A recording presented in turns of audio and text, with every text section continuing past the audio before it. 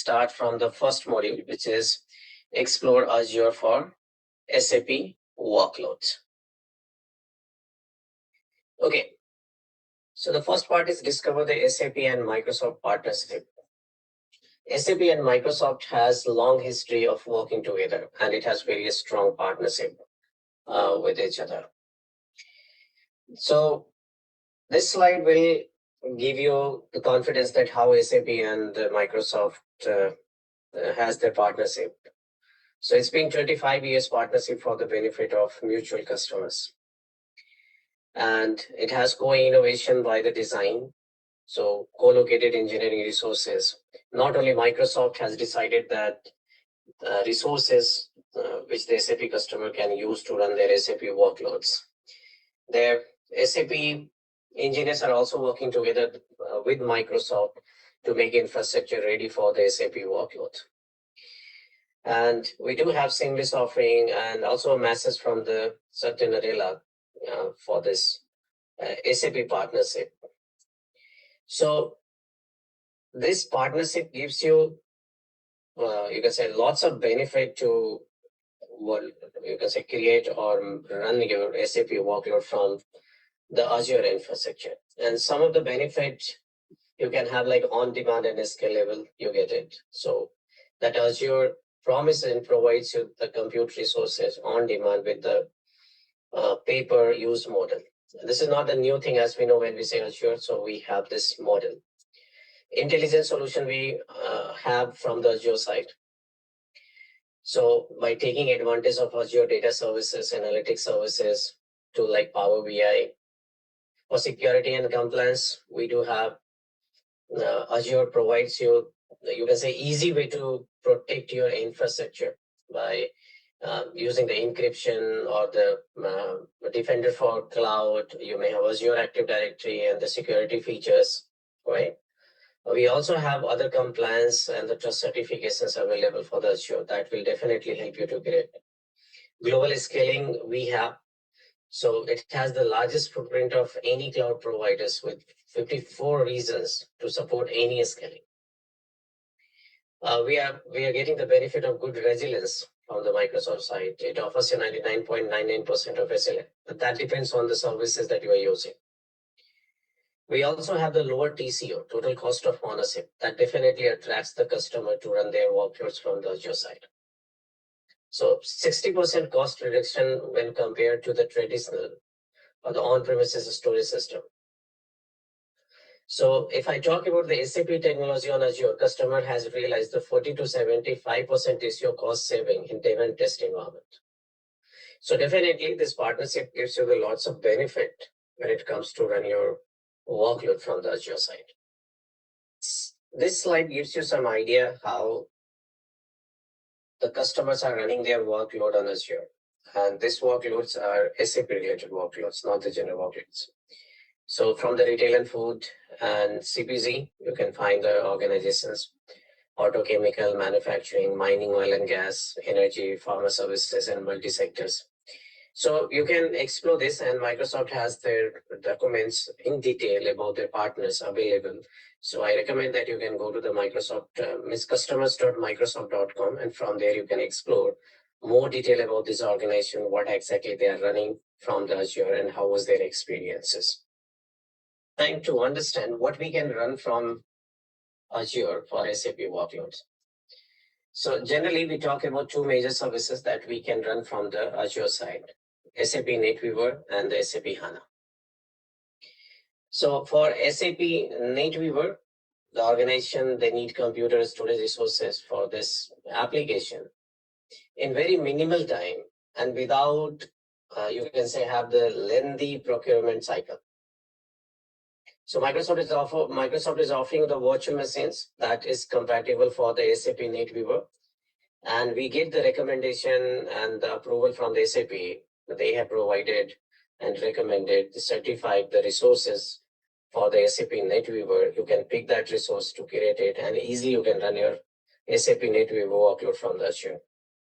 At the same time, Microsoft supports for SAP HANA I believe those who are from the SAP background must be having understanding of NetWeaver and SAP HANA. As we are not into the SAP training, so we will be not spending the time to understand and take the deep dive of these products. So for general understanding, I'll make you understand those who are new and doesn't have any idea about these products. So HANA, you can just consider as a database. In traditional environment or workload, I say we do have applications, and that application needs some database in a backend to store their configurations and the information that it collects from the either user or the services. So in SAP world, SAP has a front-end application, and those applications are designed to talk with their specific database. We call it HANA database. And NetWeaver is the platform. It's like an engine who establish the communication from the front end and the back end with any database as well as the HANA. So one is the platform and other is the database, and both are supported on Azure infrastructure. This infrastructure as a service. So you can create virtual machines and this platform on the Azure environment. Okay, so let's evaluate Microsoft components. When we say SAP workload on Azure, so we are not just limited to work with SAP infrastructure applications or their workload. We will get the benefit of Microsoft services to run their workload, you can say, with the collaboration of Microsoft services. That will definitely improve or enhance the user experiences for the services. So we don't need to plan a dedicated identity solutions. We do have this Azure Active Directory service, so you can leverage with this service in terms of authentication, authorization, single sign-on. We do have Office apps that you can integrate and work SAP plus Office. Definitely, this is also going to enhance the user experiences. Apart from that, we have business application that will help you to definitely integrate and work together with SAP. Also, we can automate the things on demand. For the analytics, we have a lot of services coming from Microsoft, which will definitely help you to perform additional analytics. Apart from that, you get data factory, data catalog, partner solutions from the marketplace, and third-party integration also possible. For the data, we have a lot of data services, SQL database, SQL data warehouse, data lake that we can use. As it's not mandatory that you are running SAP workload with the HANA system. Although SAP has already announced that by 2025 that everyone has to move towards the HANA only, and the SAP workload will work with the HANA. But right now, those who are migrating their infrastructure with any DB apart from HANA, so yes, you can get the benefit of Microsoft databases and the infrastructure where you can host the databases. I'm not saying that you have to use the PaaS services, but yes, the data services are supported and you can get the benefit of that. For streaming, we can also use this Event Hub, IoT Hub, and IoT Edge that will definitely improve your, you can say, workload related to the SAP. Okay, now explore and discover the advantage of Azure for SAP. So reliably run your mission critical SAP workload on and scenarios on a scalable, compliant, and enterprise proven platform. That says Microsoft is offering you the reliable platform where you can host your SAP workloads. And very soon we will explore the reliability and the other thing related to the Azure services, which you will find definitely useful for the SAP workloads. So we as a customer, no need to worry about even the infrastructure as a service that you're creating on Azure side, how the reliability would work, how their availability, scalability will work. Microsoft gives you the guarantee, and SAP has already certified the resources. It is compatible and you can easily run your critical application SAP workload on the Azure. So we get scalability, flexibility, cost saving on Azure, and that's why it is one of the attraction. The costing is one of the attraction who attracts the customers to run their workload from here.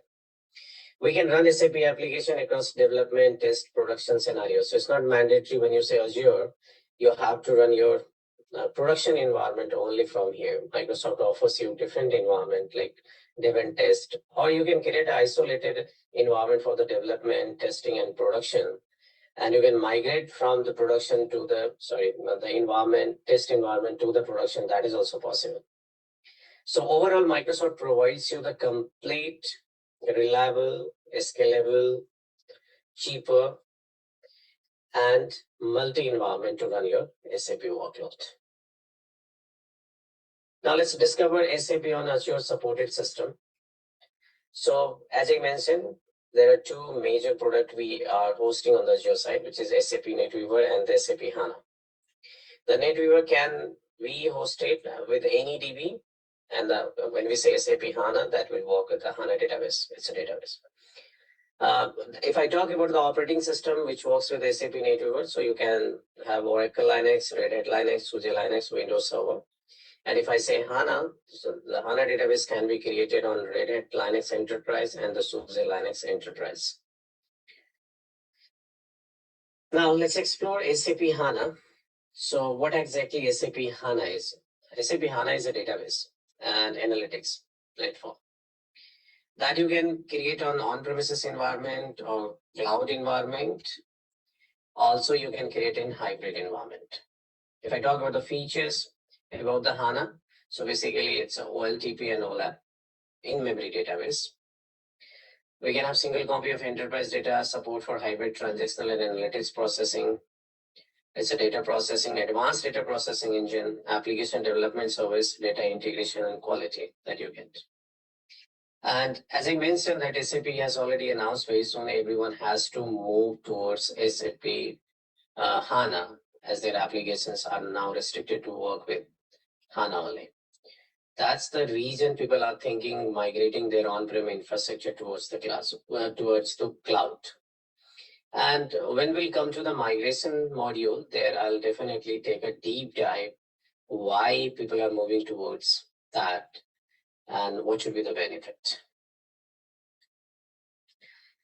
As already mentioned that there is a partnership with the Microsoft and SAP to run their workload.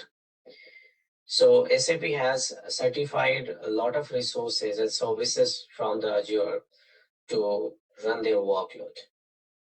So we must explore the right document to fetch those information, how and what should be the scenario that we can run from the Azure side for SAP workload. And for that, I would recommend to use this link to explore the detailed information about the SAP. This is Microsoft Office documents. Now let's move towards the module 2, and there we will discover the common terms and meaning for SAP on Azure. Okay, so discover common terms and meaning. When we say landscape, what does it mean in SAP world? So whatever the assets you have, whatever the resources you have related to SAP is known as landscape. When I say system, means the combination of database layer and the application layer. For example, you have front end SAP ERP and in a back end you have any database and working together, that is known as basically system. When I say environment, means you have logically grouped SAP components. For example, you created the components for a development point of view. You created the entire SAP environment for non-production, for disaster recovery. So one logical component set is known as environment. When I say component, so one or you can say an individual SAP application is known as component. I just took the front-end application like ERP Central Services, central component. It's just a component. If I just took the business warehouse, this is one of the component. So one individual application is known as component. Any DB is the third-party database chosen to run SAP. So as I mentioned, it's not mandatory you can run your SAP workload and the applications with HANA database only. Right now, it's not, you can say, bounded by SAP. So still you can run your SAP applications with any DB, which is third-party database. And here it is known as any DB. So when I say any DB, it can be SQL, it can be Oracle, it can be Cyber. So Any apart from HANA is known as any DB. And when it comes to HANA, so we will have HANA word mentioned for the database. Okay, now at this part, we will be exploring identify SAP certified configuration. Is how and what SAP has certified for Azure. That part we will explore in this. So here we will explore the general prerequisite for SAP support in public cloud environments, licensing for SAP software to be deployed. Just like we decided to run SAP HANA on Azure side, Azure is not going to take care of the HANA licensing. That you need to buy it from the SAP side. That's your responsibility being a customer that you have to take care. SAP system sizing and knowledge for resource requirement for SAP workload. So here Microsoft and being an Azure administrator or the SAP workload on Azure administrator, being Azure administrator, it won't be your responsibility. For SAP admins, it would be responsibility that you must know the sizing tool of SAP, you can say applications or the databases. The knowledge of the product must be required. It's not randomly you came to the Azure side because Azure is supporting HANA. So just say, hey, Azure, can you please create a HANA for me? No, Azure will provide you the infrastructure where you can create the HANA. So you must have the information about what sizing tool you will use, what type of resource and the application you are interested to run from the Azure side. Certified VM instances size and the total capacity required by SAP software. Again, that's a point we need to explore from the SAP side to look at, hey, what are the VMs are certified to run the SAP workload? For example, if I want to create a virtual machine for HANA, so I need to check that is there any image available from the SUSE or the Red Hat to host SAP HANA database? We are not supposed to randomly go and take any random virtual machine size. We need to check what size has been certified by SAP to run that HANA or the NetWeaver. And you have this SAP note available, which tells you if you are trying to create this instance or this component, you must check on Azure because this is what we have certified on it. Very soon we will explore that. Now, sufficient network connectivity regarding bandwidth, latency, and the package loss. We will explore in detail about the networking, what we have and how can we get benefit of it. But we must have the sufficient network connectivity for the resources like right VNet, proper subnetting, the routing between the two VNet and subnets, all the thing for on-prem even. So we need to check all that. Certified operating system on which SAP workload will be deployed. As I mentioned, if I'm trying to run a HANA database from here, so I must have either SUSE or the Red Hat. Support agreement with the cloud provider.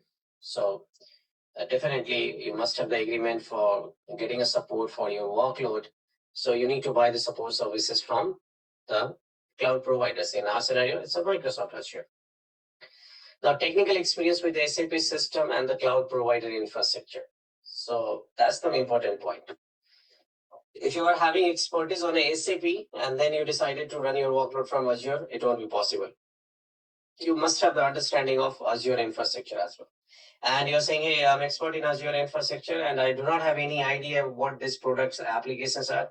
Again, it would be difficult. So you must have an idea about both the parties, the SAP workload and the Azure infrastructure. Now, you don't need to be expert in terms of playing with the application. For example, if I'm planning to run or maybe host HANA database, so I don't need to be expert of HANA database administration, right? I must have an idea if I have to create HANA database, what would be the requirement, what would be the connectivity, what would be the size of disk, what would be the size of partitions. That information is required. So in terms of that, you must have the understanding of SAP applications and the databases. Now let's explore Azure for SAP solution. So both Microsoft and SAP have documentation on what is certified. And as I mentioned, SAP has already created their SAP notes that you can download from the SAP official website by logging with your customer ID. And we are considering the SAP is considered as a source of truth because you are running the SAP workload. So always follow and go with the recommendation of SAP. So SAP product operating system, RDVMS, Azure VM, SKU. These are the information that we need to collect from the Microsoft, not from the Microsoft, from SAP. Although Microsoft has this entire information, they have the documentation available, but source of truth is considered from the SAP side. So we highly recommend to go and explore SAP notes. What product has been certified by SAP, what operating system for the services, what databases are certified, what SKU, stock keeping unit, is certified by the SAP. So main option when deploying SAP products in Azure. So you can deploy NetWeaver. You can have NetWeaver certified, HANA certified, NetWeaver HANA, and with HANA certified. And as you can see, at the lower side, you can see the general purpose workload, or maybe you need a compute intensive workload. You might have memory optimized, or you need a different environment. You might want to have, you can say, large production with SAP HANA workloads. So this could be a requirement. Now question comes, how we can deploy SAP products on Azure. So you can see the first way, we need to explore the right resources. Like we have, if we decided to create the infrastructure, so we will go and pick the service, infrastructure as a service, and we'll match it with the SAP node. Then we'll look what SKU is certified by SAP to run our NetWeaver. What VM size should I take? If I'm trying to create a HANA, so what VM size should I take to create the HANA? Now, similarly, we do have one cloud appliances library developed by SAP and being offered. There you will find a lot of instances available. And if you go to that place, you will see the templates are created for the SAP products and the workloads. And when you select the template, you get the information about the infrastructure, like how many virtual machines are required if you want to deploy on Azure. And what should be the size of virtual machine, how many cores are required, what should be the SKU, VM, what should be the VM size, how much memory is required, how much, you can say, storage is required. All this information will be there. And they have image of it, I mean, the template of it. So you can integrate your Azure subscription with SAP Cloud Appliances. Once you have integrated, you can directly deploy the resources from there to the Azure for the testing. They also provide you well documentation where you will get the information about the application which got deployed through that template, means their credential, their instance ID, right? And you also get the complete documentation that helps you to do the administration on the deployed instances. And the third option is Rise with SAP S4 HANA Cloud. So we do have S4 HANA Cloud, SAP Managed Services for SAP Landscape in your Azure subscription, which is deployed, which is owned by SAP. So the SAP has created this S4 HANA Cloud that is being completely managed by the SAP for their entire landscape, which is being hosted and running from the Azure side. So that is available in Azure subscription. And that's why before we had something called HANA large instances. So now that Microsoft has removed that service, and instead of that, we are getting this S4 HANA Cloud. It's a dedicated environment you are getting from the, you can say, Azure side, but that environment is completely managed by the SAP. So when it would be beneficial, if someone is looking for the very large scenario or the large database, then they can think about it. Or maybe someone is having difficulty to identify the right resources to create their big infrastructure here. So they can go for S4 HANA Cloud. Okay, now discover supported Azure virtual machine types. So here, as I mentioned, SAP has already created and offering you their SAP nodes. So we must explore SAP node because that is the source of truth. So by exploring this node, you will come to know what are the VM types, or you can say server sizes, are supported for non-HANA RDBMS. So if I decided to run a workload with non-HANA, means maybe SQL or Oracle or NDB, so we must explore what would be the right size to host that non-HANA RDBMS. So here it tells you the 2-tier VM sizes, 3-tier configuration, application server, standalone database server. All the information we get it from that node. We do have another note that tells you the Azure SKU supported for NetWeaver application. So if I decided to NetWeaver, so we need to go and explore that particular node where you will get the list of certified SKU, the stock keeping unit of Azure virtual machine for the NetWeaver. Now, discover SAP certified operating system for Azure VMs. So if I decided to create a virtual machine for SAP applications, so what are the operating systems are certified by the SAP? So as you can see, the Windows operating system 2008 R2, 2012, 2012 R2, 2016, 19, and 2022 are certified. SUSE Linux Enterprise, SLES 12 and higher are certified for SAP HANA. SUSE SCLS for SAP application, Red Hat Enterprise Linux 7 for and the higher, Red Hat for SAP West means or the higher, Red Hat for SAP HANA 7 and higher, and the Oracle Linux OL 7 is supported.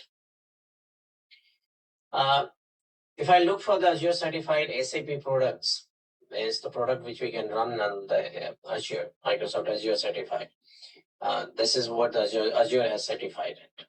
So we can run it from Azure SAP Business Suite software. We can run SAP Business all-in-one Object VI, Business Object VI, and NetWeaver application. For that, we have this mentioned operating system, the respective database, and the virtual machine that we can use to run this products. And these resources, you don't need to memorize, you don't need to worry about that. All these informations are available on the Microsoft documents. In the previous slide, I have shared that information. So go to that link and you will find complete detailed information for there. You can also go, Microsoft has created the short, you can say URL for it, AKAMS, and you can mention that AZ-120, AZ-120, and the you can say the code for this information about the Azure certified is 095. Now, let's explore the SAP certifications and configuration running on Microsoft Azure. So this Microsoft is constantly updating its platform and submitting the new certification details of SAP in order to ensure Microsoft Azure is the best platform on which to run your SAP workloads. So this table will give you the information that right now, if I want to run SAP HANA Developer Edition, so we can run it with this one, and the Azure offering family means the virtual machine family can be D series VM only. And if I'm running business one on HANA, I can run it with the SUSE Linux Enterprise and Azure offering virtual machines that you can see. But right now, these are the supported information. Tomorrow, they may have a different virtual machine size certified by SAP and Azure. So that's why it is highly recommended to always go to the right document and the article of Microsoft, and at the same time, the SAP note to explore the right offering, operating system detail, and the certified product list. Now, SAP certifications. So what product we have that SAP has certified, which case operating system, which RDBMS, and the virtual machine type.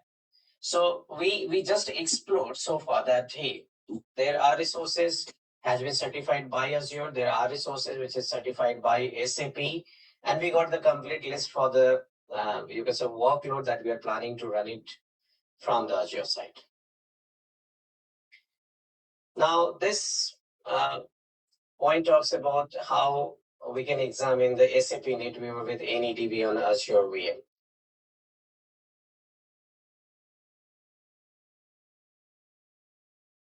Okay, so this reference architecture shows a set of proven practices for running SAP NetWeaver in a Windows environment. on Azure with high availability. And the database is any DB, the SAP term of any supported database management system. So if you can see this diagram here, as you can see, we have on-prem infrastructure, and this is the Azure infrastructure.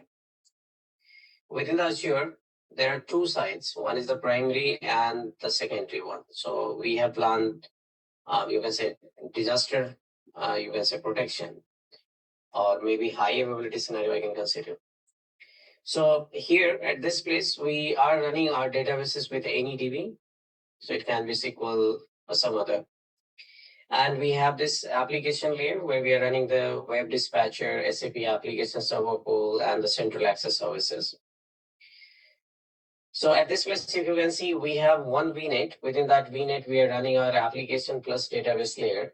And for that, we created one single subnet. So two different subnet. One subnet we have here and the other subnet at this place.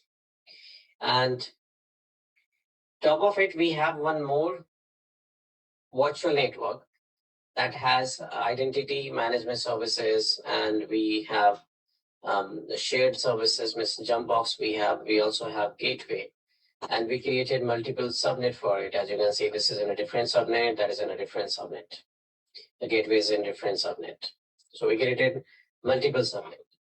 Now the on-premises resources will talk with the cloud resources with the help of express route. And then in on-premises, they have their gateway. So if you have any application or users are working at this place, they can reach out to this layer and talk with the database using this way, this path. So we are using this express route to which the user will reach out to that place using the jump box. They can move to the inside. Before that, they can perform authentication authorization from here. And then as per their application requirement, they can access this and reach out to the database side. As you can see, we are running multiple instances of it with the load balancer service. So all the resources are highly available. And we also created a different site, different region where we are replicating the resources from here to the different region. Database, it depends on what database you are using. So we will use database replication service as per the database which we have planned here to the other region. Almost the similar infrastructure we created. We have two VNet in other region as well, and the similar infrastructure, the identity, jump box, and the routers, application layer, and the database layer. We also have existing connectivity. Now, currently, this would be the primary one. So all the communication is happening at this place. If something goes wrong, the route is already created. We just need to send the traffic to that place. Now, the component which we are using from the Azure side for this architect and this you can say solution.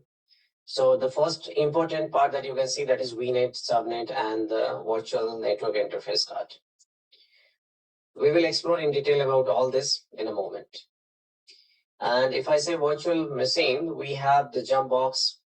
We do have AD domain controller and SAP central service cluster, application server, SAP web dispatcher, AnyDB. These are the SAP components which we hosted.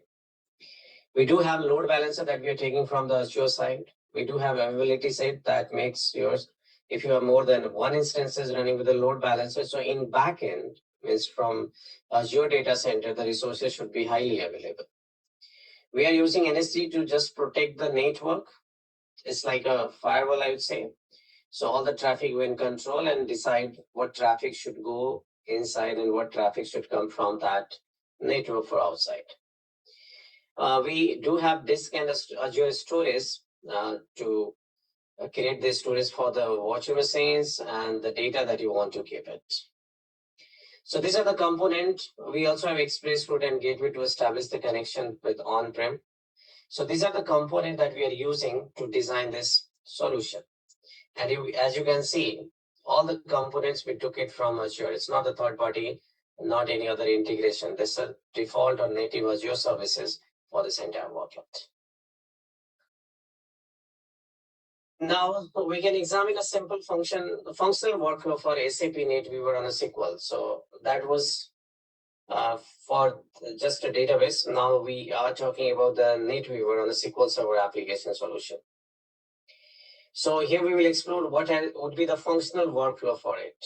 As you can see, the connection is similar the way we had in the previous one. Like we had the application layer, then we had database layer. We have another reason where application is happening as we are using a SQL Server. So their components are there. We have enabled SQL Server always on and the SQL Server always on for the different. So we are running in cluster mode at this place and replicating to the different region as well. So synchronization and SSO, we took it from the on-prem, the traffic flow from on-prem to the cloud with Azure Express route. Sales order request reaches out to ACS and SAS, that is an application layer. The request reaches to the SQL Server that we are using as a database here. And data changes are replicated synchronously to the HANA replica. And data persisted on the premium storage. Data changes are replicated asynchronously to the DR replica, as we discussed, and DR servers used for non-production cost saving. Now, changes are replicated asynchronously to ACS DR instances. So all the changes will replicate from the application layer to the disaster site as well. Now, the next module is about examine SAP S4 HANA on Azure. So this is again a different architect. So the previous architecture was without HANA, with any DB. In this scenario, we are using the HANA database. So if you can relate it, everything is almost same, actually same. Here we just extended this, let's replace this HANA database instead of any DB, right? So almost same thing, you will have the components we are using, whatever we had there. We are using availability set, proximity, placement group. So all the resources will be placed nearby to that resource. And we have NSG, ASG, plan. Network security group we just talked about. ASG is similar to that, where we can group our applications. That would be easy to apply the policies, means firewall rules on it. NSG rules, I won't say the firewall rules, NSG rules on the target machine. Now let's see the complete workflow for S4 HANA.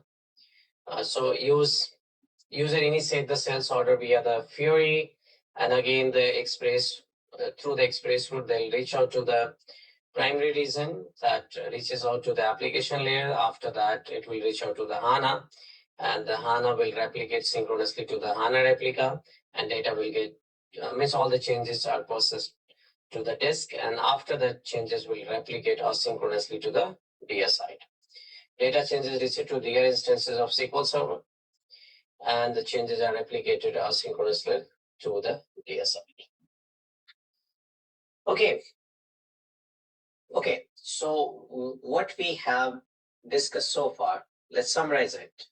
And what would be your takeaway from this entire discussion which we did so far?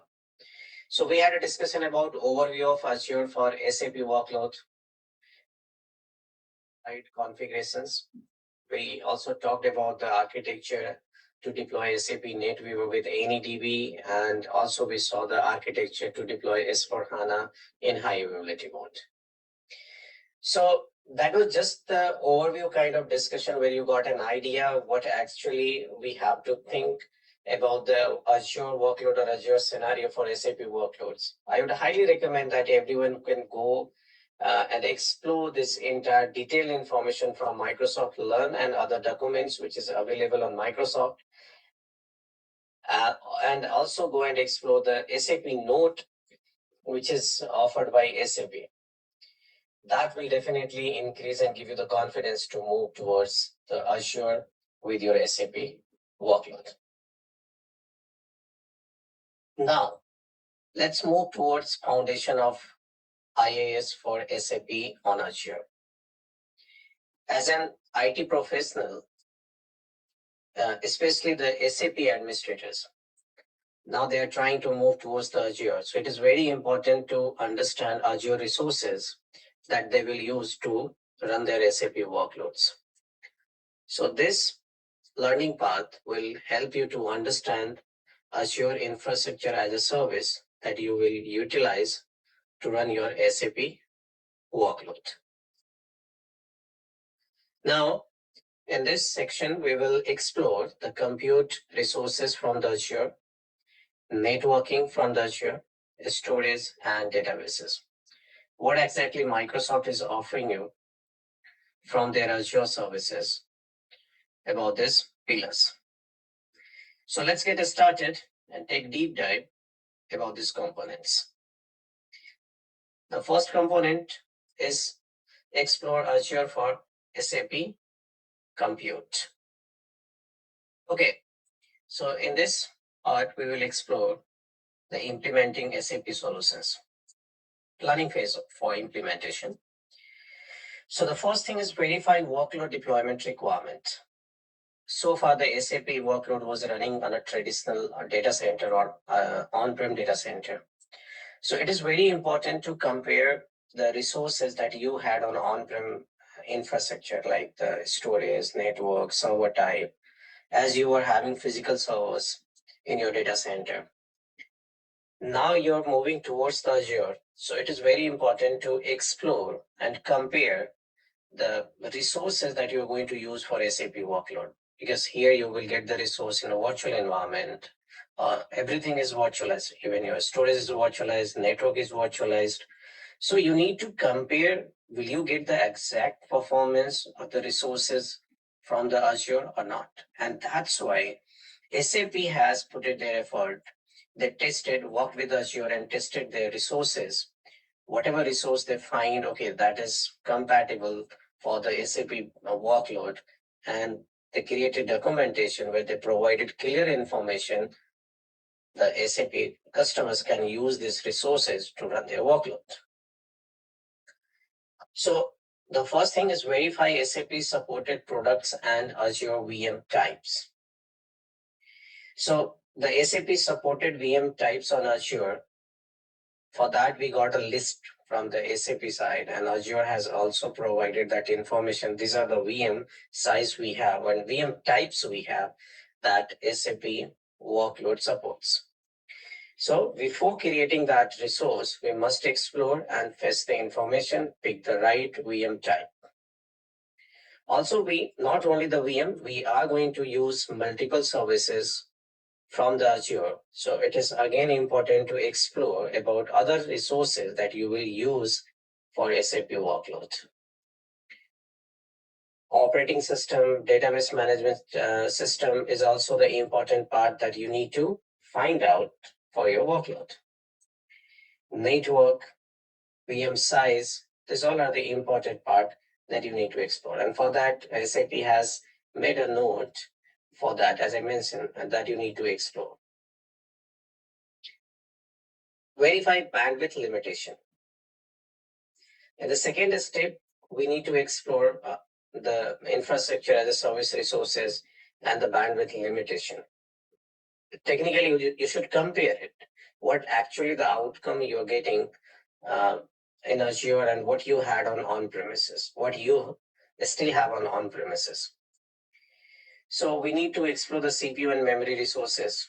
We need to check the IOPS and throughputs of the storage. We need to check the network, because the bandwidth and the latency that you are having from the Azure. That also matters in which location of Azure you are hosting your resources. Now the next thing is explore resiliency requirement and other consideration. So in this step, we need to evaluate the resiliencies in order to mitigate the rare cases where VM are affected by plant maintenance or the platform related issues. Because it's nothing is in your hand when it comes to even infrastructure as a service, the physical layer or the virtual layer are in the Microsoft hand. Like you got a virtual machine, but wherever it got hosted, that is in Microsoft, that is located in Microsoft data center. So it is very important to understand how the resources are resilient. We need to explore, we need to plan for that, where these things are being hosted, how that hosting plans are defined by Microsoft. And that's a big challenge. And that's why it is Again, highly recommended for the architect team or the designer team to explore Microsoft well-architected framework. And there you will get SAP on Azure architecture guide. That guide will help you to identify the resources, explore how it has been designed in a backend.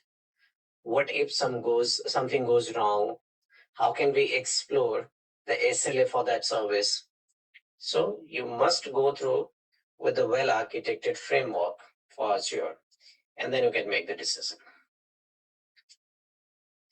Now here, we need to now explore the Azure virtual machines, the VM sizes, and as you can see, it's mentioned that what size we will use, what processing, what memory, what storage will I get from there.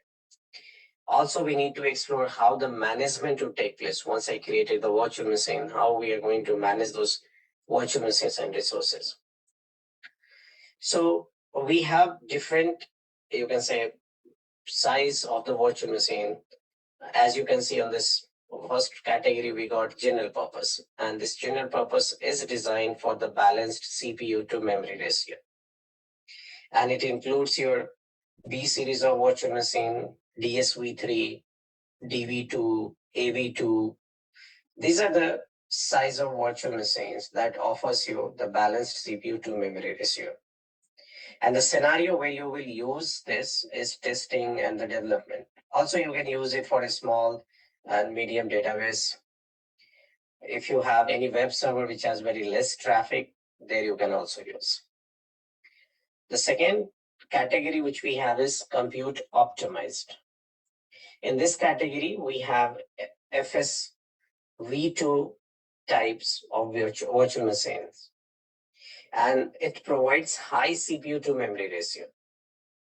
This is the good size or good type for the web application or the web servers that you are running, the network appliances that you are running, or if you have any application server, for that it would be the good one. Then the third category is memory optimized. In this section, we have E series of virtual machines, M series of virtual machine, DSV2 virtual machines, DV2 virtual machines, G series of virtual machines. And the good candidate for this size would be the RDBMS. Either it's a medium size or large size. Even in-memory analytics can be a good candidate for this. So if you go to this SAP cloud appliances, there you will find most of the templates are using this ESV3, means E series of virtual machines. Storage optimized. The next part is storage optimized. In this category, we do have L series of virtual machines like LSV2, LS. As it sounds, storage optimized. So this is designed to provide you the better disk throughputs and input output. And this is the good candidate for the big data, SQL or NoSQL database, or maybe data warehousing. Even you have large transactional database. For that, this would be the good candidate. And we do have GPU. So in this category, we have N series of virtual machines. And this would be the good candidate for, you can say, video editing applications or graphic you can say rendering applications that you are using. Now the next category is high performance compute. And in this category, H series of virtual machine falls. And that gives you the faster and most powerful CPU on Azure virtual machine. So these are the category that we are getting under this virtual machine type from the Microsoft side. Now we have to look at here, what type of infrastructure that we are planning. So if I'm planning to host the application layer, so definitely I'll look what exactly unit I need, like high memory or the CPU memory ratio, or maybe storage would be required, better storage if you're looking, or maybe looking for the better graphics. So you can pick that series of virtual machine from there. Okay, now let's explore this constrained virtual CPU capable VM sizes and why we need this. So actually, there are many databases workload like a SQL Server or Oracle. They require high memory, you can say high storage and high input-output bandwidth. But this kind of service doesn't need high CPU core count. So in short, we can say there are many databases workload who are not looking for the CPU intensive resources, right? These are not the CPU intensive resources. So the Azure offers you a certain VM size where you can constrain the VM CPU count to reduce the cost and maintain the same memory storage and the bandwidth which is required for the database. So the count can be constrained to 1/2 or 1/4 of the original VM size. And that will definitely reduce the cost, overall cost. So in that scenario, we will definitely consider that VM size, which will help you to use the constraints virtual CPU. So this is what it says. The CPU count can be constrained to 1/2 or the quarter of the original size. VM size have a suffix that specifies the number of active CPUs. And that's a good example that you can see for this scenario. For example, you are using a VM that has, you can say the 32-bit of virtual CPU and 448 GB of RAM, 64 disk we are using.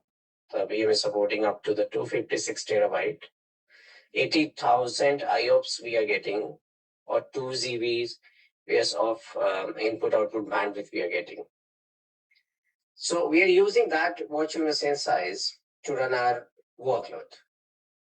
But we got something where we have CPU 16 GB and 8 active virtual CPU. And rest of the thing like memory, storage, input, output, bandwidth are the same.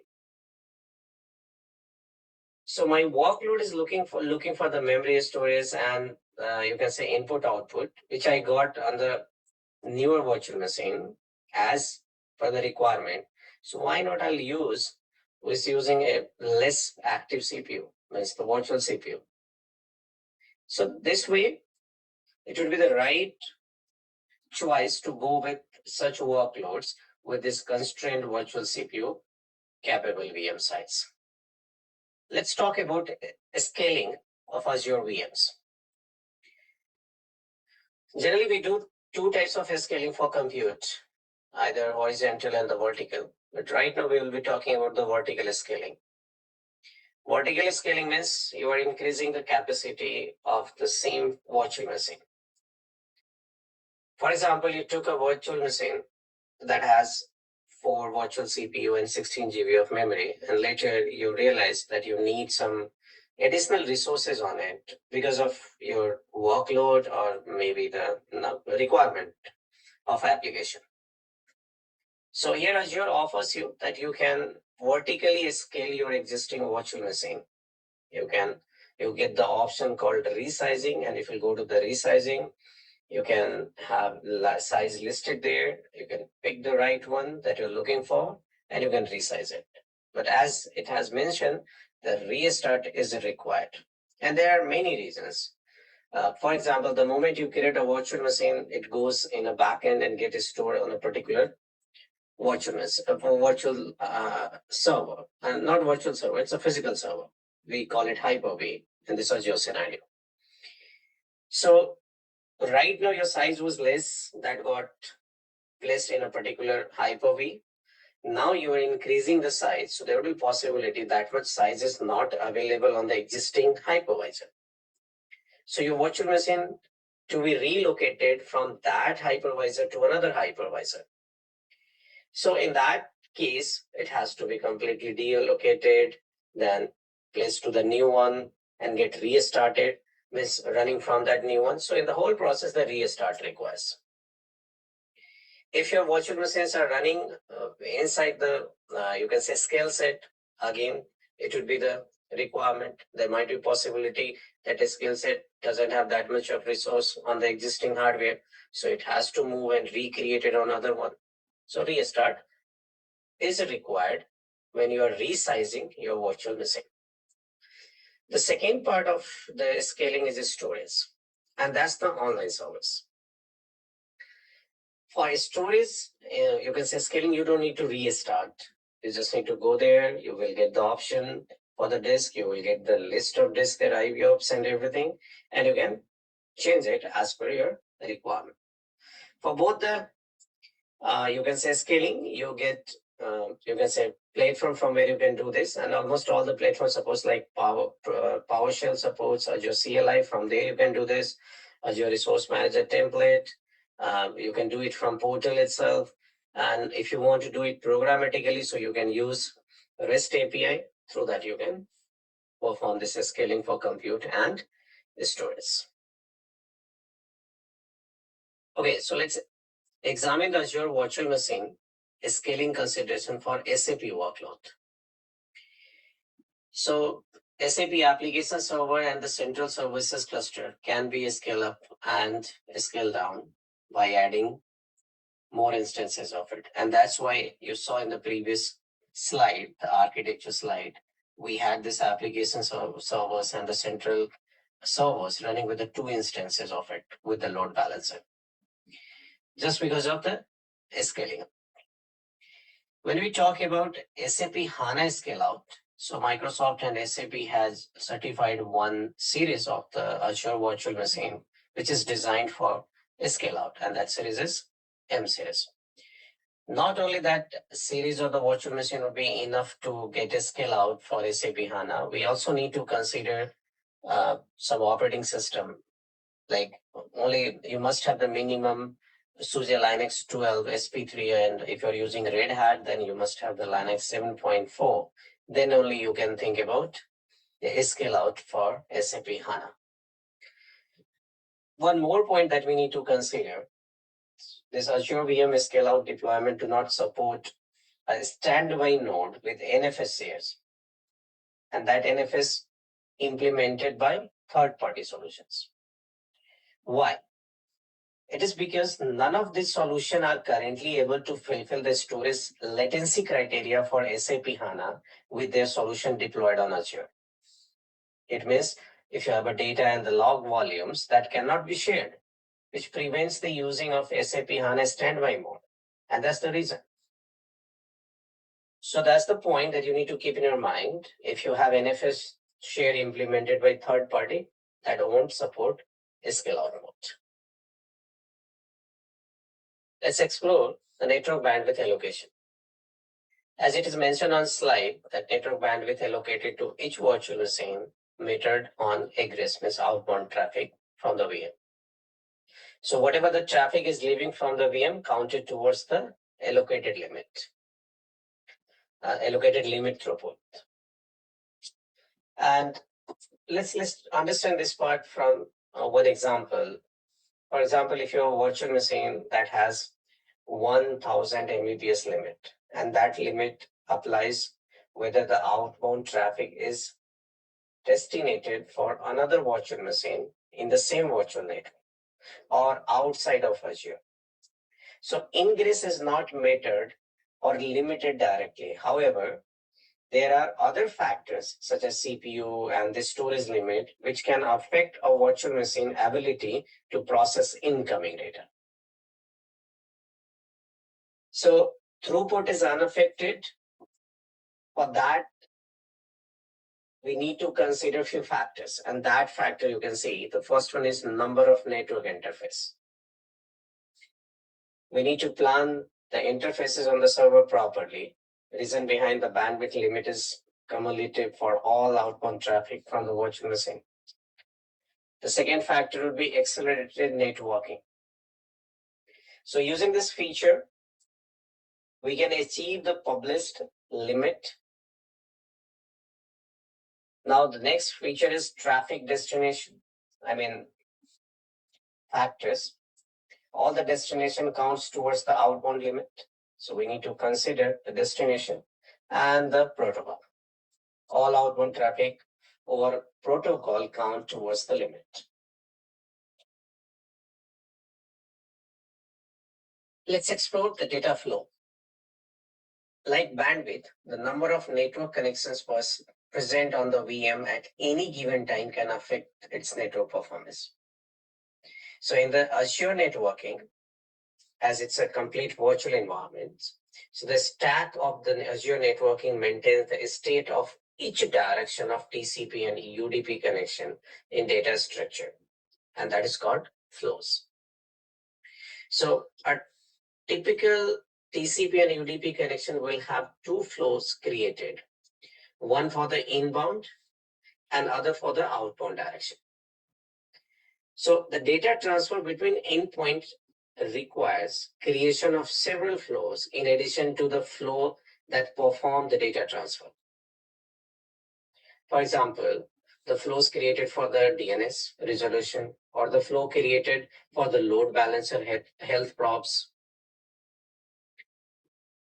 So network virtual appliances such as gateway, proxy, and the firewall, that is being we'll see the flow being created for the connections, terminated at the appliances and originated by the appliances. That will be visible.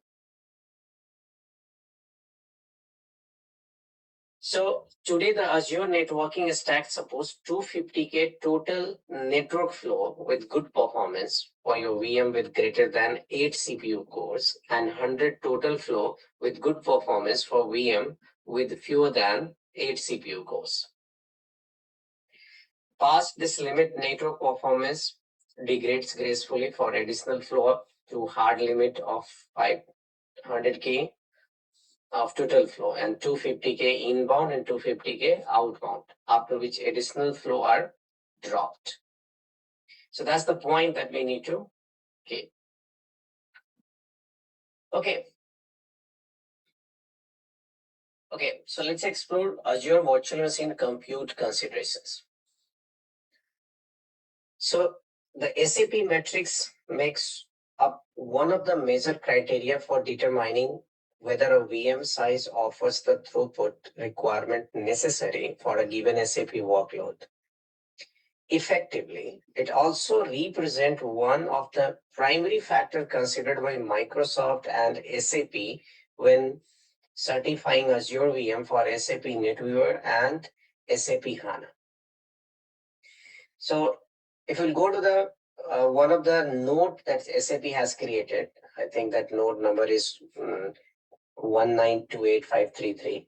So if you'll explore there, you will find this complete detail. What are the things that we need to consider the moment we are going to choose virtual machine on Azure for the SAP workloads?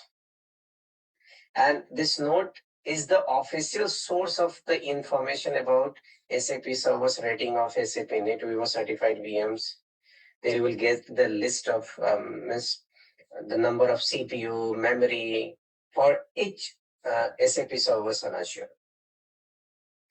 So when comparing different Azure VM size and calculating the ratio of SAP servers to virtual CPU, it's worth nothing that information provided by Microsoft and SAP always reference virtual CPU or CPU threads rather than CPU cores. So an Intel CPU bare metal core could represent one CPU thread in the case the Hyper-V host is configured without hyper-threading, or two CPU threads with hyper-threading enabled. So we need to check the SAP servers. That's the node, as I mentioned. Consider impact of the Hyper-V threading and account for correlation between the VM size and its maximum network and storage bandwidth. Now question comes, how we can determine? So definitely reference is there, but if I have to do the calculation then, so we can use VM sizing methods. And for that, as I mentioned, reference base that you can use, or we can use some tool provided by SAP. So one is SAP Quick Sizer, one is T-Cert, and you may have other like early watch alerts. So this early watch alert will give you the report that will show existing hardware and the current performance and the growth for 12 months. It's not the static, whatever is running right now is the only thing that you have to check before migrating to the Azure. You need to see the growth. So the early watch alert report calculates that 12-month growth as well. In other calculator, you need to do the calculation and plan it accordingly. So letting you map it to similar Azure hardware like CPU type, core count, memory. Alternatively, this early watch alert provides the hardware vendor model that you can look up for SAPs for their old hardwares. Now, the SAP Quick Sizer tool can help you to calculate the database sizes, RAM-based, you can say on many inputs, including business documents, volume, number of users. And when I say T-Cert, so this sizing based on the anticipated number of SAP users, where precise information would be unavailable for in the T-Cert. So roughly idea you will get, from there you can plan it. So that depends on the organization, how expert people are sitting, how much understanding they have for their existing infrastructure, as well as the Azure infrastructure. On that basis, they can decide, okay, which tool can help them or meet their requirement, or help them to decide what resources, what configuration they can take from the Azure. Now let's explore high availability for SAP HANA on Azure VMs. For on-premises development, you can use either HANA system replication or use shared storage to establish high availability for SAP HANA. On Azure Virtual Machine, HANA system replication on Azure is currently the only supported high availability function we have. SAP HANA replication consists of one primary node and at least one secondary node. Changes to the data on the primary node are replicated to the secondary node synchronously or asynchronously. We do have steps available for the entire testing, where you will deploy and configure Azure Virtual Machine running SUSE Linux Enterprise Server, and there we will install the cluster framework and install and configure SAP HANA system replication. You will have the system, as you can see in this diagram, and the hands-on exercises are available that you will do as homework. There you will experience how this entire infrastructure is being created and what are the steps that we need to perform. So to achieve this high availability, SAP HANA is installed on 2 virtual machines. The data is replicated by using HANA system replication. And SAP HANA system replication setup using a dedicated virtual host name and the virtual IP address. On Azure, a load balancer is required to use a virtual IP address. And here in this diagram that you can see, we do have one IP address 10.0.0.13.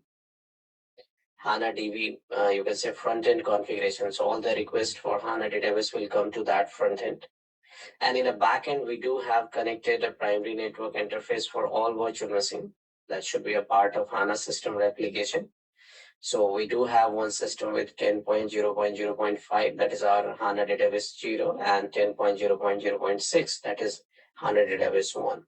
And in between, as you can see, we have enabled HANA system replication. We need to create some load balancing rules on TCP and UDP ports. So here the entire communication will take on the port number 3313 is 30313 TCP, 30315 TCP, and 30317 TCP for this entire communication. Okay, so far, whatever the discussion we had, that was something related with the compute or the virtual machine on Azure considerations.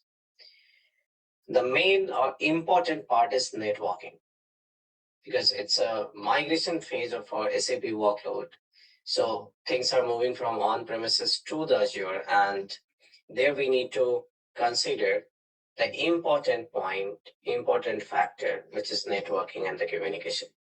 So now we will spend time to understand how this entire Azure networking is designed, what are the resources that Azure is offering, and how can we use, what are the resources related to networking we will use for SAP workload.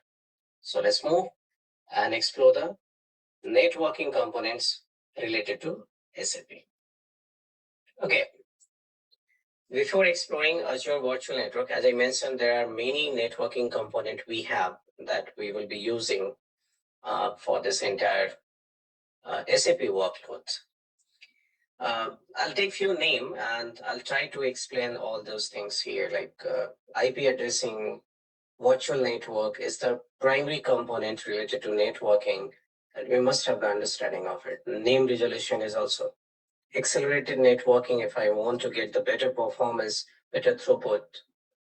Load balancer, you just saw in the previous slide. Virtual machine networking considerations. There are a lot of things, not just you plug that virtual network card, you connected it to the virtual switch or virtual network, and then you're done. We need to figure it out that how we can control the traffic, how we can implement security towards that. Front door, firewall, protection from, you can say network level protection that we need to configure. So all these components, services are required when it comes to the networking, and we'll explore it one by one. So let's start with Azure Virtual Network.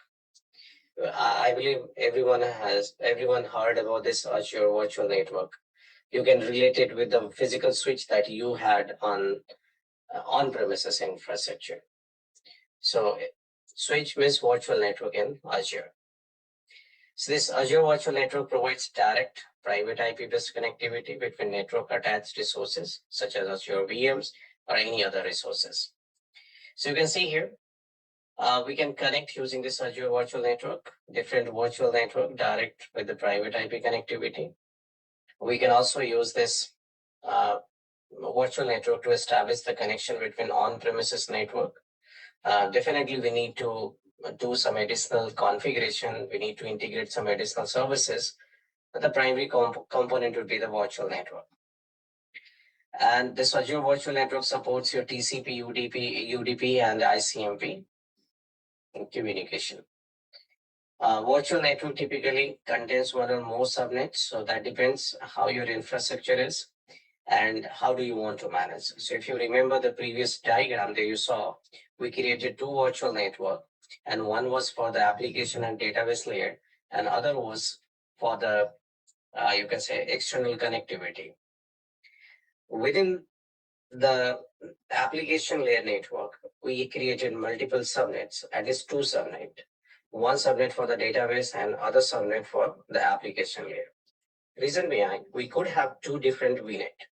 So if I'll create one VNet for database and one VNet for application layer, every time the request will come through application layer to database. So we need to do some additional communication, or we need to do some additional route to establish the communication between two VNet. There might be possibility it can increase latency. So why not we can have one VNet with two subnet isolated, and top of it we can put NSG kind of thing where we can control the specific traffic, where I can say, hey, that's a database and only the request from application layer can be forwarded here. So your latency won't get decrease and you will have better control. So this is how we can plan how many subnets are required. That subnet you can create on a virtual network and start assigning, connecting your resources in a respective subnet as per the requirement. The next thing is IP addressing, very important. Nothing is being identified in the network without IP address. So if I consider and relate it with the on-prem infrastructure, you were assigning the IP address to a system either manually or you were getting from the DSCP server. Here in Azure environment, the moment you create a virtual network, you get IP address range. I mean, you need to create a range, private IP address range. So your virtual network will act like a DSCP. Whoever will get connected with it, they'll get one private IP from the given range assigned to that. That range is known as address space here. So you can create address space where you can provide the range, and then top of it, you can create subnets where your instances will get connected. You can use the entire private IP like class A, class B, class C. That depends on you. You can do subnetting as per your requirements. Now let's explore about the basic SKU public IP addresses. That's the important part. Not only the private IP, you also get the public IP assigned from the Microsoft side for the communication over the public. So we supports dynamic and static allocation even for private IPs. As I mentioned, the virtual network can assign the IP address to a system. That would be dynamic, but if I want that IP in a static mode, so that we can also do. Once we got the public IP, and if I want to make that public IP static, that we can also do. Then the second point that you can see, assign the network interface of a virtual machine, internet facing basic SKU, Azure load balancer, appliances gateway, and VPN gateway. These are the components which are required to use internet facing as public IP. Assign them to a specific zone within the Azure region. Assignment of IP version 6 public IP address to the internet facing means the load balancer. So means in short, Microsoft supports IP version 4 public IP as well as the IP version 6. These are the places where the public IP requirements are there, and we can configure it. And standard SKU. So that's the basic SKU where you can assign this. If I get the standard SKU IP address that supports static allocation only, here you won't have the dynamic one, and can be assigned to a network interface of virtual machine or the internet facing SKU like Azure load balancer, the standard load balancer. It can be assigned to a specific zone, configured them as zone redundant, and it supports only IP version 6, IP version 4 address. So SKU, I believe everyone is familiar with it. Those who are new, so that's the stock keeping area. That's one of the, you can say, point we always need to keep in our mind when it comes to Azure. Whenever you take the service, each service has their own limitations and the benefits. So if I have to explore what we are getting from the Azure side, you need to explore the respective SKU. For example, I took the subscription. So it doesn't mean I can do anything on the Azure. Its subscription has a limitation. So I'll get only limited resource there.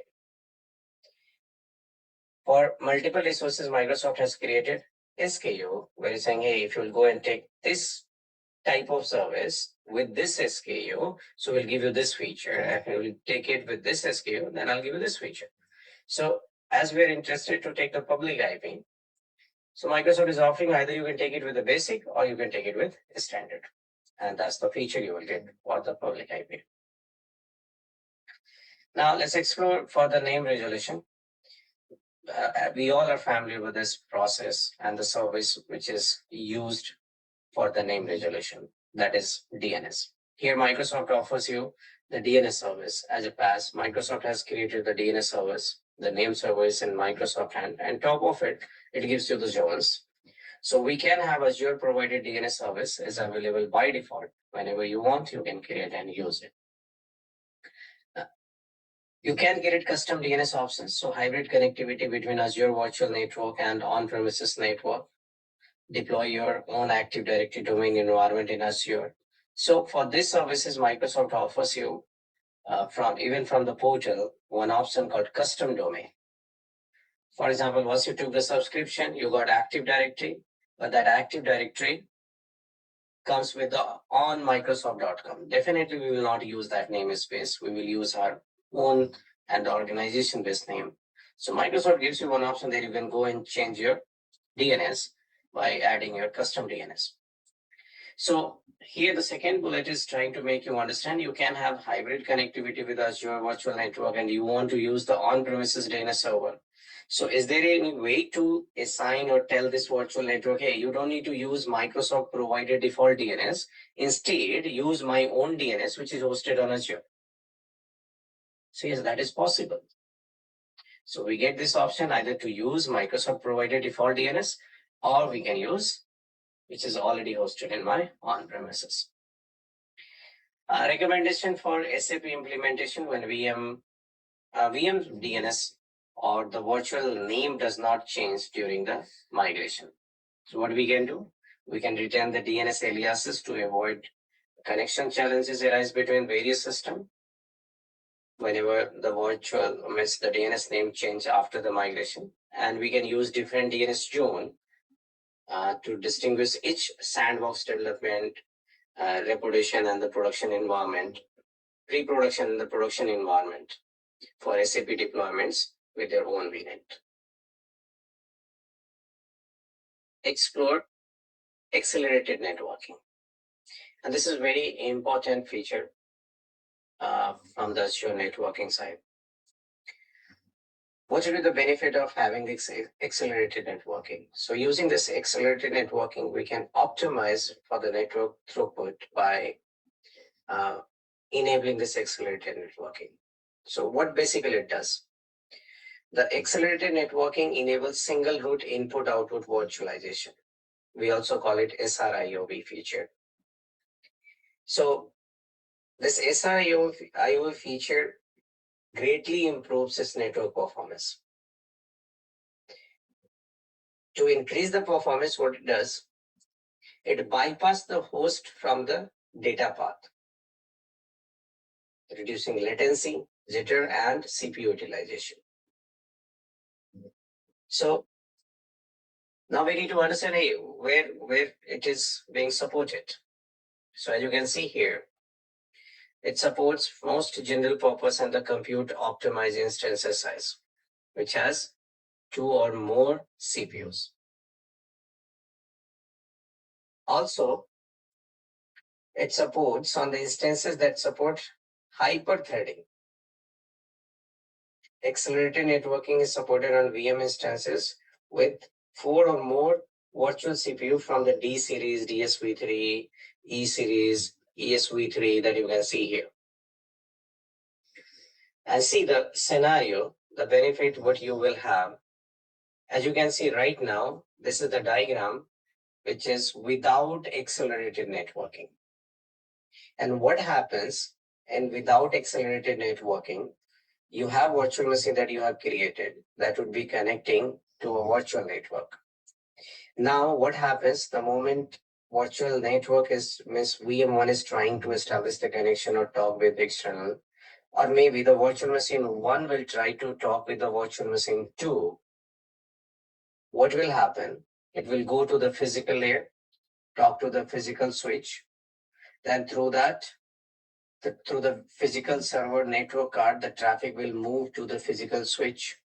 And from there, it will go to the network card of the second server physical network card, their switch, and then the communication will take place. So why it should go like this way? The moment you enable this accelerated networking, it will remove this layer and go through the network card directly to this place. And that will increase the performance. That's the, you can say, virtualization feature as Microsoft is using Hyper-V in their data center, and SRIOV is the feature of that hypervisor. On the basis of that, you are getting for your virtual machines as well. The same feature, same benefit you will have at this place. Okay, now let's explore Azure load balancer. And when I say load balancer, Microsoft offers you technically 4 services within their load balancer. There would be, it has been categorized in 2 scenarios, and the services we are getting 4. So the category first, either you can load balance the resources which is located in the same region. and we call it a regional load balancer. Or you want to load balance the services which is located in different regions.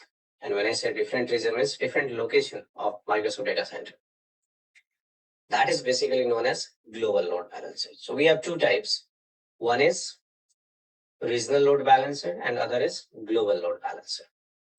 Now, within the regional load balancer, we get two services, two resources from the Microsoft. One is Azure load balancer and the second one is application gateway.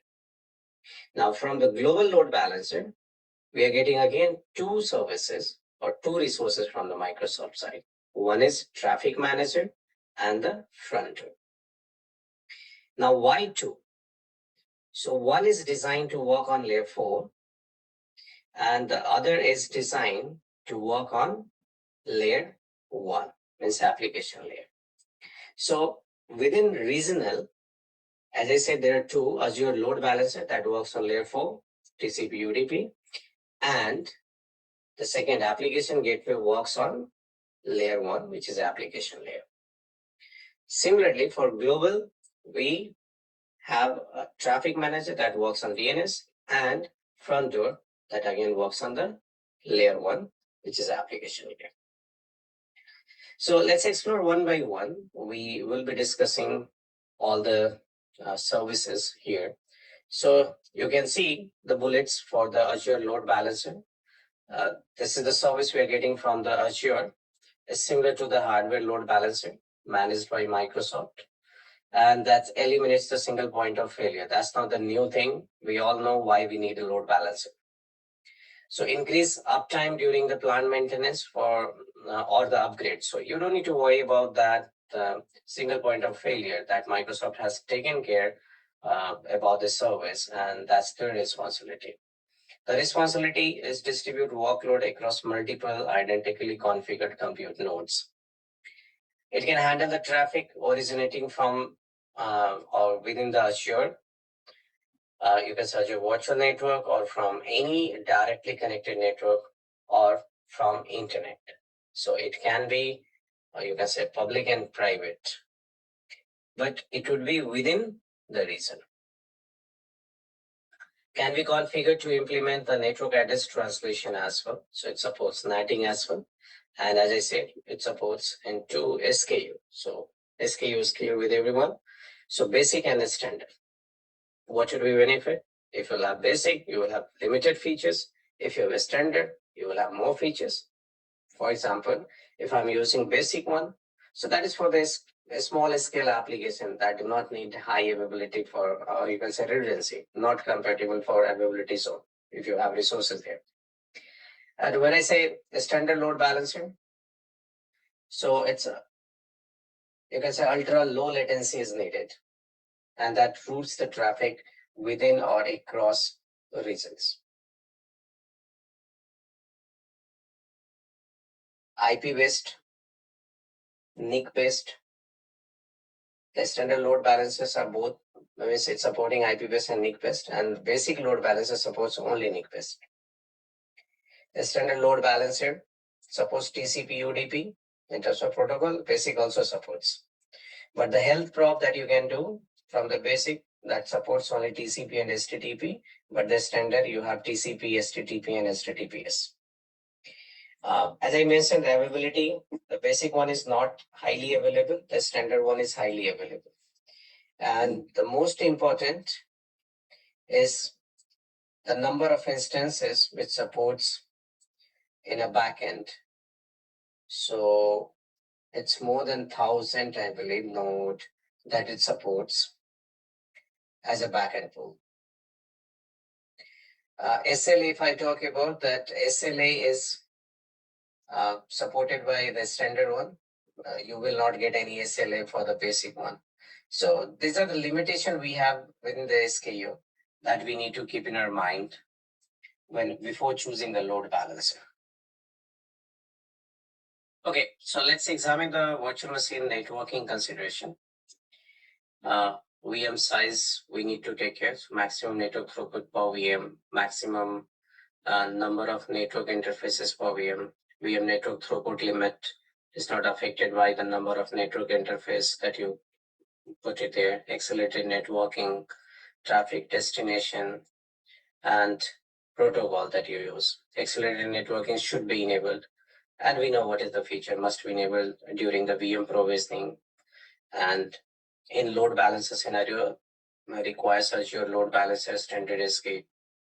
Okay, let's examine the load balancing considerations. So if you're using the virtual IP address, and definitely in load balancer using the virtual IP address, that's the functionality we are using, like a SQL Server always on or the HANA application that requires the configuration on Azure load balancers. So we can, the load balancer uses the prop ports to determine the active DVMS node and the route the traffic exclusively to that node. And it's very common terminology we have. Without help of none of the load balancer can determine where it should send the traffic, right? So when there is a failover occurs because you're using virtual IP, so you don't need to reconfigure the application, reconfigure the path. Automatically that the request will get forwarded to the right node. In high available configuration, incoming traffic to the DVMS VM is always routed through the load balancer, and that application layer VM depends on the load balancer configuration. We do have direct server return option also available in the Azure load balancer. And this direct server return will improve the performance or the response back to the application layer, whoever is requesting to the node which is inside the load balancer. So the Azure Load Balancer standard offers integration with accelerated networking, and high availability ports features simplify the configuration of load balancing rules. Now let's explore Azure Traffic Manager. As we discussed, Azure Traffic Manager is again load balancing service that load balance the traffic. If you have, you can say backend node located in a multiple, or you can say different regions. So it uses the DNS. And why DNS? Because your resources are located in a different region. So it will reach out to that resource using the DNS. So as you can see in this scenario, the user will request the query over the DNS. Now that would be the name of the traffic manager. Once the request came to this place, now the traffic manager will decide where the route should be forwarded. And for that, it creates a routing, you can say configuration. You have routing methods defined in the traffic manager configuration. And we have multiple, like you can configure it on the performance based, weight, geographical, right? So these are the routing method available we have on the, you can say, traffic manager. So for example, if I took the geography, so we'll say, hey, if the user is coming from US location, the traffic should go to that instance. If the user is coming from Asia location, it should go to that instance. So this way you can configure the route and your traffic manager will make the decision to forward the traffic.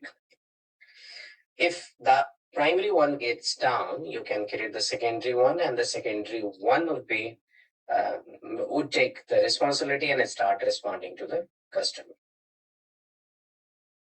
That's fine. Now explore Azure front door. So we talked about this again, the load balancer service, and there I said we have 4 services. So the fourth one is Azure front door, and it works on the application layer. So the architecture is primary and secondary.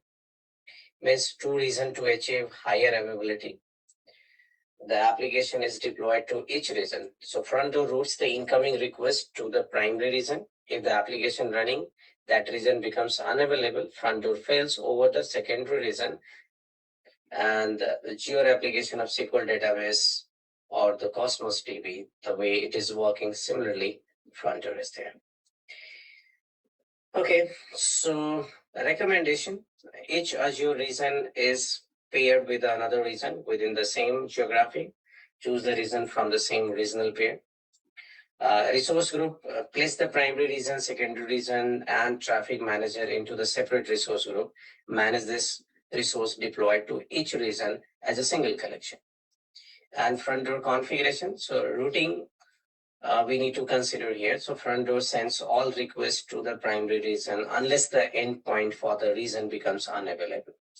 And it's automatically fails over the second region. So set the backend pool with a different priority value.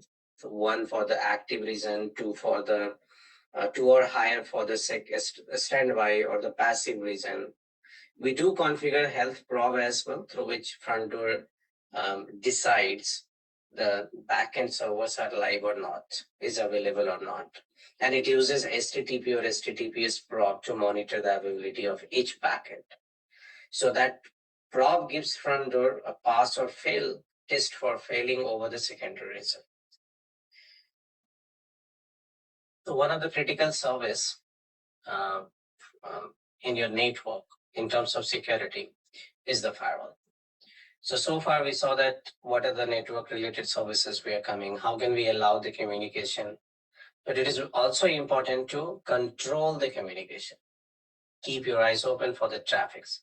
So Microsoft is offering you one of the service called Azure Firewall. That's a completely Microsoft managed service, cloud-based, and that helps you to protect your entire virtual network. We do have other services like NSG, ASG, but NSG are limited to work with the NIC card and the subnet level, not on the virtual network level. So this gives you the security on a virtual network level, and you can protect your L3, L7 connectivity. You can create the policy for it. You can have threat intelligence integrated with this service. You can do the netting, SNATing, net supported here. You can also extend protection for the on-premises as well. So these are the feature we are getting from here. So it's fully stateful firewall service with built-in high availability and unrestricted cloud scalability. So we don't need to worry about the high availability of this service. Microsoft is offering you with high availability. Now let's explore Azure routing configurations. So when we say routing, there are some places where Microsoft has done routing by default. We as customer don't need to do the routing manually. And whenever you create the virtual machine, on top of it, you create subnet. Microsoft has already enabled the communication between two subnets that is being created on the same virtual network. So if I compare it with the on-prem, if I have created two different subnet on a physical switch, I need to do routing to establish the communication between them. But here in Azure, it comes by default, and that is known as SDR, System Defined Routing. It doesn't mean whatever the communication, connectivity you are doing for that, Microsoft will decide their route. Microsoft gives you the option where you can create your own route as well, and that is called UDI. So here we'll explore when the customers are getting their own route, what are the options we have. So as I mentioned, we do have one option called UDR, User Defined Routes. So we have one service called route table that we are getting. We can create the route table, and that can be one or more, depends on your requirement. So we can override that default routing, which I mentioned, system defined routes. So if I'm not happy with the system defined route and I want to take it as per my requirement, then I'll create user defined routing.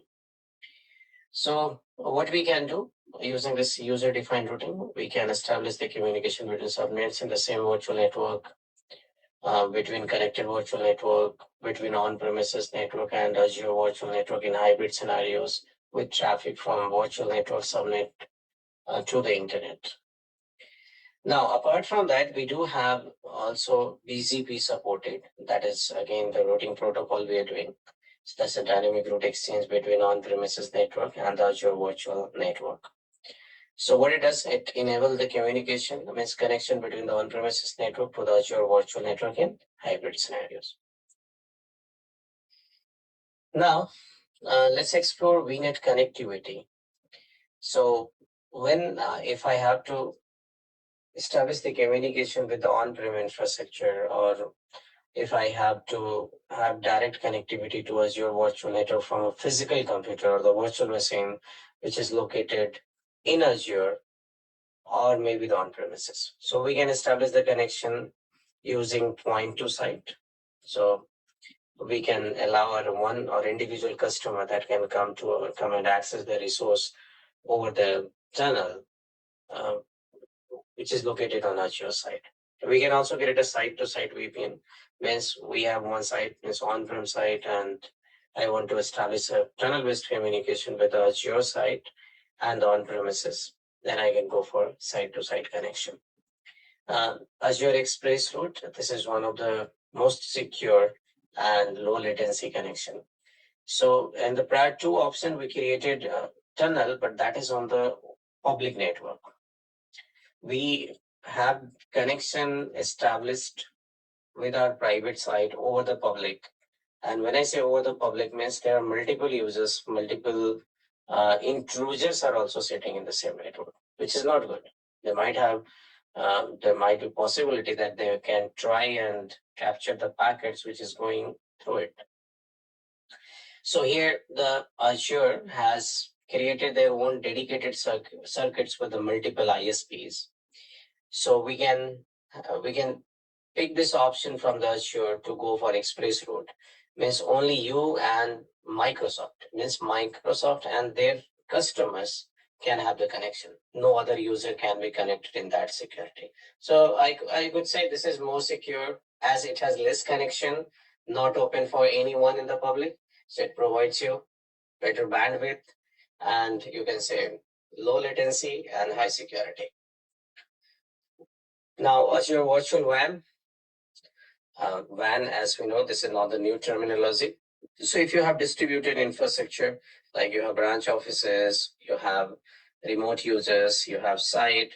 So instead of creating multiple connections, we can go for one single, or you can say hub and spoke kind of infrastructure we can create with the help of virtual WAN. For direct connectivity from another virtual network, we can use VNet peering, VNet to VNet connection.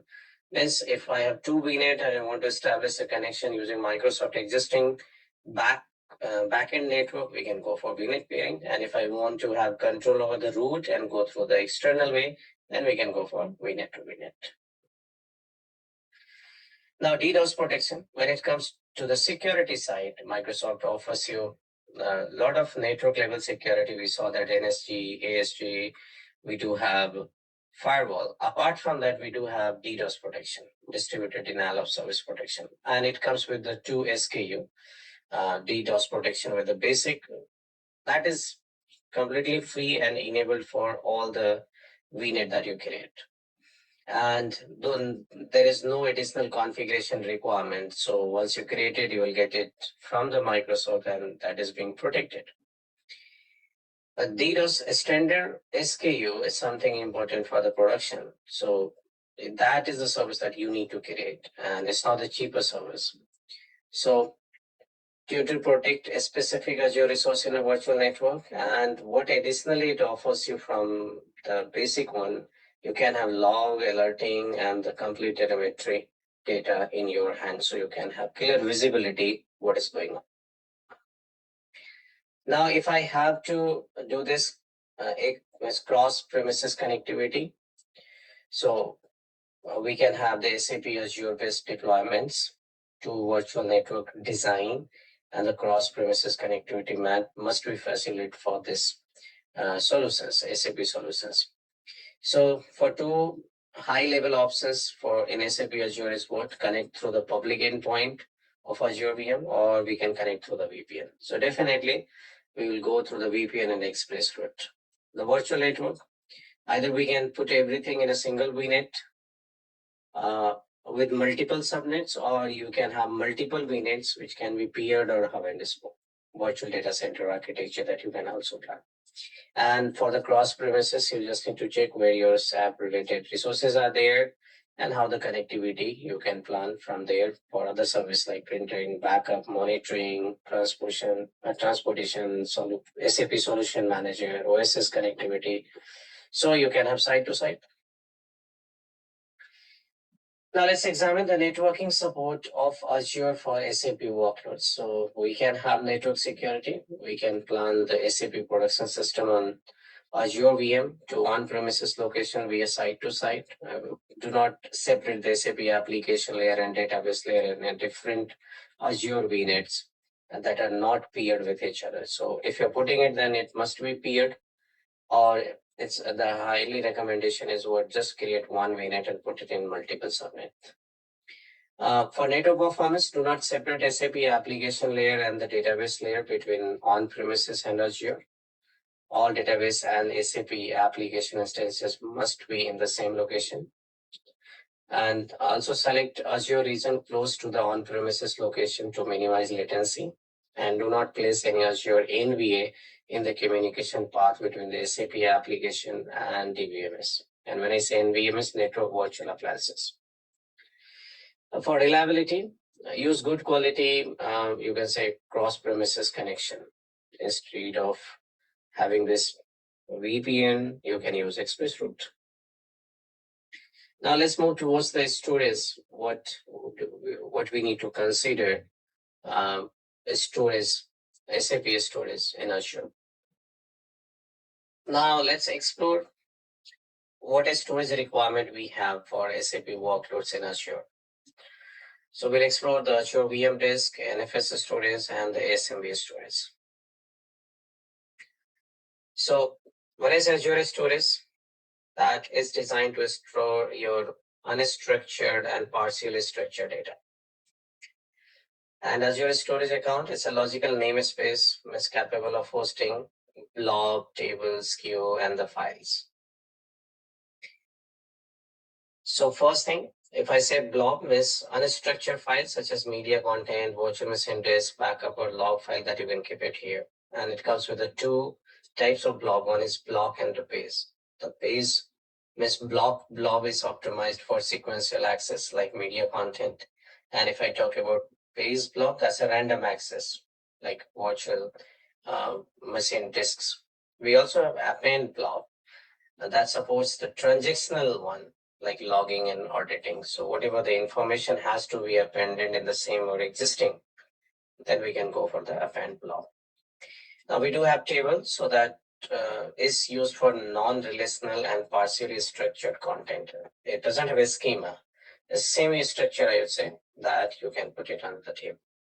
The queue is for the temporary storage for messages to asynchronously communicate with each other. So it's like a application go and put the information in a queue and later process it. Once it is done, it can clean it from there. So for that purpose, we can use storage for unstructured files. So for that, we are using server message SMB protocol to connect it remotely and put the file, explore it from the remote location. Okay, now let's explore Azure VM NFS storage as we are working with SAP workload, and we saw that SAP workload needs Linux operating system to get hosted, especially if I talk about SAP HANA. So there could be a requirement of NFS storage. So let's see what Azure says about that. So we can have NFS storage either hosted on Azure VM or we can have managed by Azure NetApp files. So when it is unhosted, it is implemented by using either DAVD with the pacemaker or SUSE or the cluster FS or RHEL. When I say managed, so Azure NetApp files, here Microsoft says that, hey, I have already tested and I'm ready to offer you this NFS storage in a managed format. Means we will take care of the infrastructure. You don't need to create. You just need to use NetApp NetApp NFS storage. But SAP has not certified it. That's why we are not offering to the customer. From the Azure, it's ready. And that's the point that you can see here. So as soon as this SAP will certify it, then Microsoft will start offering this NFS storage as managed instance. Now, we also offer this SMB storage and where we can use it. So we are offering this, Microsoft is offering you as a hosted, and that is on, you can create Azure virtual machine with the 2016, 2019, and that is S2D. Storage is based, direct based storage. available. Also, SOF, Special Squalid File System with the shared disk, and we also have COS and Data Keeper. The managed Azure file providing with SMB file sharing. We just saw the storage type. We saw their file option is there, blob file, queue, and so table. So here SMB, if I say Microsoft hosted SMB based storage, then the file share comes there. Now let's explore the databases, what is being supported by Microsoft. Okay, so the Microsoft Azure supports databases for SAP workload on Windows and Red Hat, SUSE, as well as the Oracle. So on Windows, you have Microsoft SQL, so you can have Microsoft SQL Server, SAP ASE, IBM DB2, Oracle Database, SAP Livecast. On SUSE and Red Hat, you can have almost the same thing, SAP HANA, SAP ASE, IBM DB2, SAP MaxDB, SAP Livecast. Instead of SQL, on SUSE you can have HANA. And Oracle Linux, you can have Oracle Database. The one thing that you need to keep in mind, if you are planning to run SAP Livecast on Windows Server, then it should be a part of SAP SCM 7.0, and the SAP Livecast should be 10.0. Okay, so that's it for this entire discussion, which we decided to have on the very first day. And as I mentioned in the beginning, you guys have to do the exercise. So now I would recommend to take it as homework and complete the given exercise. Okay, so as I mentioned in the beginning, and the agenda section, that you have to do some exercise as homework. So on day one, we do have some exercises. So as you can see, you can go for implement Linux clustering for SAP on Azure virtual machines. And these are the exercises you have where you can provision Azure compute resources, configure operating system, and provision Azure network resources. You have one more exercise here, one more lab that will help you to understand implement Windows clustering for SAP on Azure virtual machines. So one is for Windows and one is for Linux. So just access your lab infrastructure. There you will get all the required VMs and the steps as well. In this learning path, we will explore identity services, remote management, and governance and manageability. Let's have a look of essential services for SAP workload in Azure. So identity is one of the essential service for SAP workload. Monitoring, logging is one of the essential service, alerting services, security and compliance services, backup and data protection services. So we will spend some time to understand these essential services as we are planning to move our SAP workload on Azure. So the first module from this learning path would be Explore Identity Services for SAP on Azure. When we say identity services, especially if you are from the Microsoft background and if you work with the traditional data center, the first thing comes in your mind is Active Directory. So yes, we do have Active Directory services for authentication and authorization. And the same service, I would say, bit different mode is coming on Azure from the Microsoft side for authentication and authorization.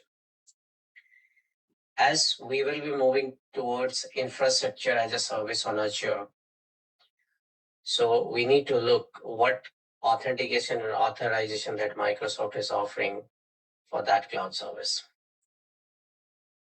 So first thing, as I mentioned, Active Directory domain service comes in our mind when it comes to authentication and authorization.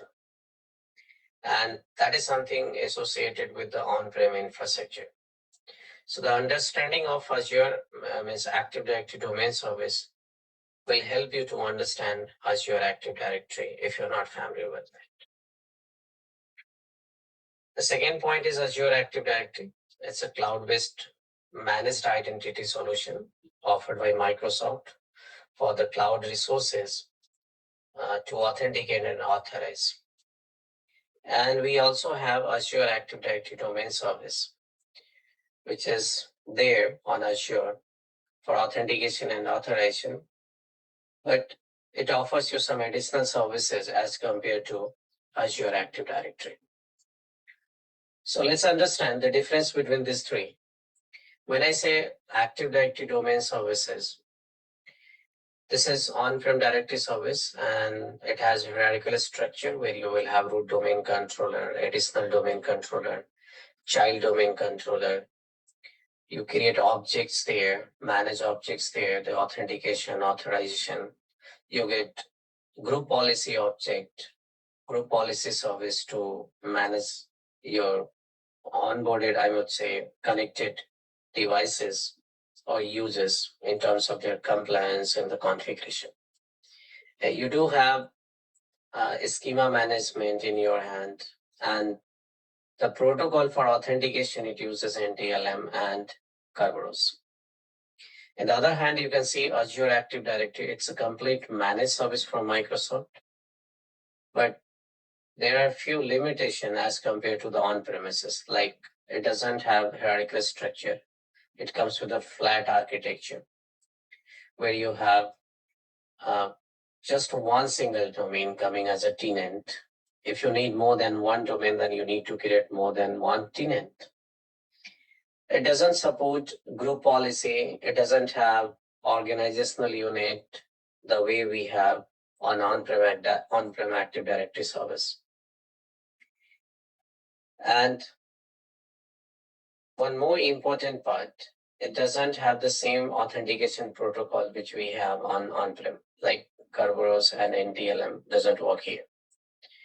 So it works on HTTP based WS-Fed, or you can say SAML. It also supports OpenID with OAuth for authentication. So top of it, you get a lot of additional feature which you don't have on-prem, and for that you need to create some additional resources to integrate those features on-prem. But here in Azure, you just need to subscribe and you will get all that feature in managed way. As Microsoft will manage those features, you just need to use it. For example, multi-factor authentication, right? Identity protection, and you can have privileged identity management, conditional access, right? Now question comes, why do I need Azure Active Directory Domain Service? So, as I mentioned, it is different from on-premises. It doesn't support Kerberos. It doesn't have NTLM. It doesn't have group policy object, organizational units.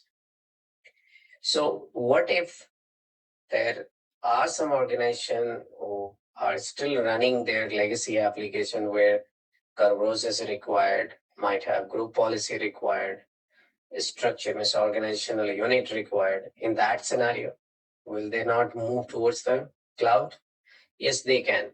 And Microsoft is removing those challenges from this Azure Active Directory Domain Service.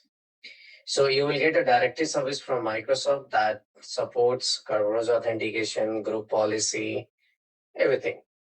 So it won't be any challenge for the organization and the customers, those who are looking such protocols and services from the cloud in terms of directory service or for the authentication and authorization.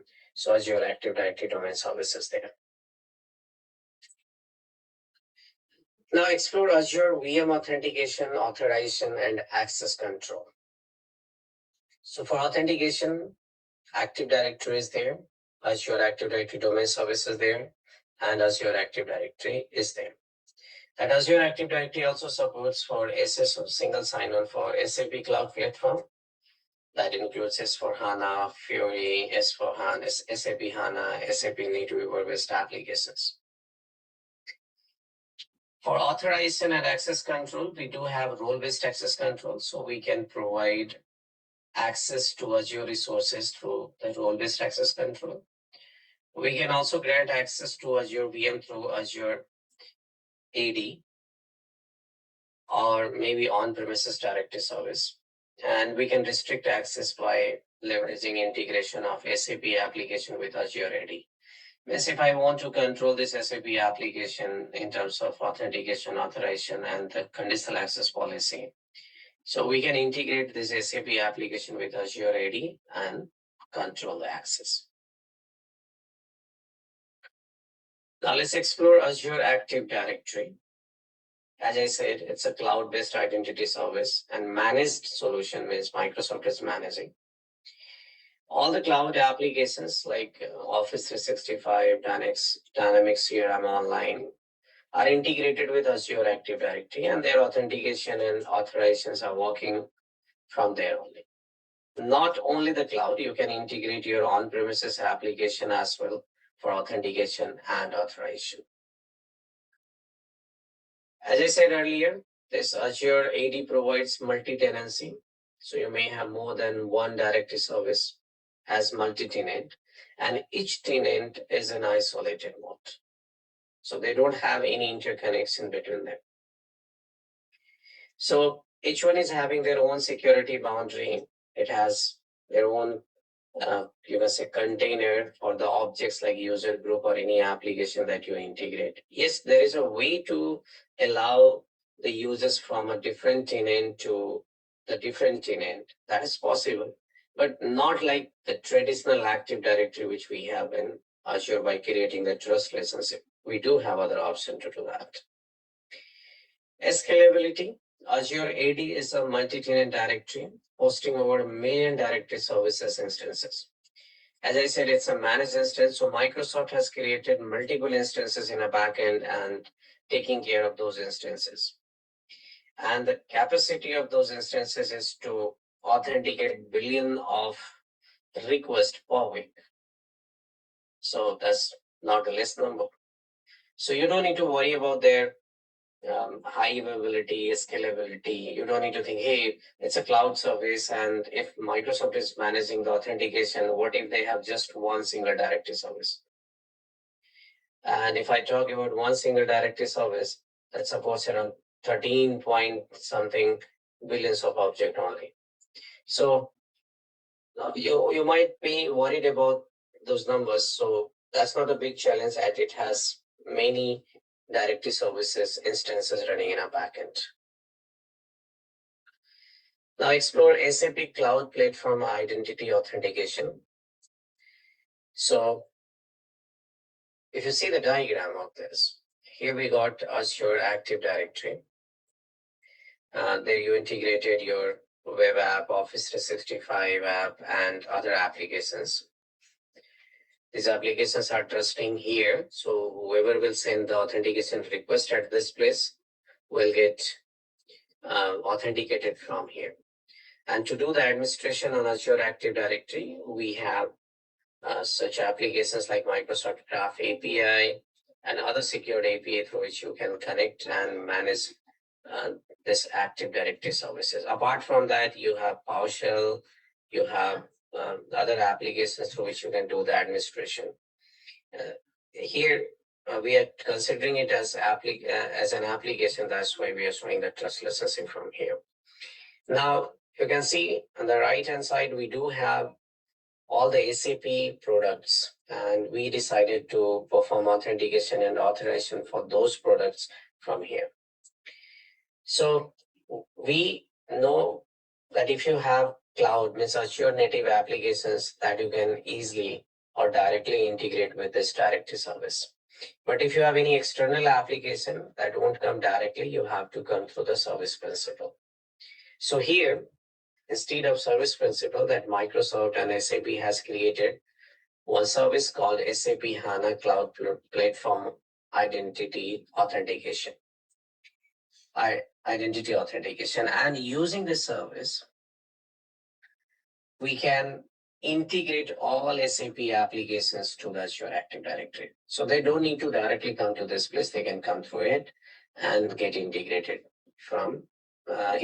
in Azure Active Directory. So authentication will take place from here.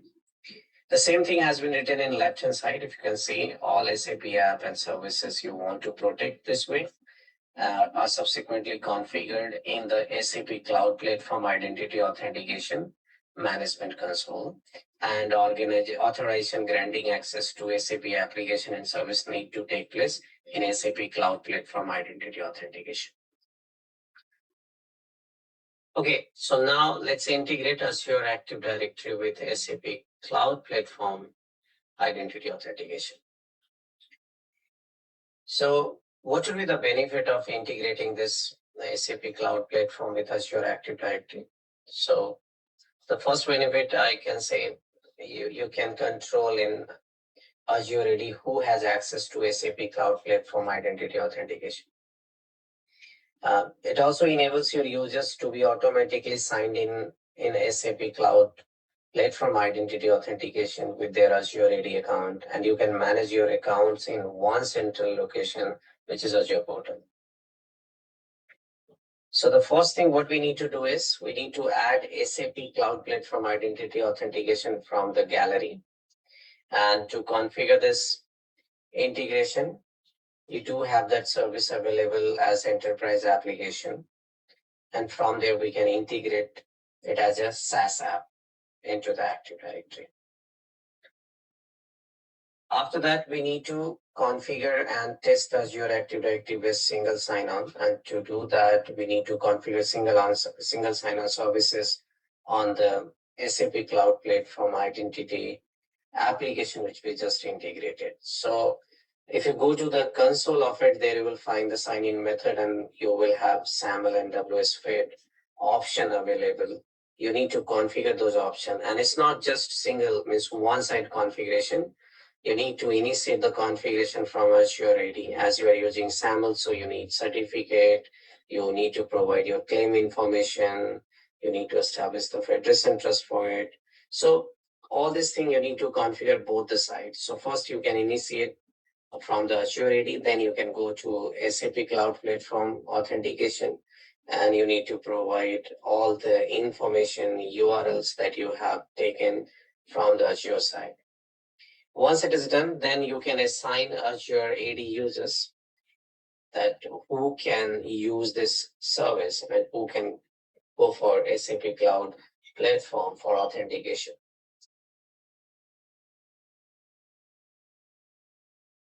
Now, as I said, you have multiple applications that you can integrate with it.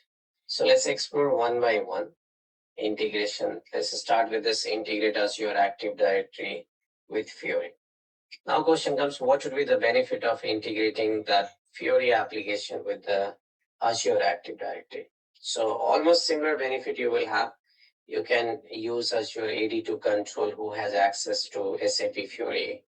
Users can automatically sign in the SAP Fiori, and with the help of single sign-on. And again, you can control the entire accounts, means user accounts from the one central location, that is portal or Azure services.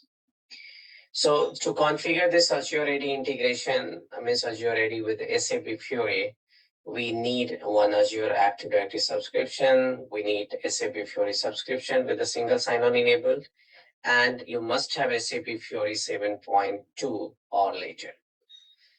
Just like this SAP authentication library, we need to explore and look for the SAP Fiori application from the gallery, and it is available. If you go to the gallery, there you will find SAP category, and inside that you will find all the applications from there.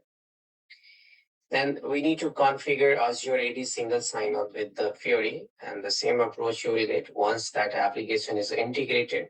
You will find single sign-on option, and from there you can select the protocol through which you want to go for. So to configure, we need to go to the single sign-on mode, which I mentioned.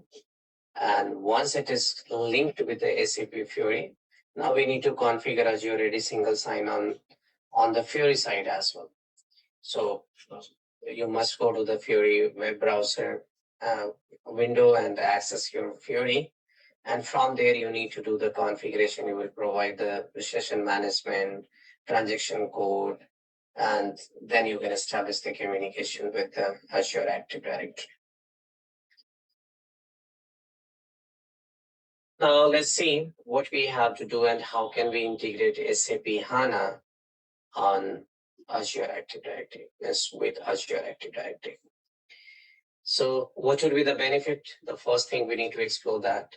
So almost similar benefit you will have. You can control in Azure AD who has the access of HANA, and you can automatically provision or allow the user with a single sign-on to access the HANA and centralized management.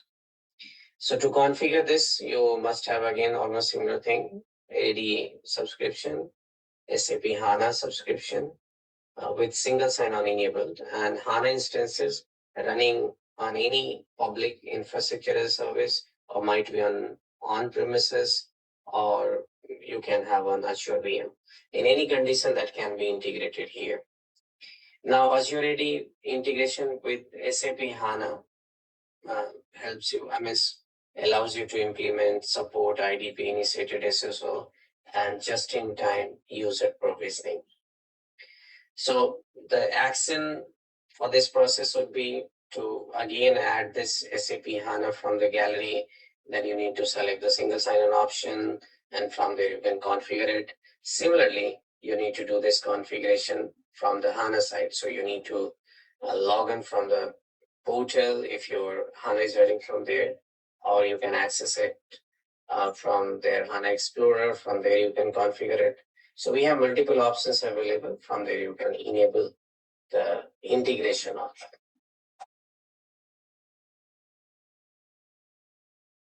Now let's explore in how can we integrate SAP NetWeaver with this Azure Active Directory. Again, similar point, you will have the benefit, and the same benefit you will have whatever we had so far. The same step you will have to integrate this one. You need to first take this application from the gallery, integrate it as a SaaS application, then go for the single sign-on configuration and do this configuration from both the side Azure and the NetWeaver side. Now let's see how can we integrate Azure Active Directory with SAP single sign-on with Kerberos and SPNU protocol. Kerberos, you definitely heard about it, and I'm sure those who are working with SAP Workload must have heard about this SPNU protocol. That stands for Simple and Protected GSS API Negotiation Mechanism. So how we can get benefit of these protocols in Azure for SAP? So the first thing what we need to do is we need to configure SAP system with SNC. And when I say SNC, that is the secure network communication. And the primary purpose of this SNC is to secure connection between the NetWeaver web application server and the external application. So we need SAP system with SNC. And then we have to configure SAP system first. In SAP system, what we need to do, we have to start with the NetWeaver web version 7.3. And there you need to open the configuration wizard. And from the configuration wizard, you need to enable this transaction, SNC wizard and SP enable in your SAP system to configure SSO.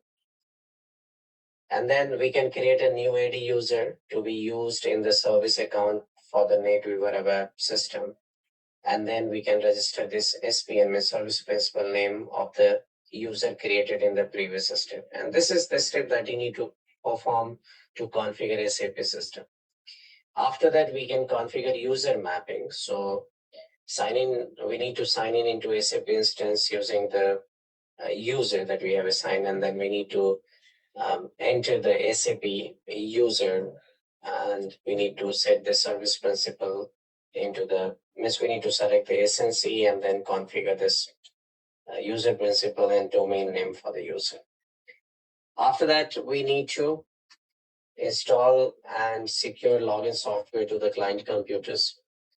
And finally, we will configure the SAP GUI for SNC communication. Again, it has their configuration, which is available from the SAP side as well and the Microsoft side as well. So you can follow the document to configure this from there. Okay, let's explore primary scenario using Active Directory domain services and Azure VM. Means when and why we should host ADDS role on Azure VM. As I mentioned, we have three different kind of directory services. When I say ADDS, I'm talking about on-premises directory service. Azure Active Directory is the managed instance, which is on the Azure cloud. And the third option is ADDS, Azure ADDS, means Azure Active Directory Domain Service. That gives you more features as to Azure Active Directory. If you're comparing the feature with the on-prem in that scenario, so you'll get Kerberos group policy on the Azure AD domain service. But still, there will be a lot of requirement where customer wants to have their similar directory service on Azure. So in that scenario, we will create a virtual machine on Azure, and top of it, we can install Active Directory domain service. Now, so you can see here the first reason, or you can say the scenario to have this ADDS on Azure VM. So you can deploy Azure ADDS on Azure VM without having any connectivity with on-premises. So into isolated. So you can have, you want to have a new forest with all domain controller on Azure side. The benefit would be what all the VM that you have created on Azure can get benefit of Kerberos authentication or the group policy or any other feature that on-prem directory service were offering you for on-prem infrastructure. Same feature you will get for Azure infrastructure. The second scenario would be to deploy this ADDS on Azure VM. You already have ADDS running on premises, and now you created one ADDS at this place on Azure side on a virtual machine. Now you can establish the connection between these two domain controllers, on-prem and the cloud one. So the benefit would be what? You will have the authentication. Azure can get authenticated from their infrastructure, and the on-prem resources can get authenticated from their on-prem directory service. We can also deploy in high availability mode, not high availability, I would say, you can say the additional instance of the Active Directory in the cloud side. So existing on-premises directory service can be deployed with the cross-premises connectivity into the Azure Virtual Network, hosting as additional domain controller. Means you got additional domain controller that can optimize your workload performance by localizing authentication traffic. So whoever, like tomorrow, your user is accessing the resource from the cloud, so they'll get authenticated from the cloud Active Directory.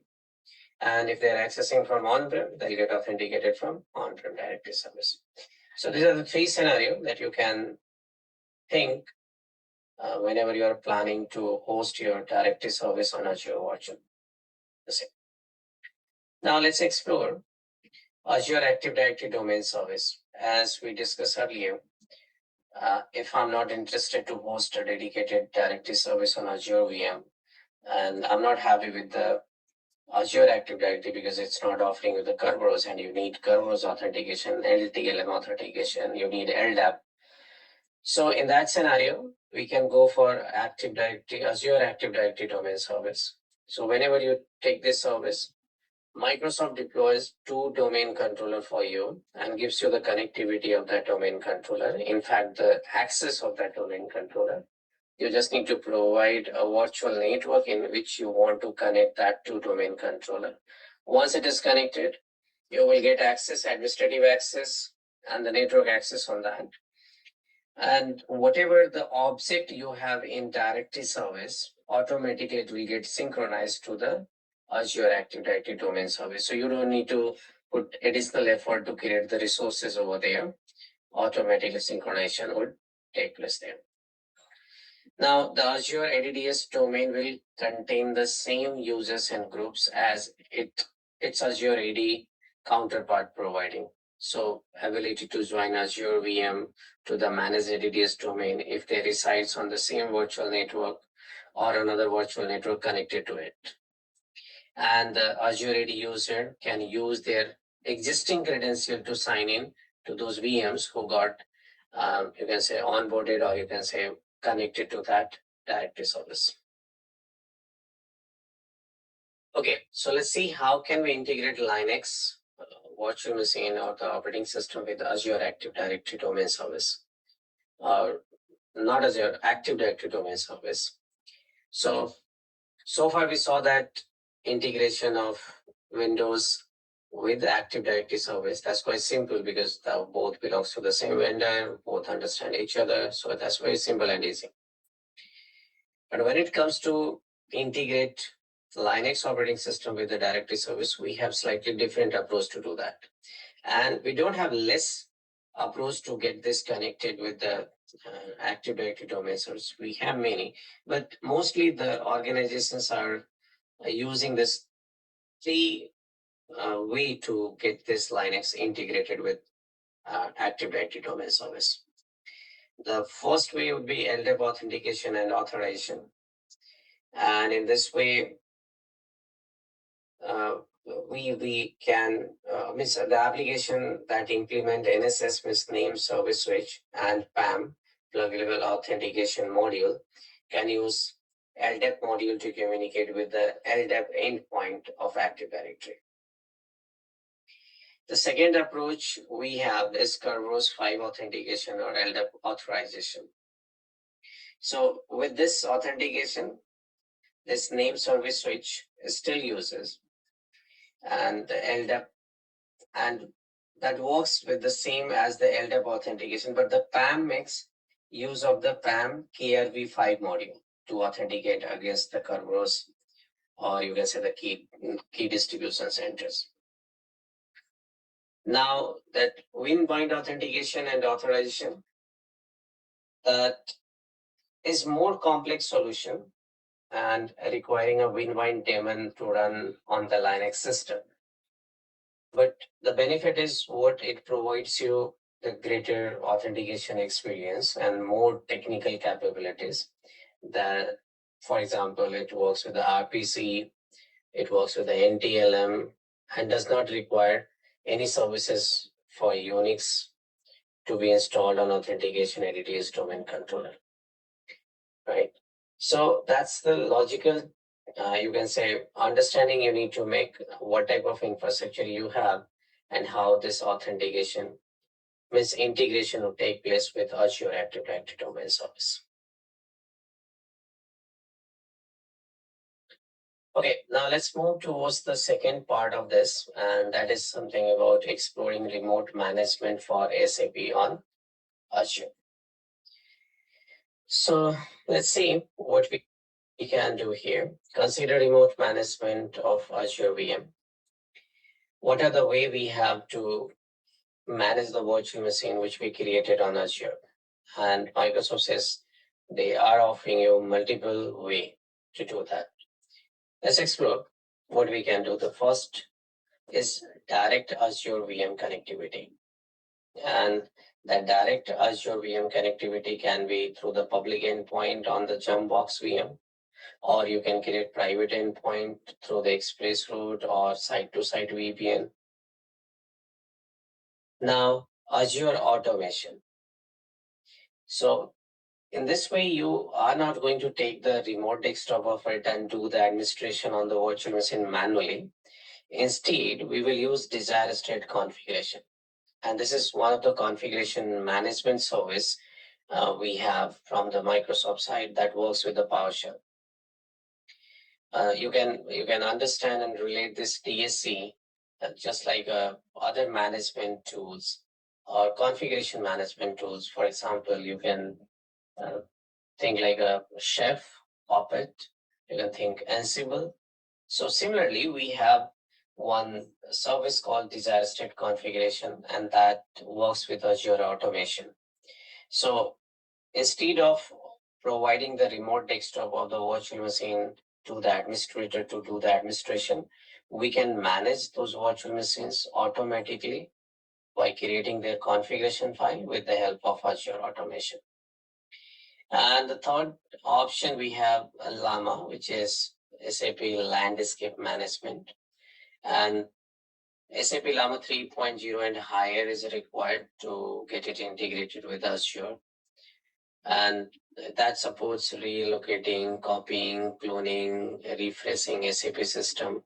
So we can use this SAP Llama as well to do the management there. So that's the remote management. Now let's see how can we do the role-based access control, means access management of the virtual machines. Means I'm not going to take the remote desktop, but I want to have control to perform some activity on that virtual machine, some administrative activity. So for that, we have role-based access control option in Azure. It's not about virtual machine. Any resource that you have on Azure, you can give the access control or the management control through that RBAC. So we can authorize system built in Azure, resource manager. We can use assignment for granular access control to the Azure resources through IAM. And each assignment combines the security principal, role definition, and the scope. Means what you're going to access. Your security principal means it's like a SID, unique identifier in directory service, and the definition of the role. The other secure way we have to access that virtual machines is Azure based. So it's like a jump server that you can see. Here you have your virtual machines with the private IP address and a dedicated subnet. And then top of it, we created one Azure Bastion subnet. The moment you initiate this Azure Bastion, Microsoft creates one Bastion server, and that has the connectivity with the public and your private network, the same network with a different subnet. So SDR works here, system defined routing. Now the end users are sitting in the public network and they will reach out to your service through this DLS. And here you don't need to configure any public IP. Request will get terminated from the internet at this place, and this service is responsible to establish the communication to the backend service. So this would be one of the secure way to access your virtual machine from the Azure site. Now, there is one more way to access your VM, just-in-time access. That is something you can configure for virtual machine to provide user limited access. Limited access means time-based access. So if I allow someone to do the administration, I should not just enable the respective port and give the right that user to go and do administrative activity. Instead, we can allow that user for a specific time period. For example, I can say, hey, yes, you can access the virtual machine, or maybe 3389 port, or maybe SSS port, but only for 2 hours, not more than that. So that would be the right approach to integrate all this, you can say, access for the resource. That's the workflow that you can see how this entire GIT or the access works here. So whenever user is trying to access the resource, first it will check that just enough in time is configured or not. If yes, that will consider that VM is healthy because they got JIT configured on it. So now no one is going to access anytime or for a longer time period.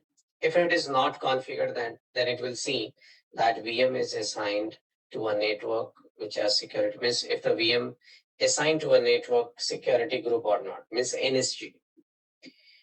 If you have NSG, then you can have control who is and how they are accessing the resource. So if it is yes, then it will check, does the NSG allow the rule port number 22, 3389, 5985, 5986, 5985 and 5986 is for PowerShell remoting. So if yes, then it will consider is the VM is protected by firewall or not. If yes, then does the firewall have allow rules for the given ports or not? If yes, then recommendation to enable just-in-time access. Because you are allowing your user to access the virtual machine, but you don't have a time constraint. So what you can do, you can allow it. That would be the recommendation. If no, then that should be it. Now the third option, even you don't have JIT, you don't have NSG configured, then we need to look, is the VM protected by the firewall or not? If yes, then it will go to this way. Otherwise, they'll consider this VM is not, means classified as not applicable, means it doesn't have security configured. And this won't be a right way, means the right thing to provide it to the end user. Okay, that's the workflow description, which we just discussed. Now let's move towards governance and manageability for SAP on Azure. So additionally, means apart from the architecting of Azure resources, I mean, virtual machine or the network, being a SAP architect, we are responsible to take or talk other aspects of, you can say, Azure services for the SAP deployments. We need to prepare the specification to use the Azure governance collection and you can say services that are designed to enable management for your various Azure resources. So basically, in this module, we'll see what specification our company or their organization will use. For example, how they can structure their subscription in a logical way, how we can deploy reusable things, and you can say define auditing, remediate your resources. So all this process we will explore in this module. Okay, let's explore Azure Resource Manager. So basically, it's a resource group which is designed to group logically your resources, or you can also call it, it's a logical container that simplifies managing multiple resources. So what management it does for your resources? So all the resources that you kept inside the single resource group, or you grouped it logically, the benefit would be all resource which is inside the single resource group will share the same life cycle. The other benefit you will have that you can easily manage the role-based access control for it. For example, you can delegate permission, identify cost, audit the events for your resources in a single step. And that's the benefit. So this is how the Azure is designed to work. Whatever resource that you're creating, that would be part of your resource group. And as you can see on the diagram, these are the resources and it falls under the resource group. That resource groups are based on the subscription, and the subscription can be a part of management group. So this is how logically we structure our resources. The benefit would be what? If you have even multiple subscription, you can manage those subscription from one centralized, which is management group. So here, let's see what it says. So 4 levels of scopes we have, and that we need to plan. So management layer to create, update, and delete the resources. We have access control, auditing, and tagging feature to the secure and organizational resources. We can apply management level settings, and the lower level inherit settings from the higher level. Like if I have to apply the same policy for the multiple subscription, we can apply those policies on a management group level. So automatically that policy will get inherited for others. Now, when it comes to manage the resources, that's the architecture of ARM model. When we say Azure Resource Manager model, when Microsoft has introduced cloud, we had a separate model to work on the Azure platform, but later Microsoft has changed and made it ARM based, Azure Resource Manager based. So the architecture of this Azure Resource Manager is like this, where you have all the resources, and we do have one layer called Azure Resource Manager layer. So the request which is being generated from any of the customer, that terminates at this layer, which is Azure Resource Manager. And at the same time, you can see authentication layer is integrated with it.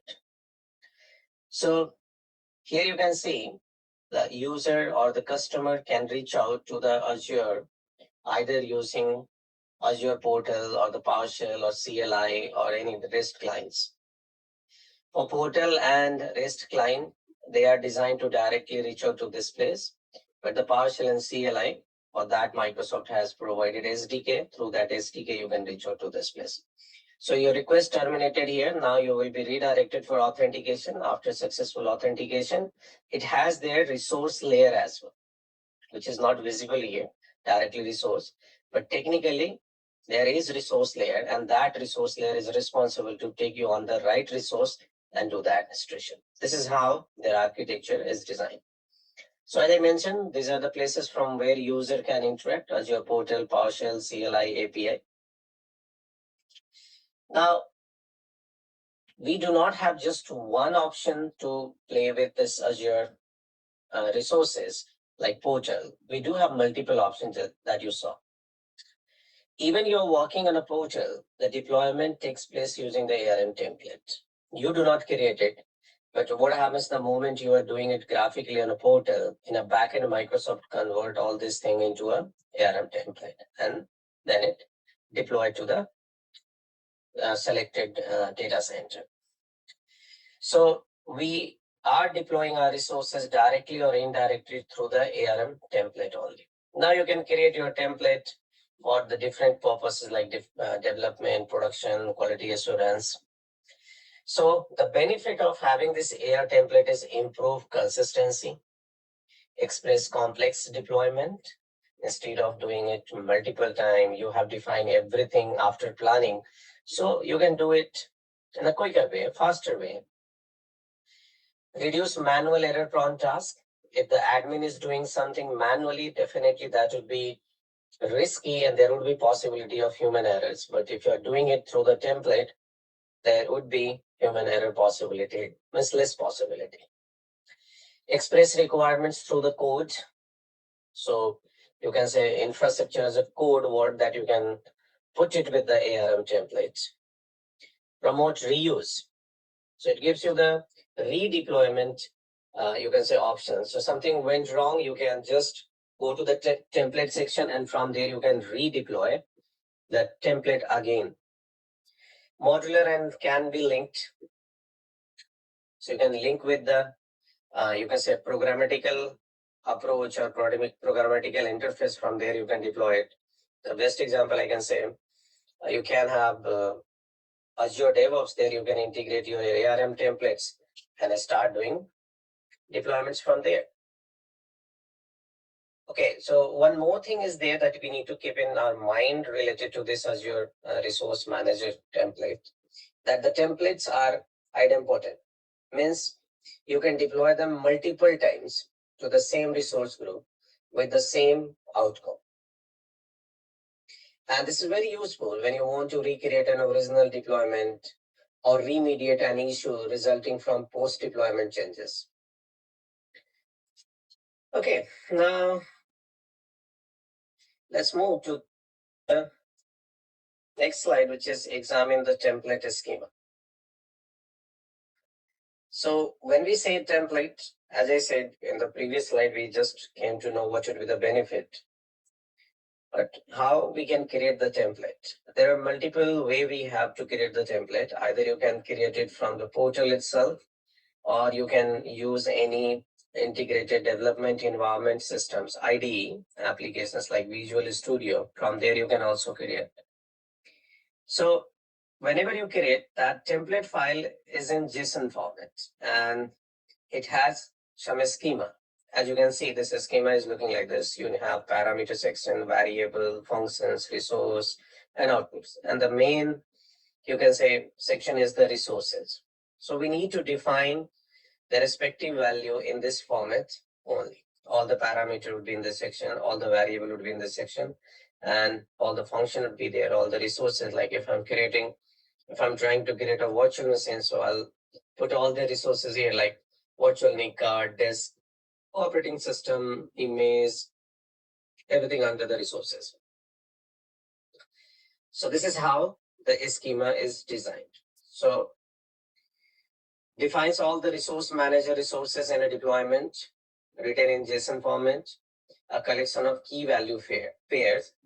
The reason behind is a JSON, and JSON file is always written with the key value pairs.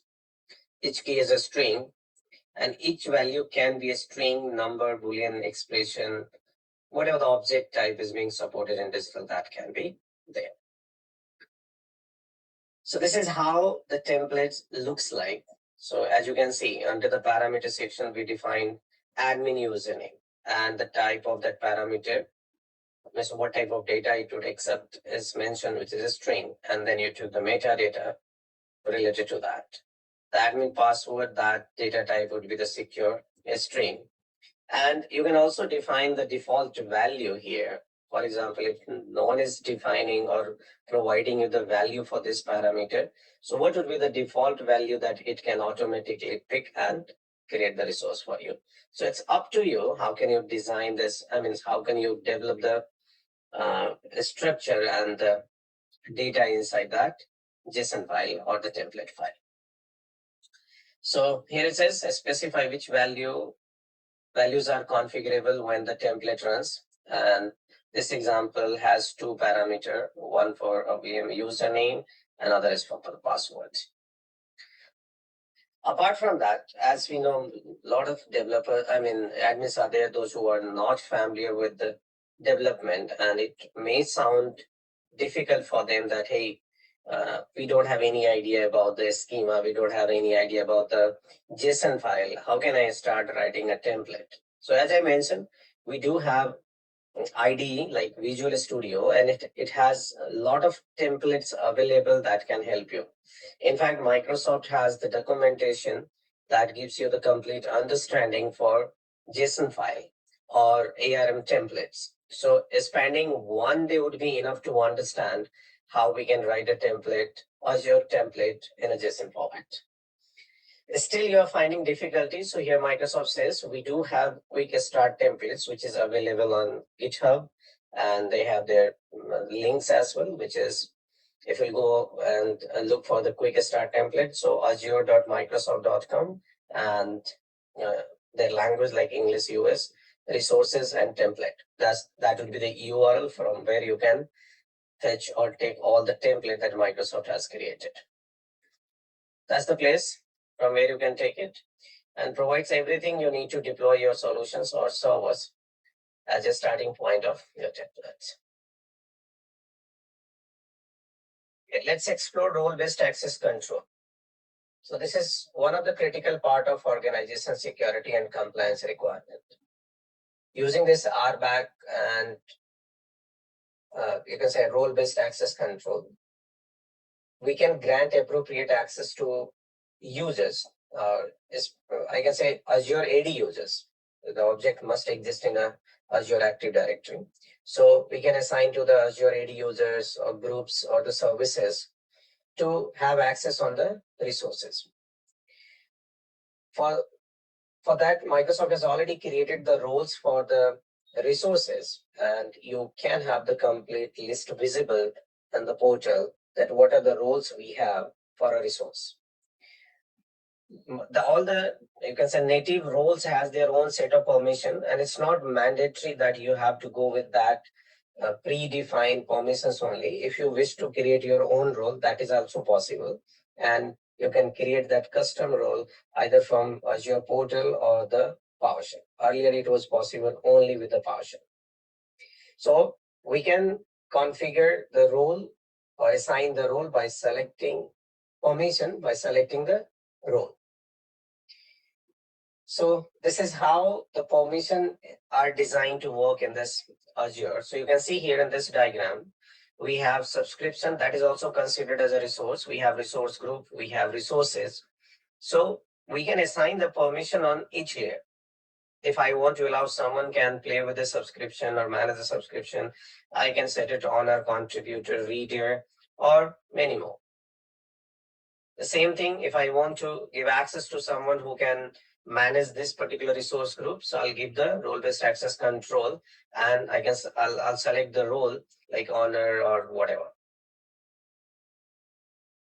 As you can see, this access and roles are inherited. If I have given permission to someone on a subscription level, so whatever the resources are there on means here at this place within that subscription, automatically the owner will get the right on that resource group and the resource as well. So you have to be careful. You have to be very specific by setting the role. Whoever wants whatever access, you need to go to that resource and set the permission for that resource only. So that's the point we need to keep in mind. Define what action are allowed and or denied, associate the role with the user group and service principal, and scope to subscription, a resource group, or a specific resource. Now let's explore tagging. We can tag our resources, and this is a very simple option you're getting in the administrative portal. The benefit of you having the tag on a resource, that will logically organize your resources, and tag consists of name and value pairs. So you can create, for example, you have a 3 environment within the same subscription. You created one resource group called pre-production and one resource group for production. All the resources related to pre-productions are kept into the pre-production resource group and production into the production.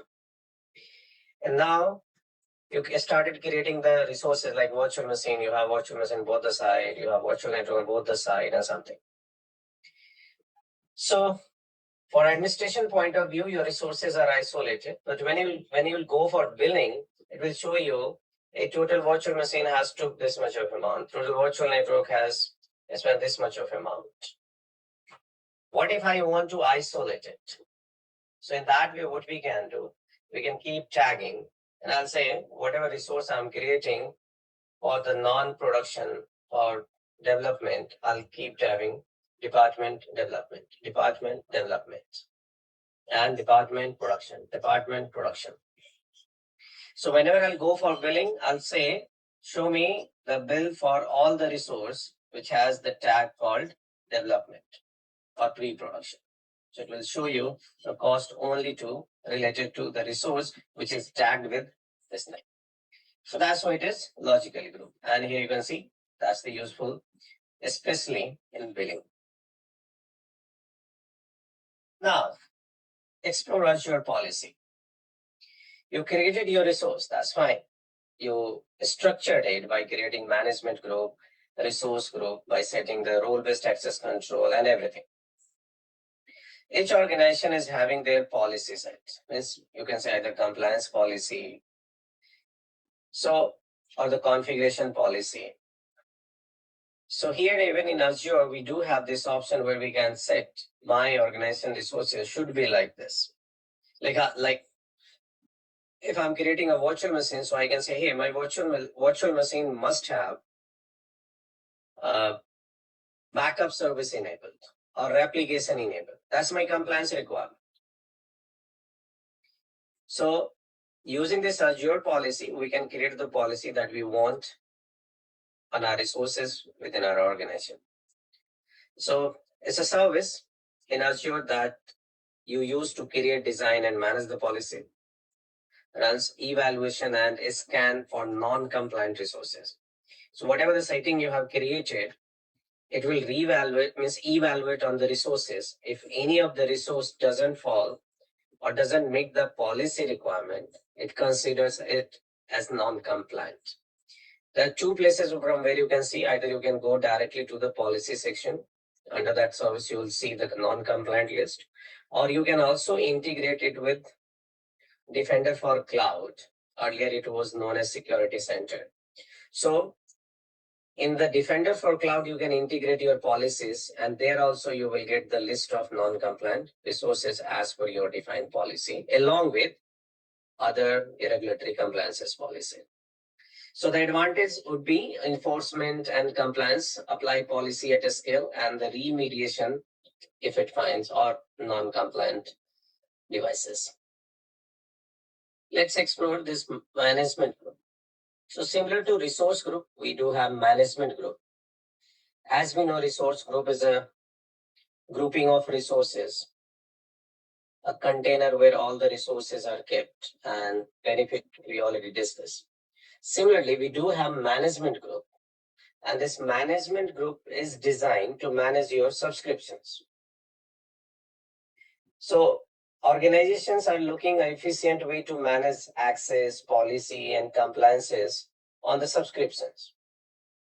And this management group provides a level of scope above subscriptions where you can manage or organize your subscription into a container and apply your governance condition to the management group. And management group can allow or help you to apply these policies or the settings that you have done in inherited mode. So the benefit of using this management group would be the alignment of your Azure subscription through hierarchy and grouping, then targeting of policy and expand budgets across subscription and inherit down the hierarchies, compliance and cost reporting by organization, or you can say business or teams. So as you can see in this diagram, top of it, we got management group, and inside that we have multiple departments like human resources. It has their own subscription. IT has again their multiple management group and there's its subscription. Marketing has their own, and so on. We have enterprise subscription, to enterprise subscription. So if I need a same set of policy for all the subscription, I don't need to configure it on multiple times as we have multiple subscription. I can directly apply it to the root management, means top management group, and thing will get inherited to all. So the point that you can see related to it provides a level of scope above subscription, organizational alignment for user, means your subscription through custom hierarchy, and targeting of policy and spend budgets across subscription, compliance, and cost reporting by organizations. Yeah, that's very interesting point. Automation, Azure automation. This is a dedicated service that you're getting on Azure called Azure Automation. And this Azure Automation is useful in various scenarios. For example, someone is saying, hey, I want to turn off all my system, those who are not being used from last 10 days. So it's a process management kind of thing we can do. If you are interested to update your entire infrastructure as a service operating system of the virtual machines, yes, you can do that from here. And the very important part, configuration management, that you can also do. So that gives you really a lot of benefit. And this word is nowadays, you definitely heard every time from everyone that let's automate the infrastructure, let's automate the resources. So you got one service that will help you to automate your resources that you created under infrastructure as a service. So systematize frequent, time-consuming, and error-prone cloud management tasks that we can do with the help of Azure automation. Integrate Azure services and public systems that are required in deploying, configuring, and managing end-to-end process. And author runbook graphical in PowerShell or Python. So what it's trying to say at last bullet that you can create a runbook. Runbook is what? A set of action that you will define there. And you may have a different approach to trigger that, but whenever it will get triggered, it will execute the code that you have written inside it, the task that you have defined inside that. So we can define the task into two languages. Either we will use PowerShell or Python. So only two languages are supported for now in Azure automation. So you can either use PowerShell or Python. Now let's see what are being supported here. So as I mentioned, process automation. That can be done through the Azure automation. And when I say process automation, so the requirement should be for any business process. As I mentioned, if you want to turn off all the virtual machine which is not being used, that falls under the process automation. Now, configuration management. Yesterday, if you remember, we had a discussion about DSC, desired state configuration. So that is part of this configuration management. For example, you got a requirement from your security team that all the computer must have ABC folder on their desktop, or all the computer must have this particular registry setting inside their computer. So we are not supposed to access those systems and do it manually. Instead, we can write a configuration and we'll deploy that configuration to all the system, those who are looking such configuration configured on their system. So for that, we will use Azure automation and we'll go to their configuration management section. We will create the configuration file. We'll upload that configuration file, and all the node which is connected to this can pull down. It has the frequency to pull down the configuration on the system and deploy the configuration or configure the system as per the instruction. And the third benefit you will have from the Azure automation is update management. So we can schedule update installation. We can configure what type of update is required in your organization and how it can target to the system. So it will pull down, it will show you all the updates. You can create the update groups, and then you can schedule that when this update will go and configure that system. We do have shared capabilities. Like in Azure automation, we have to write a code, and that we can write it into Python or the PowerShell. So we are taking some shared resources, for example, virtual machine name, username, credential. So we are not supposed to, and that is not the right approach for scripting or coding. Every time you define the common things in your script, for example, I have to use one virtual machine name 10 times in my script. I'm not supposed to define it manually 10 times. That is the wrong approach. So what we will do, we'll create a variable and we'll store that value there. And while configuring this, writing the run book, we will say, take this computer name from that location. That is technically shared resource. The resource that you are sharing within your script or scripts is known as shared. So you can have role-based access control, global stores for variable credentials, certificates, scheduling you can configure from there. You can have modules listed there. Modules are, if I take the example from the PowerShell point of view, so with the help of module, you can extend the functionality of PowerShell. Like if PowerShell has to manage Azure, then PowerShell must have the module for Azure. So for example, you're writing a script and asking this PowerShell to do such activity. Like I want to do something on my Facebook account. So I must have the Facebook module available there. So where we can download and store it. So we got this shared capabilities. That's a dedicated location. We can download that modules and store it there. Source control, auditing, tagging, all this feature you will get under this shared capabilities. And heterogeneous. This is not limited to work with only Azure environment, also not limited to work with only Microsoft operating system. So you can manage Windows and Linux and even on-premises infrastructure as well. Now let's explore security and compliance services. So here we can see the word called Defender for Cloud. Earlier it was known as Security Center. Now we got this Defender for Cloud. So that's one of the service that you are getting from Microsoft that tells you the security posture management and the threat protection that offers you these two services. And with the help of posture management, you can strengthen all your infrastructure. And definitely the threat protection will help you to protect your resources from the threats and attacks. So this is a dedicated service we can use to evaluate the security posture of your infrastructure with the help of regulatory compliances policies along with your own custom policies. So whenever you turn it on, you get all this policy listed there. It's up to you which policy you want to use to scan your infrastructure and know the vulnerabilities that you need to do. You can also onboard the resources that you want to protect from.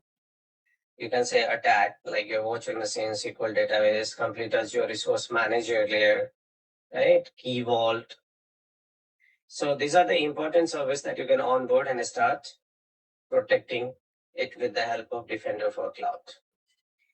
The second paragraph says the Defender for Cloud provides the tool needed to harden your resources, track your security posture, protect against cyber attack, and streamline security management.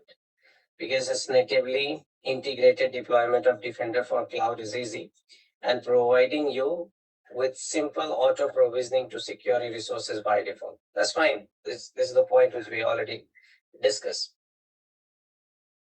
Defender for Cloud fills their need as you manage the security for your resources and workload in the cloud and on premises. So continuous assessment you will get. You can harden all the connected, that's the security, and defend means detect and resolve the threats for your resources and services that you have onboarded there. Okay, so we have completed this learning path 1 for the day. And what we discuss in this learning path, all the point related to identity in terms of SAP workload, remote management, governance, and manageability. So now we will move towards the next part and continue the second learning path for the day, that is deploy SAP on Azure. Okay, so this learning path, SAP means deploy SAP on Azure, will help you to explore the preparation for deployment of SAP solutions on Azure, including single instance SAP HANA and SAP NetWeaver with high availability AnyDB deployments. So here we will learn Azure VM deployment methodology, single instance implementations, and implementing high availability SAP NetWeaver with AnyDB on Azure VM. So let's explore deployment methodology. What are the way we have to deploy resources on Azure? And the first way to do the deployment in Azure is Azure portal. This is not the first way. This is basically a common way to work in the Azure, creating the resource, managing the resource. Now, the other way through which we can do the deployment is PowerShell, and majorly we are using for the bulk operation and automated creation of resources, management of resources. Similarly, PowerShell, Microsoft offers this Azure CLI, and this is for the user who are from the Linux background. For them, this would be easy to understand the syntax of it. So that will help them to easily create and manage the resources on Azure. And that's why Microsoft has created this CLI. And the next one is Azure ARM template. We already discussed about this template in detail, the schema and other things. So we can use this ARM template to deploy the resources on the Azure. Apart from that, we have Terraform. And Terraform is a third-party vendor or it's a basically open source tool that is there to provision and managing the cloud infrastructure. And when I say cloud, it's not limited to Azure only. The Terraform can do the deployment on other clouds as well. It has their own CLI and it has their own schema to deploy the resources on the cloud. So we need to write the, you can say, template and integrate with this or provide it to the Terraform command line interface that will connect your subscription and deploy the resources over there. So mainly we're using Terraform when it comes to infrastructure as a code. So these are not only the, you can say, methodology we have that we can use to create the resource and manage the resource on Azure. Apart from that, we do have other approaches as well, like REST API that we can say. Using that also we can manage the resources, right? So one more thing that we need to keep at this place, when I say Azure Resource Manager, and the previous slide even we talked about, there are lot of templates available from Microsoft as a quick start template. So similarly, you will get a template from Microsoft for your SAP workload as well. So the same place you can go and find out the GitHub. There you will find SAP NetWeaver 2-tier compatible template. You will find the HANA templates, and other templates are also available. That will help you to deploy your resources easily that Microsoft has already created. And if some of them is as per your near requirements, you can modify the resources and the configuration of template and deploy your infrastructure on the cloud with the help of that existing template. So in short, what I'm trying to tell you that Microsoft has already created many templates related to SAP workload that you can take and test it on your subscription. And now let's see how can we deploy a single instance implementation of SAP on Azure.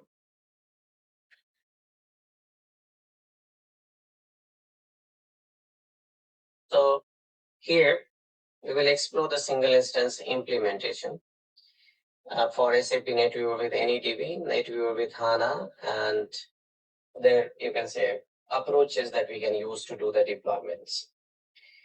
So this deployment we are talking manually, means manual deployment, I say. So even this manual deployment, single instance deployment is not the complicated one. It's very simple and straightforward. And you can have in two ways that you can see on the screen for NetWeaver with NEDB deployments and with HANA-based NetWeaver. When I say NEDB deployments, so for this NetWeaver NEDB, we can follow the 2-tier or 3-tier NetWeaver installation option, and that option is available with Software Provisioning Manager. When we go for NetWeaver with HANA, so we have two primary options. Either we can use the Software Update Manager for the standard 2-tier or the 3-tier installation with HANA, or we can also use this HDBLCM, that is HANA Database Lifecycle Manager tool, to install that NetWeaver. So regardless of this approach, we can start with the ASCS installation, and as a part of this ASCS instance installation, the SAP management share, which includes the SAP profile directory, must be shared with the SAP database server VM. And when we are using Linux operating system, then SAP MT directory, it's shared via NFS by using the RW and no root squares option. So in Linux, by default, that RO and root squares, which might lead to problems when you install the database instances. So in final step, the installation provisions the primary application server instances, and after the primary application server instances is installed, you can use the tools such as SAP GUI to verify that installation is finished correctly or not. Let's see what are the preparation we need to do on Azure VM for SAP HANA installation, means manual installation. So first thing is OS update, then disk update, kernel parameters, file system, etc host, etc FS tab. These are the points we need to make these things ready before installing the HANA on the VM. So for operating system, we must check the Linux updates and fix before install any additional software on it. And also we need to make sure that SUSE Linux Enterprise Server for SAP application we are using, and Red Hat Enterprise Linux for SAP application, and SAP HANA we are using. So if we have not done already, we need to register operating system deployments with your Linux subscription from the Linux vendor. If I talk about SUSE operating system, their images or SAP application that are already included services, and that is also registered automatically. If I talk about disk setup, so the root file system in a Linux VM on Azure has size limitation. So we need to attach additional disk space to an Azure VM to run the SAP. And for SAP Application Server, Azure VM, the use of Azure Standard Storage Disk might be enough. But for SAP HANA Database Management System on Azure VM, the use of Azure Premium Storage Disk and the production and non-production implementation is mandatory.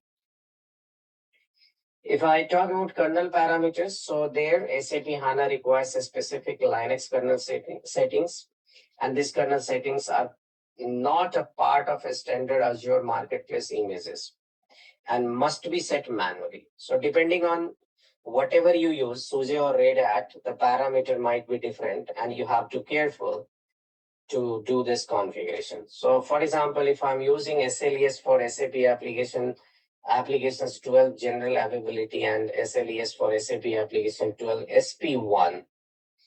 So that SP1 has a new tool called tuned admin, means ADM, and that replaced the old SAP conf tool. So a special SAP HANA profile is available for the tuned ADM. To ensure that system for SAP HANA, we need to execute this tune ADM command. For example, tune ADM profile SAP HANA, such a way that you need to execute. Under the file system, we have two file systems that were created on a SAP app. We have Dev and you can say Dev SDC. For example, we created SAP Data and SAP Software. So it's not mandatory to structure your file system in this way only. You have other options for how to structure the disk space. So the most important consideration is to prevent the root file system from running out of free space.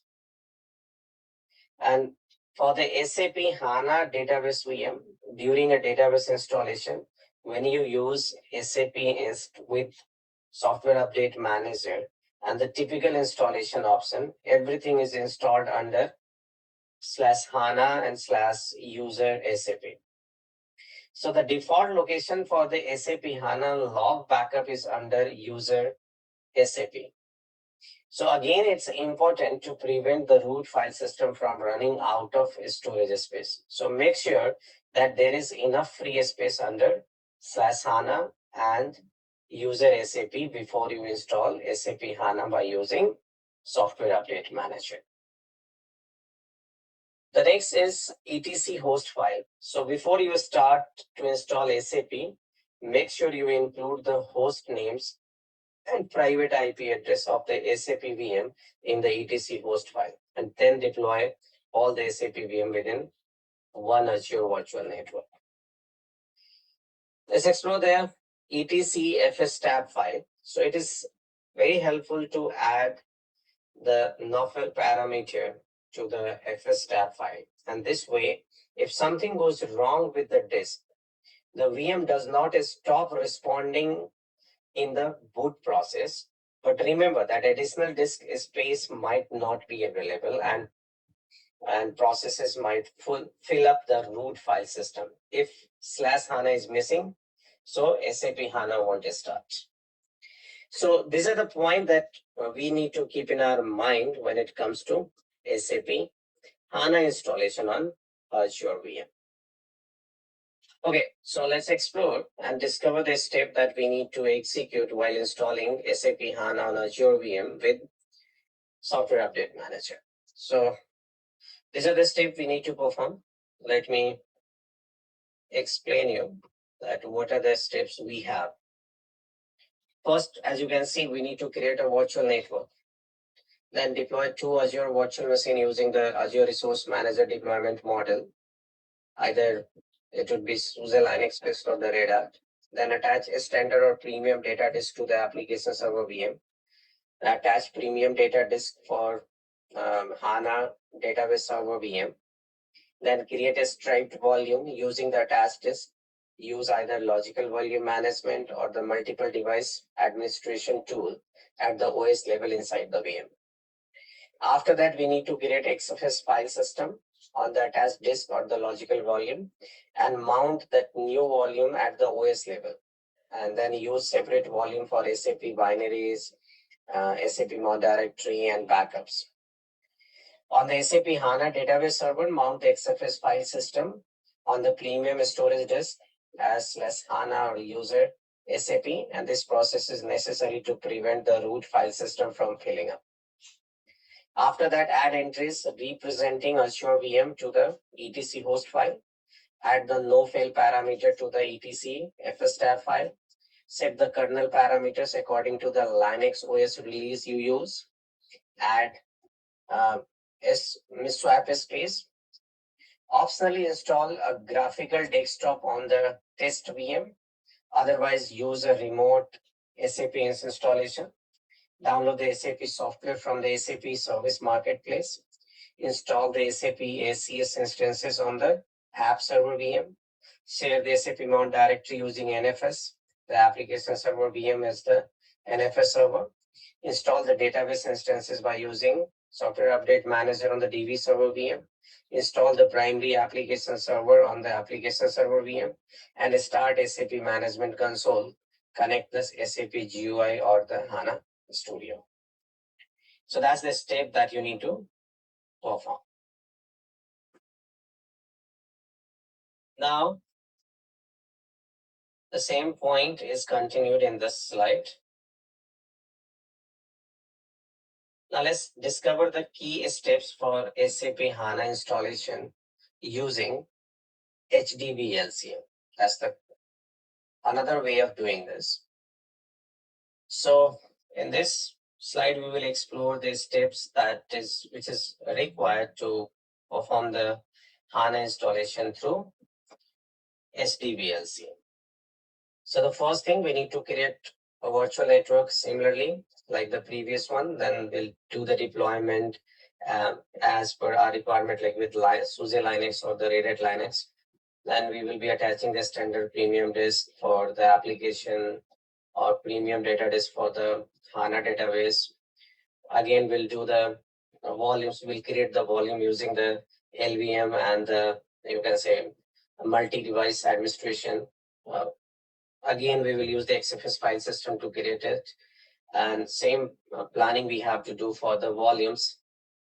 After that, we have to add the entries representing in the etc host file, and we need to add no fail parameter into the etc fs tab. And after that, we need to set the Linux kernel parameter according to the OS Linux release that we have used. After that, we need to use the swap space. Optionally, we can install the graphical if it is required, or we will download the SAP software from the SAP Marketplace. After that, we will create a group SAP sys with group ID on the HANA DB on the server VM. Then install the HANA DB server by using HANA Database Lifecycle Manager, and install the SAP ACS instances on the App Server VM. Again, SAP mount, we have to install the database instances by using SWPM on the DB server, install the primary application server, and start SAP Management Console using a HANA Studio or SAP GUI. So almost the logical steps are the same, only the installation command will get changed.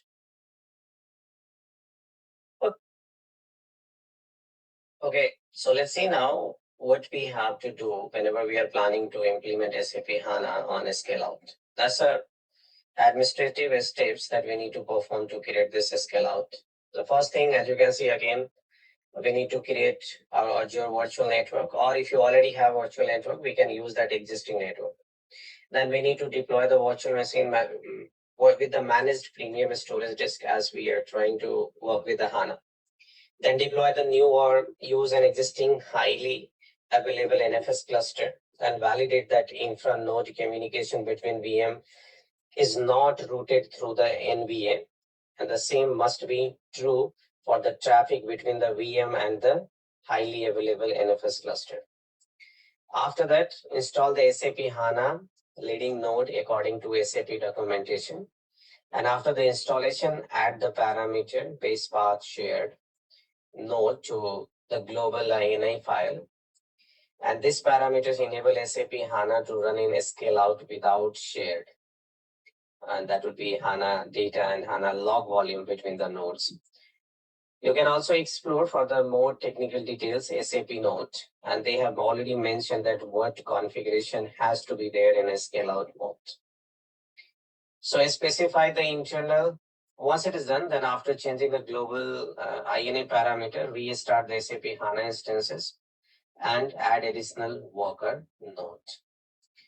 So as I mentioned, we do have add host using the command line interfaces. Documents available from the Microsoft. So you can also take that reference to create this one. So once it is done, all this step, we specify the internal network for SAP HANA intermode communication during the installation or afterward using. That's the point that we need to keep in our mind whenever we are planning to play with the SAP HANA scale-out. Now let's move and explore to see how we can implement SAP high availability for SAP NetWeaver with any DB on Azure VM. Okay, so let's see how we can implement HM, SAP NetWeaver with any DB on Azure VM.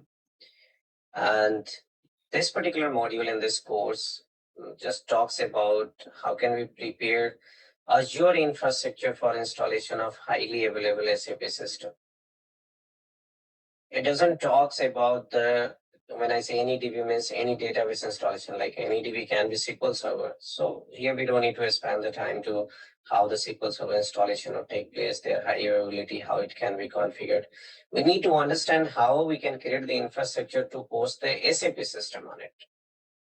So for that, you need to do the deployment of Azure resources via Azure Resource Manager template for SAP, which is available on the Quick Start and other places as well. And then we need to configure a Windows Server failover cluster with the shared disk to host the SAP ACS instances. So if I say Windows failover cluster means we are talking about that inbuilt clustering feature that comes with the Microsoft operating system. If we are running this as SAP ACS on Windows, so we need to create this clustering. And as the topic is about with any DB, so that any DB includes your SQL Server, Oracle database, IBM DB2, SAP AC, and SAP Max DB, Livecache. So this entire implementation is not a part of this scope, this course scope. So we would highly recommend that you can go to the Microsoft official, you can say documents. There you will find and you will get the complete step-by-step deployment for this databases in their highly available mode. For that, we don't need to re-describe that what you have to do, and only thing that you must have the understanding of failover cluster, and I believe everyone is having the understanding of failover cluster. Let me just put some light here. It's one of the high available service coming from the Microsoft sites. This is HA service. So we need to take the 2 operating system minimum, 2 virtual machine, then we must have a shared disk available with it, and Active Directories identity service. Now we are going to make a cluster by installing the failover cluster service on each server. We get this failover cluster console, and from there we can scan the system which I want to put as a node of the cluster. Once the installation is in scanning gives you the result as pass, then we can put these nodes inside the cluster and configure the cluster configurations. Top of it, you can have your application which is running from there. Okay, so let's examine single SID, 3-tier SAP NetWeaver high availability NEDB deployment. So the 3-tier SAP Azure Resource Manager template referenced earlier to support this high availability scenarios. And now to prepare this highly available infrastructure, whenever you are using the same template to deploy it, you need to make small changes. So you need to set the system availability parameter to HM, that the changes you need to make inside it. Once it is done, that template will go and deploy the resources And what resource that it will deploy is the Azure VM, which is applicable. And if Azure VM is not available, then the template will create it and then manage this. It will also create the network card for all virtual machine with associated IP address, and will put the availability group for SAP application server virtual machine, ASCS and SCS cluster virtual machine, DBMS cluster virtual machine, and internal load balancer it will create with all ports for the ASCS and SCS instances and IP addresses. Again, for the SQL Server DBMS and IP address. Because here in any DB it is using this template will use SQL Server for the testing. So this is what we need to do. Top of it, it will have NSG implemented. And this, as we discussed earlier, that is with an open external remote desktop protocol port on the first SAP application server virtual machine. So all IP addresses of the network card and Azure internal load balances are dynamic by default. You need to change them to a static IP address if you want to check it out. And as per the best practice, it has to be a static. So yesterday also discussed that Azure supports that this IP address in a static and dynamics, you can convert it as per this. So test this by using or taking this 3-tier SAP Azure Resource Manager deployment template from the quick start or the directly going to the GitHub. Now examine the 3-tier SAP NetWeaver HANEDB deployment. And there you can see the first component is ASCS, and we do have template for it. Then we do have a template for the database, and we do have template for the, you can say, application server template. So the ASCS and CS template deploy 2 virtual machines that you can use to create Windows Server failover cluster that host multiple ASCS and SCS instances. And the template, this template deploy 1 load balancer instances which support multiple SAP system. Like the ASCS instances are configured for instance number 00, 10, 20, because we are using the template, so we need to explore it first and then configure it. So once you install, you will see all this value. And before installing, you can configure it. Database template. The database template deploy 1 or 2 virtual machines that you can use to install the relational database management system for 1 SAP system. For example, if you deploy an ASCS SCS template for 5 SAP system, you need to deploy this template 5 times, and the template supports SQL Server and SAP HANA both. For application server template, the application server template deploys 2 or more virtual machines that can be used as SAP application server and instances for SAP system. For example, if you deploy an ASCS and SCCS template for 5 SAP system, you need to deploy this template 5 times again. Now set the required DNS and DNS IP address. So in the Azure portal, in the DNS server pane, make sure that your virtual network DNS server option is set to custom DNS. That is important, as we are going to use the dedicated DNS IP, which can be on premises. So what happens in corporate network connectivity, add the IP address of the on-premises DNS server, and it is recommended that you can extend the on-premises DNS environment by installing additional DNS server in the Azure VM. In such a case, add the IP address of this Azure VM. Now, if you have VM deployments that are isolated in Azure, so deploy an additional Azure VM in the same virtual network and configure them as DNS server at the IP address of the Azure VM that you have set up to run the DNS services. Now, designate the following reserved host name and IP addresses. So we need to reserve these names and IP addresses. So SAP SCS first cluster virtual host name, SAP SCS instance virtual host name, and SAP DVMS second cluster virtual host name has to be reserved. So when you create a cluster, create the virtual host name and the associated IP address, and the clustered SAP SCS instances and the clustered DVMS instances use these resources. After you deploy the Azure VM to use in your cluster, you need to configure them with a static IP address. To perform this task, the VM in the Azure VM networking configuration, you don't need to do it on the guest operating system. Okay. Now let's see how to add registry entries on both cluster node of the SAP ASCS and SCS instances. So this Azure load balancer has an internal load balancer that closes connections when the communication are idle for a set period of time.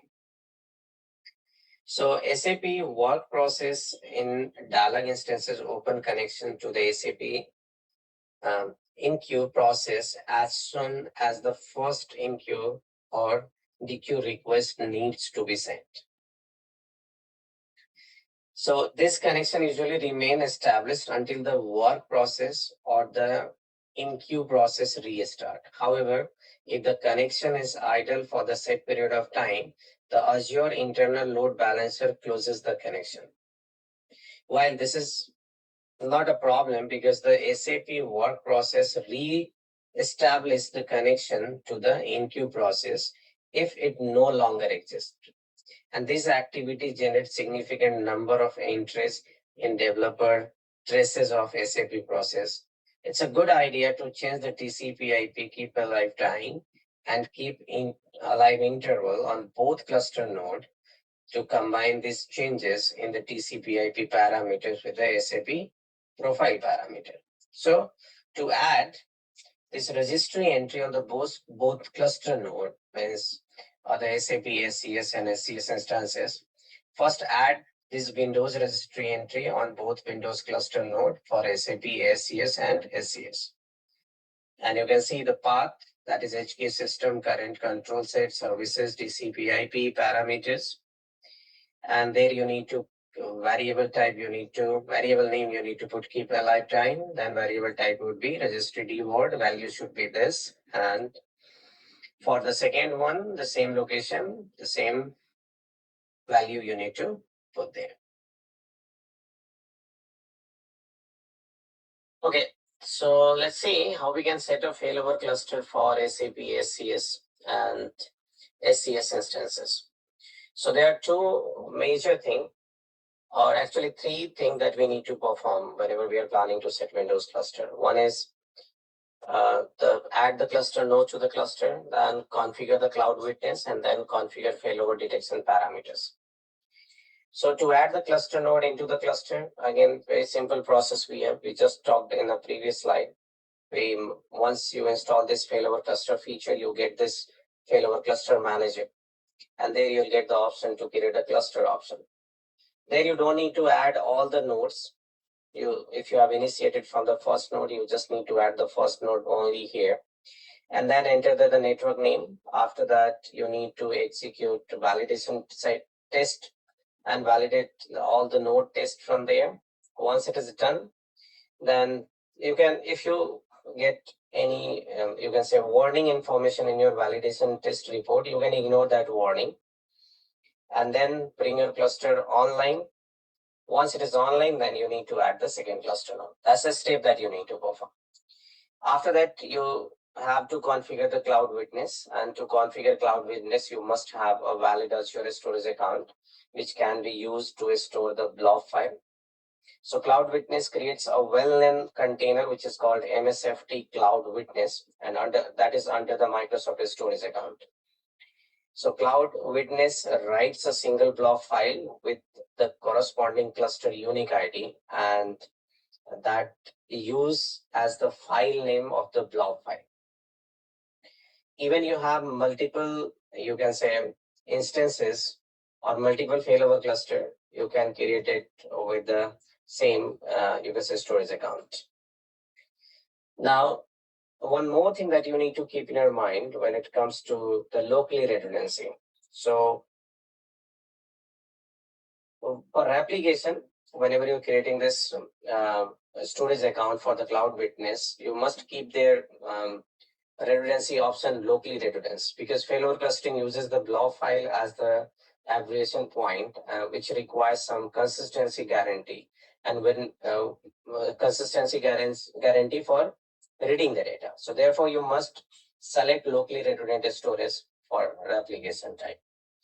Then if I check the configure failover detection parameter, so after you successfully install the Windows failover cluster, you need to change some threshold so they adopt failover detection to conditions in Azure. So assuming that your two VM that makes up the Windows cluster configuring for ASCS and SCCS are in the same subnet, so changes the follow, you can say the same subnet delay parameter, same subnet threshold, and routing history length, and the value should be set as given number, given threshold in the book. So this setting were tested with customers, and they are resilient enough, but they also provide failover that is fast enough in the real error condition on SAP software or in a mode of VM failure. Okay, now let's see how and why I need SIS Data Keeper cluster, and how can we install this SIS Data Keeper cluster edition for SAP ASCS and SCCS cluster shared disk. So far we have explored and we worked with the Windows Server failover clustering configuration in Azure to install an SAP ASCS and SCCS instances. So we need either a shared disk resource or the highly available share to work with those clusters. And there is no built-in support for shared disk resources for Azure VM. So SIS Data Keeper Cluster Edition is a third-party solution that you can use to emulate a shared disk requirement.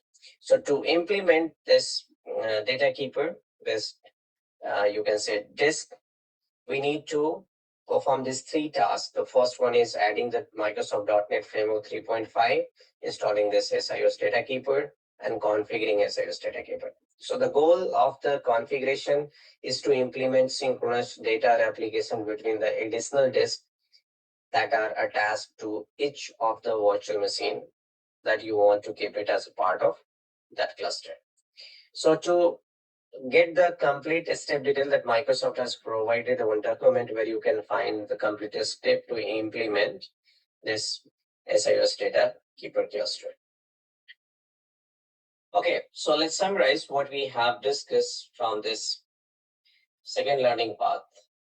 So how we can do the deployment for Azure VM and what are the methodology we have. Then we talked about the single instances implementation and implementing high availability SAP NetWeaver with any DB on Azure VM.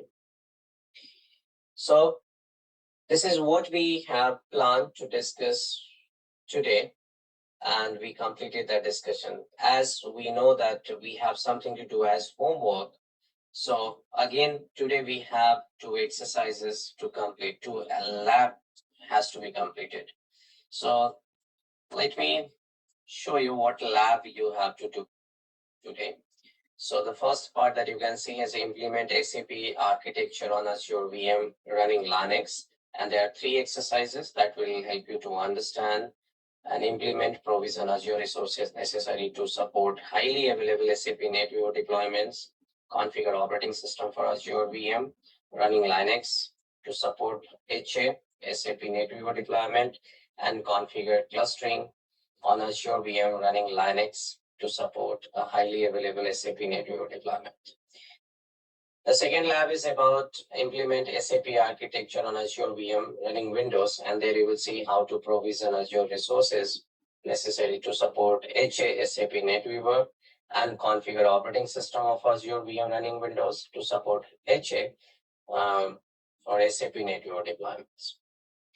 So yeah, thank you so much for joining the day, and try to execute this exercise to grab more clear understanding and more detailed information about the point which we discussed today. Once again, and in this part, we will explore about high availability for SAP workloads in Azure, disaster recovery for SAP workload in Azure, and performing backups and restore. Towards that, the first module and the first part is implement high availability for SAP workloads on Azure. Okay, so let's explore high availability for SAP workloads, and there are two sections.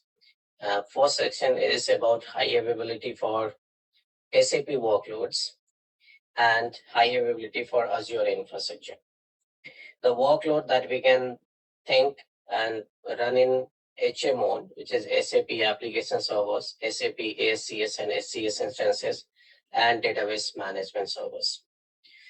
To do the high availability, we need to consider Azure infrastructure, Azure VM restart capabilities for single instances, and high availability for using availability set and availability zone. So as we know, and we already discussed, there are SAP nodes available for all the infrastructure that you are using from the Azure side, where SAP has clearly defined what resources and what service, how you will use that service to run your SAP workloads. So we do have this SAP node available even for high availability options, and it is recommended that you must explore before planning this high availability from that. So we need to consider the infrastructure type, means what type of server you are using for your resources. Either you will be using Windows Server or the SUSE Linux Enterprise for SAP applications, or you may have Red Hat Enterprise Linux for high availability. So if I talk about Windows Server, that Microsoft supports Windows Server failover cluster in Azure Virtual Machine with their application for non-shared data, means non-shared storage. And when we talk about SUSE Linux Enterprise Server for SAP applications, SUSE and Microsoft support SUSE Linux Enterprise Server for SAP application-based cluster for HANA system application and SAP NetWeaver ASCS. And for Red Hat, the Red Hat and Microsoft support the Red Hat Enterprise Linux HA add-on for HANA system application and SAP NetWeaver ASCS. So when evaluating this high availability and disaster recovery requirements, we should also consider the implications of choosing between 2-tier and 3-tier architecture. In 2-tier configuration, you install the database and NetWeaver components on the same Azure VM to avoid network connection. And in 3-tier configuration, database and application components are installed on separate Azure VM. And this choice also has implication regarding sizing, since 2-tier and 3-tier SAPS rating for a given VM SKU, that is different from each other. So let's examine failover clustering. For Windows Server operating system, what we have to do, and the Linux Server operating system, what we have to do. Okay, so in high availability for SAP workloads relies either on the high availability features built into the workload or on a failover cluster implemented on the operating system level. A failover cluster is a group of independent servers that work together to increase the availability of application and services if a node failure occurs. So the cluster performs node abbreviation and, depending on the outcome, transfer the workload to one of the remaining nodes.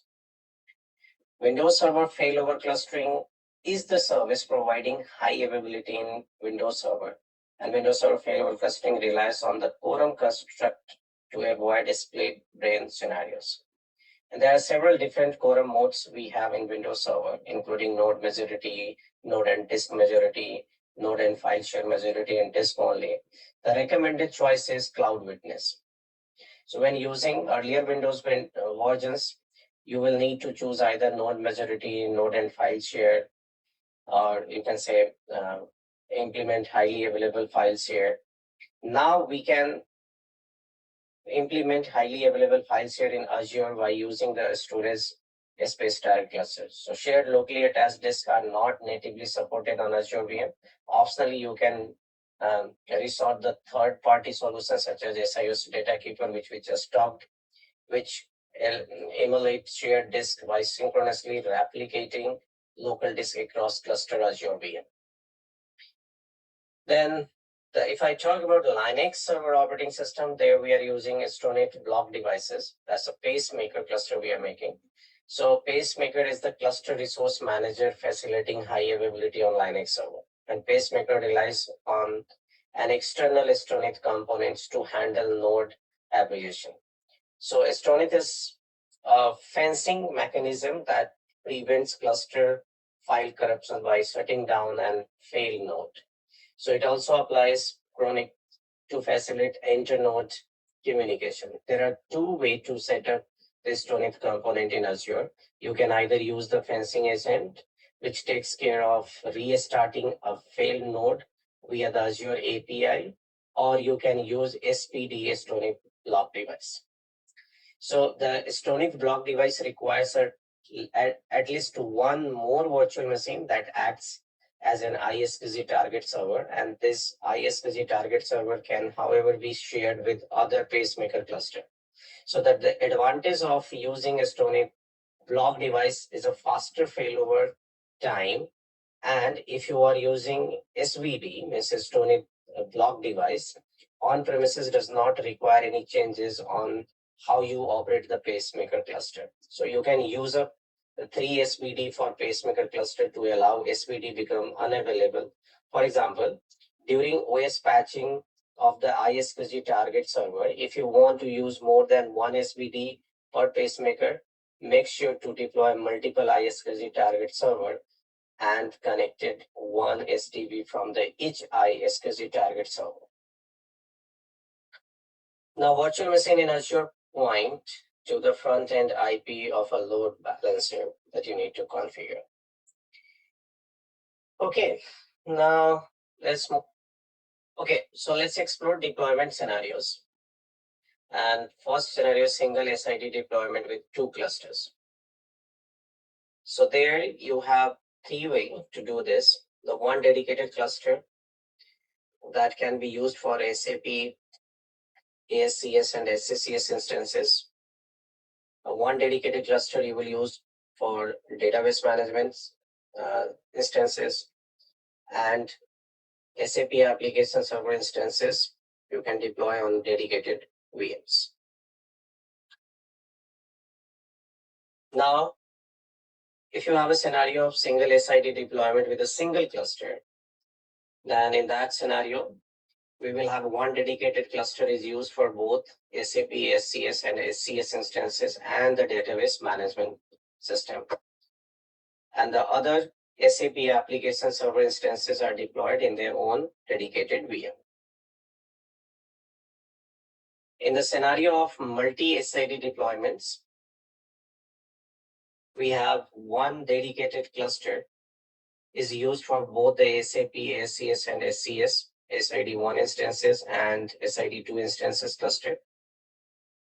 Then one dedicated cluster is used for DBMS SID1 and other dedicated cluster used for SID2. Then SAP application server instances for SAP system SID1 have their own dedicated VM, and SAP application server instances with SID2 will have their own dedicated system. Now, let's explore high availability for SAP application servers. So a specific high availability solution is not needed for your SAP application servers. You can achieve high availability by redundancy. And to implement it, you can install individual application server on a separate Azure VM. You should have at least 2 SAP application instances installed in 2 instances of Azure VM. Additionally, you can place all Azure virtual machine that host SAP application server instances in the same availability set. Okay, so Each Azure VM belongs to a different upgrade domain and different fault domain. So while creating that resource, must define that skill set and define their appropriate fault domain and the upgrade domain. An alternate approach use multiple availability zone, and that zone helps you to form is fault tolerance, or you can say HA between the different data centers. Now let's move towards exploring high availability for SAP ASCS instances. And here you can use Windows Server failover clustering solution to protect your SAP ASC instances. So for that, you can have the cluster, the SAP ASCS and SCC instances by using cluster share disk. Like this can be implemented by using third-party solution like SIUS Data Keeper. And the cluster the SAP ACS instances by using the file share. SAP recently modified that central service deployment pattern to access the SAP MNT global directories via UNC path. So a highly available UNC SAP mount share can be implemented by using Windows Server failover cluster with a scale out file server and a storage space direct feature in Windows Server 2016. So this architecture requires the use of Linux clustering and SpaceMaker with Stoneit and a highly available NFS share, which can be provisioned by using Azure VM in a separate cluster, an Azure NAT file or Red Hat cluster FS. And for multi-node, multi-SID configuration, if you'll see, there currently multi-SID is supported only with Windows Server failover cluster, and it is supported using the file share and shared disk. When we talk about Azure level high availability, so initially you can have two options to provide high availability on Azure level. One is availability set and second one is availability zone. So typically by placing Azure VM into the availability set, we protect it from the upgrade domain failure and fault domain failure. And when I say fault domain means protection against the rack failure, and upgrade domains means protection against the upgrade or update failure. An alternative approach, we can use availability zone that protects against the data center failure. We'll take a deep dive later about this availability zone. Now let's explore how can we plan high availability for database management servers and systems. So for that, we have two ways: OSAP level high availability and Azure level high availability. So this database also constitutes a single point of failure in an SAP system. So to protect it by using high availability solution, you typically deploy the DVMS layer in an active passive mode with failover clustering solution to protect from infrastructure or the software failure. And the failover cluster solution could be a database management, such as DBMS specific failover cluster, or the Windows Server failover cluster, or you can say pacemaker can be also there.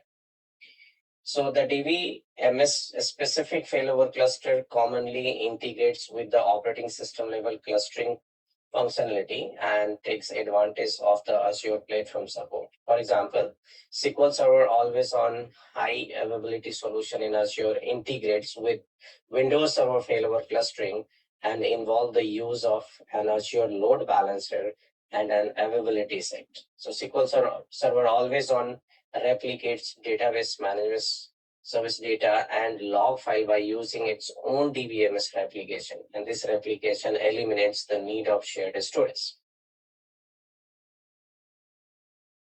Now explore the high availability of database management system instances. So for OS and SAP high availability, we can accomplish through the clustering or a database specific failover framework. For Azure high availability, we can use placing the Azure VM into availability set behind the load balancer, and the alternative approach, you can have multiple availability zone.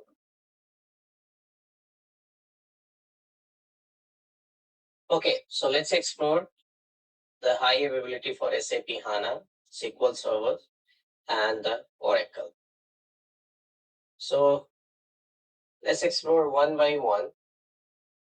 And if I say HANA high availability, so it replicates backup to the second virtual machine, SAP HANA system replication without automatic failover, and SAP HANA system replication without auto failover and without data preload, SAP HANA system replication without auto failover and with data preload, SAP HANA system replication with automatic failover, SAP HANA scale out configuration in Azure. So these are the methods we have through which we can configure our HANA, you can say high availability. So if I talk about the replication, means how can we think and plan high availability by replicate backup to a second virtual machine? This is one of the most one of the method to provide a basic level of resiliency for SAP HANA. It's like a backup solution. So you might have transactional log backups shipped from one Azure VM to another. In this setup, you are responsible for scripting the process of scheduling backup that are performed on the first VM and then copied to the second VM. When we talk about SAP HANA system replication without automatic failover, that's the few scenario we have that uses SAP HANA system replication, and that scenario without automatic failover are not common for deployments within one Azure region. So configuration without automatic failover. So while avoiding the need for pacemaker, so warrant additional monitoring and require manual failover. So most customers are relying on Azure service killing instead of it.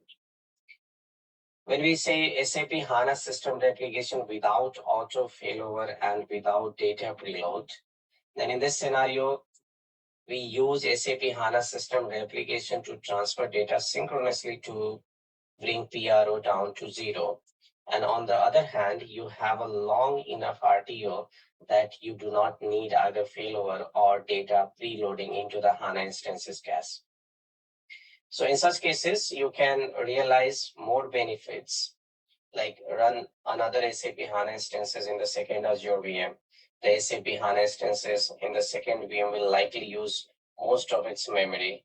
And if there is a failover to the second VM, you need to shut down the running SAP HANA instances that has the data fully loaded in the second VM. Use a smaller VM size on the second VM if failover occurs. So you have an additional step before the manual failover in the system. Now, when SAP HANA system replication without auto failover and with data preload. So in this scenario, data that are replicated to HANA instances in the second VM is preloaded. This eliminates the two advantages of not preloading data. In this case, you cannot run another SAP HANA system on the second VM. You also cannot use a smaller size of VM, hence customers rarely implement this scenario. SAP HANA system replication with automatic failover. So in the standard and the most common availability configuration within one Azure region, two Azure VM running is SUSE Linux have a failover cluster defined, and that SUSE Linux cluster is based on the pacemaker framework with the Estonic device. So from a SAP HANA perspective, the replication uses the synchronous mode with an automatic failover. In the secondary VM, the SAP HANA instances acts as a hot standby node. So the standby node receives a synchronous stream of change records from the primary SAP HANA instances. As transactions are committed by the application at the HANA primary node. The primary HANA node waits to confirm the commit to the application until the secondary SAP node confirms that receive the commit record. Now, if I talk about the SAP HANA scale-out configuration in Azure, so high availability of SAP HANA scale-out configuration is relying on serving healing of Azure VM and the restart of the SAP HANA instances. Now let's explore server high availability for SQL Server high availability for SAP. So when using SQL Server in Azure VM-based deployment for SAP, you have several different options to deploy highly available database layer. So Azure provides different uptime SLA for single VM and a pair of VM deployed in Azure availability set. So the assumption is that you drive towards the uptime SLA for your production deployments that require the deployment in Azure availability set. In such case, you need to deploy a minimum of 2 VM and availability set. One VM will run the active SQL Server instance, the other will run the passive instances. In the other scenario, SQL Server clustering using Windows scale-out files. So with Windows Server 2016, Microsoft has introduced this storage space direct service, and that is based on the storage space direct deployment. So SQL Server clustering is supported, and then common means the solution requires an Azure load balancer as well as deal with the virtual IP address of the cluster resources. So the SQL Server database files are stored in a storage space. Hence, it's given that you would have to deploy the Windows storage space based on Azure Premium Storage. Since this solution has been supported for not too long yet, so there are known SAP customers who use the solution in SAP production scenarios. We also have another scenario for SQL, like we can use the SQL Server log shipping. So this method provides high availability in a SQL Server log shipping if the VM participating in HA configuration have a working name resolution. So there is no problem, and the setup in Azure does not differ from an on-premises setup. So the SQL Server log shipping functionality is not commonly used in Azure to achieve high availability within the same Azure region. But we have the scenario where we can use it like disaster recovery scenario between the Azure regions, disaster recovery configuration between on-premises and Azure, or the migration from on-premises to Azure. Okay, we do have database mirroring option as well for SQL Server. So database mirroring as supported by SAP that relies on defining a failover partner with the SAP connection string in the cross premises scenario. We assume that 2 VM are in the same domain and that the 2 SQL Server instances are running in the security context of the same domain user account. So therefore, the setup of database mirroring in Azure does not differ from the typical on-premises setup or configuration. We also have a SQL Server always on option, and this is supported for SAP on-premises and in Azure as well. So there are some special consideration around deploying the SQL Server availability group listener, which in Azure needs to be configured as a front end of a load balancer. So the other consideration we have using this availability group listener, like using an availability group listener, is only possible Windows Server 2012 or the higher guest operating system. For 2008 R2 always on need to be used in the same manner as database mirroring by specifying the failover partner in the connection string. Okay, for Oracle scenario, we have again multiple options. So Windows and Oracle Linux are the only operating system that are supported by Oracle and Azure for SAP workloads. So the widely used SLES and REH Linux distribution are not supported for deploying Oracle components in Azure. So Oracle components includes the Oracle database client, which is used by SAP application to connect against the Oracle RDBMS. So here we have this Oracle data guard that is supporting for high availability purpose, and to achieve automatic failover in data guard, you need to use fast start failover, and the observer triggers the failover. If you don't use FSFA, means fast start failover, you can only use a manual failover configuration. Okay, now let's move towards the next point, which is examine high availability capabilities of Azure infrastructure. So we have multiple consideration at this place. Let's explore it one by one. So Azure VM high availability option, what do we have? So high availability of Azure VM should be considered as a, you can say, SLA option, where if I'm deploying our virtual machines with the to take the high availability, or you can say more SLA, so we need to consider the Azure availability zone. We do have Azure availability set Azure single VM as well. So if I'm running a single Azure VM, I'll get 99.9% uptime SLA from Microsoft. If I'm running 2 or more VM in the same availability set, I'll get 99.95% uptime SLA. And if I'm running 2 or more VM in a different availability zone in the same Azure region, I'll get 99.99% uptime SLA. So for all the, even for, you can say, single Azure VM, we have two points that we need to consider, that what type of disk it is using. So you can go to this slamicrosoft.com, and there you will get the complete documents, not only for the virtual machine, any other resources of Azure, how they are getting their SLA by the Microsoft.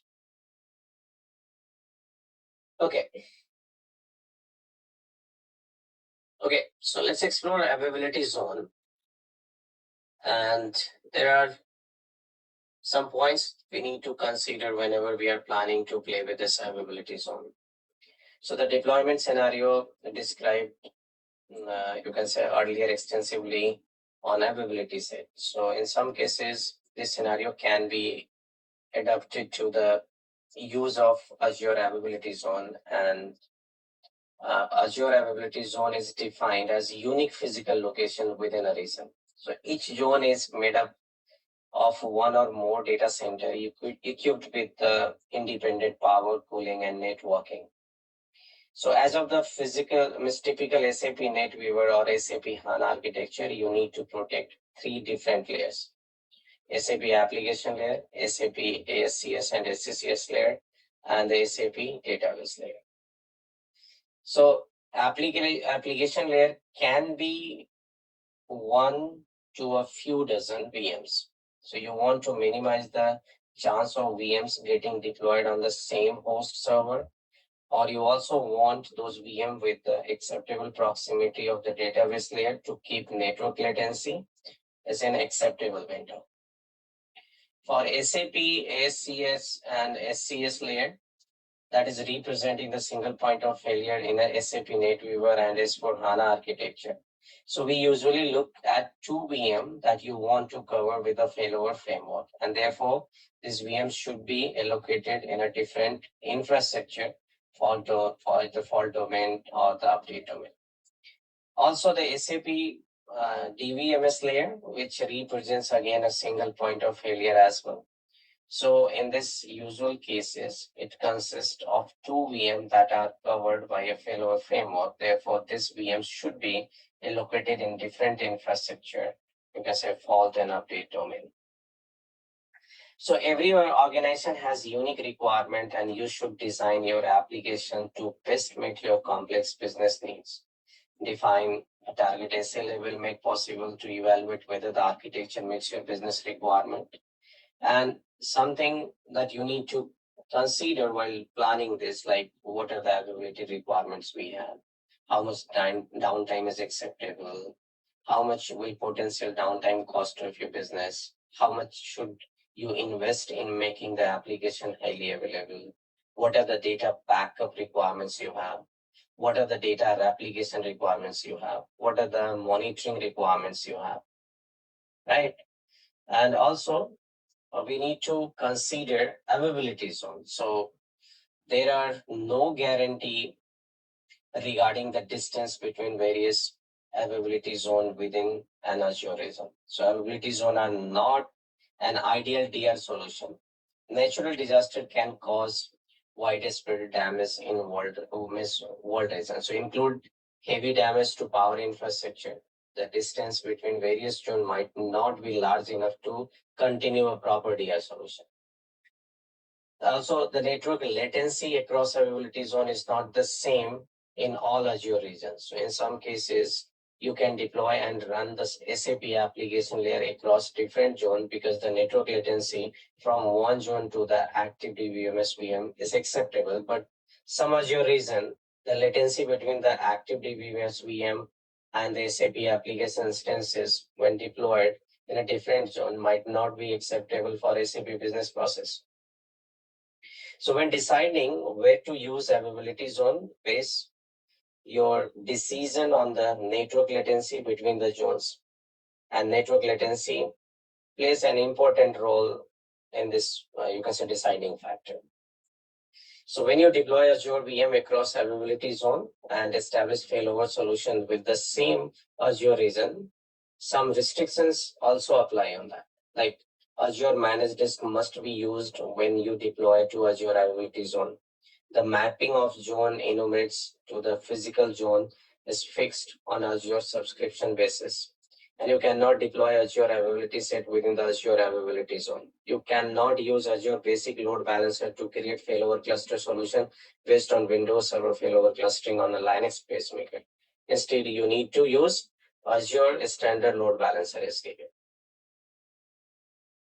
Okay. Okay, now let's examine principal architecture with availability zones. And there you can plan active-active scenario, active-passive scenario, and combined HADR configuration. So let's explore one by one. So in active-active scenario, this deployment architecture is there because you deploy your active SAP application servers across 2 or 3 zones. And the SAP Central Services instances that uses in-queue application will be deployed between 2 zones. The same is true for the DBMS layer, which will be deployed across the same zone as SAP Central Service. So when considering this active-active configuration, you need to find the 2 availability zone in your region that offer cross-zone network latency that is acceptable for your workload and your synchronous database management service application. You want a small data between network latency within the zone you selected and the cross-zone network. So you don't want large, you can say, variations in the running time of your business process or the batch job, depending on whether a job run in a zone with the DBMS server or across the zone. So there are a few considerations that we need to keep in our mind whenever we are thinking about this active scenarios in multiple zone. So you treat the availability zone as fault and update domain for all the VM because availability set can't be deployed in the Azure availability zones. For the load balancer of the failover cluster of SAP Central Service and DBMS layer, you need to use the standard SKU of Azure load balancer. Basic load balancer won't work here with across the zone. The Azure virtual network that you deployed to host SAP system together with its subnets, it is traced across zone. You don't need to separate virtual network for each zone. For all virtual machine that you deploy, you need to use Azure managed disk. Unmanaged disks are not supported for zonal deployment. Azure Premium Storage and Ultra SSD storage do not support any type of storage replication across the zone. And the same is true for the shared SAP MNT directory, which is shared disk in Windows and CAFS share Windows or an NFS share on Linux. You need to use a technology that replicates this shared disk or shared between the zones. Currently, the solution that use Microsoft scale-out file server is not supported across the zone. So these are the important consideration that you need to keep in your mind whenever you're planning the active between the zones. Let's see the active passive scenario.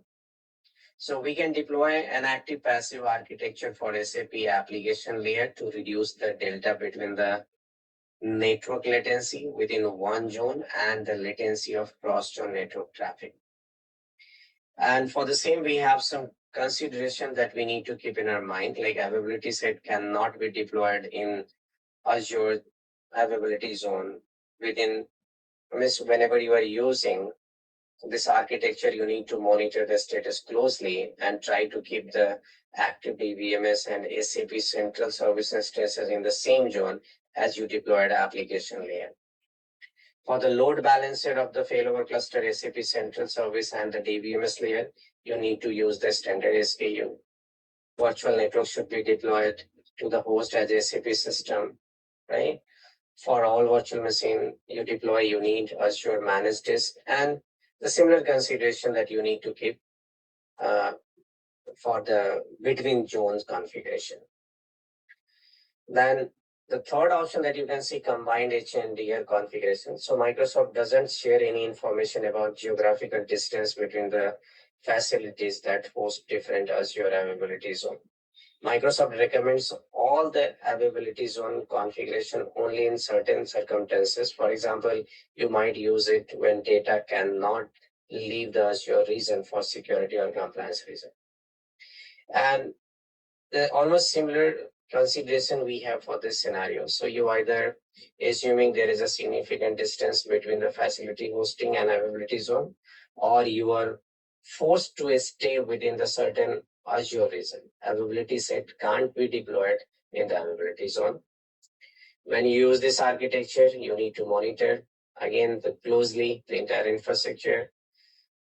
You should have production application instance pre-installed in the VM that run in an active QA application instance. If there is a zone failure, shut down the QA application instances and start the production instances instant. You need to use virtual name for the application instances to make this work. And Azure Premium Storage, Ultra Storage are not going to support the zone replication. So currently the solution that uses Microsoft Azure file server is not supported across the zone. So these are the points that you need to keep in mind whenever you are architecting or planning the load between the availability. So now let's move towards the next module of the first learning part for the day is implement disaster recovery for SAP workload in Azure. Okay, so let's go and explore disaster recovery for SAP workload. What are the points we have at this place? So here at this place, the first thing that you can see is application server. We need to plan the disaster for the application, then central access, central service server, and the database server. So for application server, that if any application server do not contain business data on Azure, a simple DR strategy is to create SAP application server in the secondary region. Then shut them down. Upon any configuration changes or kernel update on the primary application server, the same changes must be applied to the virtual machine in the secondary region. For example, copy the SAP kernel executables to the DR virtual machine. For automatic replication of application servers to a secondary region, Azure Site Recovery is one of the solutions that you can implement for it. For central services, so this component of the SAP application stack also does not persist business data. So you can build a VM in the secondary region to run the central service role. And the only content from the primary central services mode is synchronized the SAP MNT share content. Also, if configuration changes on kernel updates take place on the primary central services, they must be, you can say, repeated on the VM, which is in the secondary region running central services. To synchronize these two servers, you can use either Azure Site Recovery to replicate the cluster node, or use regularly scheduled copy job to copy the SAP mount to the DS side, or you can say the secondary node that you have on a DS side. For database servers, use DVMS specific mechanisms such as for SQL Server always on, SQL always on availability group. For HANA, you can use HANA system replication to facilitate disaster recovery requirements. And these mechanisms support multi-tier asynchronous replication to the node in a separate Azure region. So let's explore the simple availability between two Azure regions, how it looks like and what should be the scenario, means architecture here you can see. So you might choose not to put any availability configuration in place within a single region, but still have demand for the workloads served if a disaster occurs. So typical cases for such scenario are non-production system. Although having the system down for half a day or even a complete day is sustainable, you cannot allow the system to be unavailable for 48 hours or more. To make the setup less costly, run another system that is even less important in the VM, and the other system functions as destinations. So you can also size the VM in the secondary region to be smaller and choose not to preload the data, because the failover is manual and it has many more steps to fail over the complete application stack, and the additional time to shut down the VM, resize it, and then restart the VM is acceptable. So if you're using the scenario of sharing the DR target with QA system in one VM, you need to take this consideration. Like there are two operation modes should be there. So as you can see in this scenario, we have Azure host 1 running in Azure region 1, and we have other host which is running in Azure VM2. So in this configuration, we are using this asynchronous HANA system replication for auto failover without data preload. And there is something that you cannot provide an RPO 0 because your HANA system replication mode is asynchronous. So if you need to provide RPO 0, this configuration is not the configuration of choice. Okay, so let's see the second scenario here, combined availability within one region and across region. So combination of availability within and across region might be driven by these factors that you can see in this scenario. And that would be a requirement of RPO 0 within an Azure region. The organization is not willing or able to have global operations affected by a major or natural, you can say, effects for the larger region. The regulations that deem distances between primary and secondary side that are clearly beyond the Azure availability zone can provide. So in this case, you can set up what SAP calls an SAP HANA multi-tier system replication configuration by HANA system replication. So SAP has introduced multi-target system replication with SAP HANA 2.0 SP3. And multi-target system replication brings some advantages in update scenario. For example, the DR site, which is region 2, is not impacted when the secondary HA site is down for maintenance or updates. So in the configuration, has requirement for high availability readiness to the second DR Azure region, and then the architecture would look as here, the second region. Now, let's move to the site recovery. Okay, let's explore Azure Site Recovery. When I say Azure Site Recovery, that's again Microsoft provided service, and that is designed for the disaster recovery. Or you can say this is a disaster recovery suite that orchestrates disaster recovery, failover, and failback of on-premises resources. So not only on-prem, it has enterprise to enterprise scenario and enterprise to cloud scenarios as well.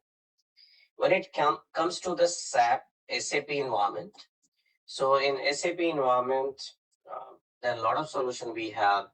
There we can expect this site recovery. So for example, if you have a SAP system running in your Azure data center that replicates to another Azure data center, it's Azure to Azure disaster recovery. In that scenario, you can configure it.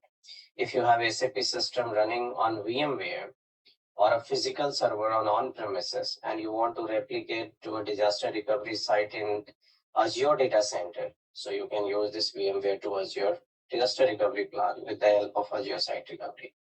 Or if you have a SAP system running on Hyper-V on premises, and then you want to replicate to a disaster recovery site in Azure data center, so you can do it in that way also.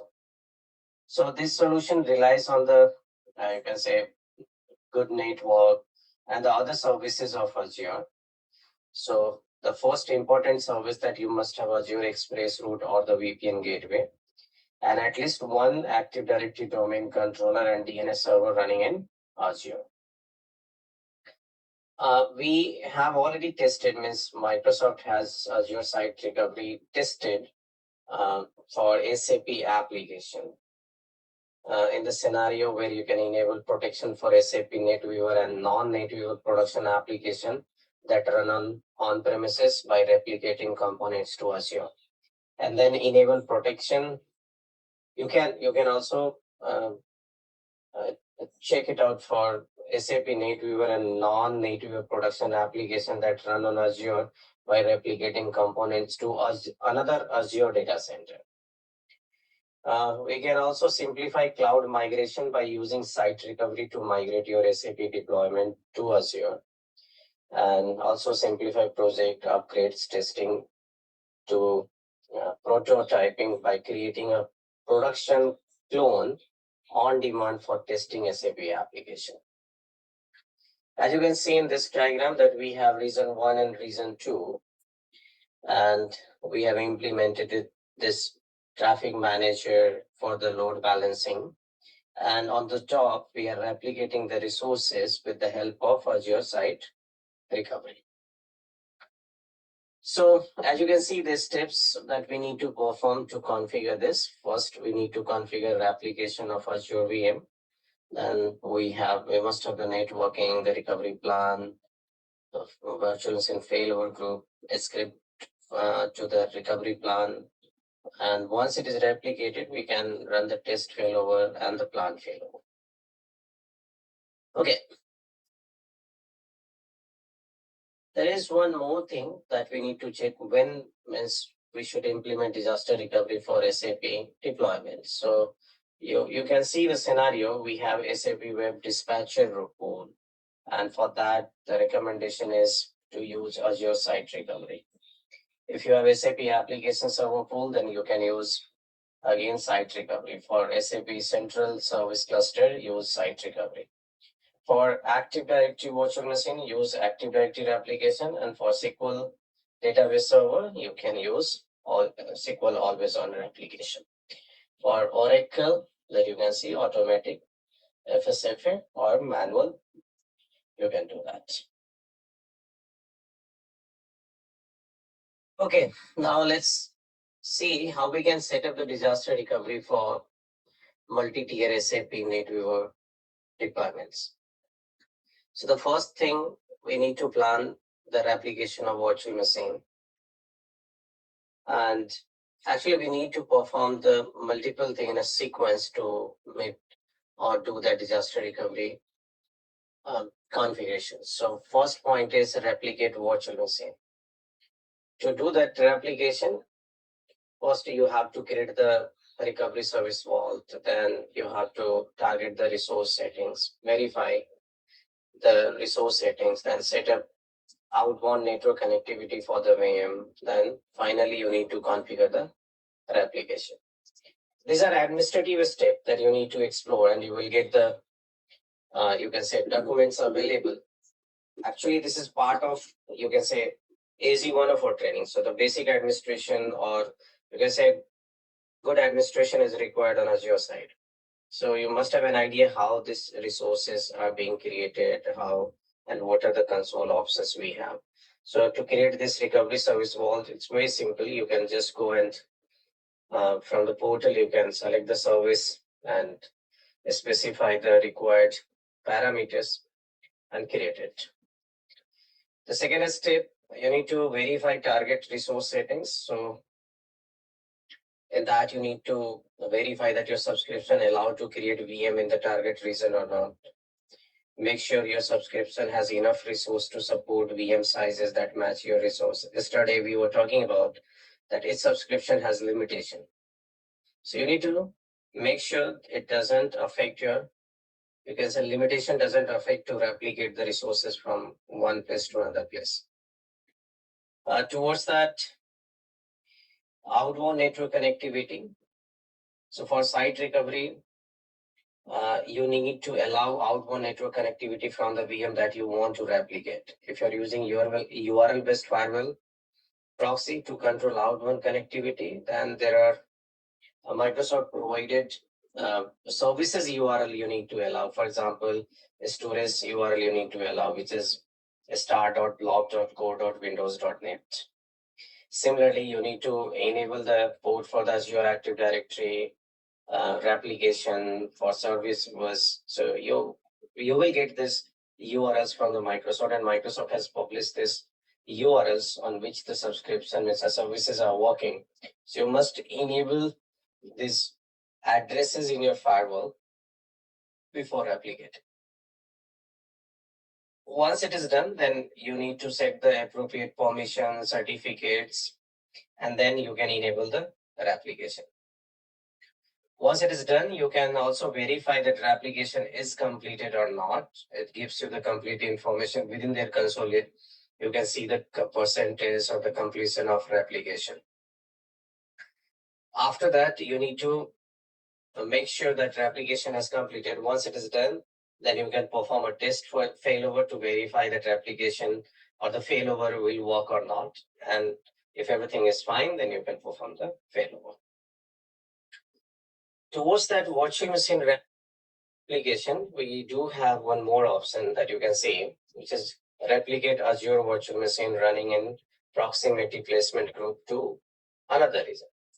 So that proximity placement group is an Azure virtual machine logical grouping capability that you can use to decrease the inter-VM network latency associated with your application. So when the VM are deployed within the same proximity placement group, they are physically located to close as possible to each other. So that disaster recovery with proximity placement group, that's in typical scenario, you may have your virtual machine running in a, you can say, proximity placement group to avoid the network latency between the various tiers of your application. So while this can provide your application optimal network latency, you would like to protect this applications using site recovery or any region level failure. At the same time, we have to do or consider some consideration about it. So the best effort will be to failover and fail back the virtual machine into a proximity placement group. However, if VM is unable to be brought up inside the proximity placement during the failover failback, then failover failback will still happen. If an availability set is pinned to the proxy placement group and during failover failback VM is in the availability set, have an allocated constraint, then the virtual machine will be created outside of both the availability set and proxy placement group. So such functionality is currently available via PowerShell and support any Azure VM using managed disk. Azure Site Recovery does not support failback from managed disk from Hyper-V to Azure scenario. As such, failback from proximity placement group in Azure to Hyper-V is not supported.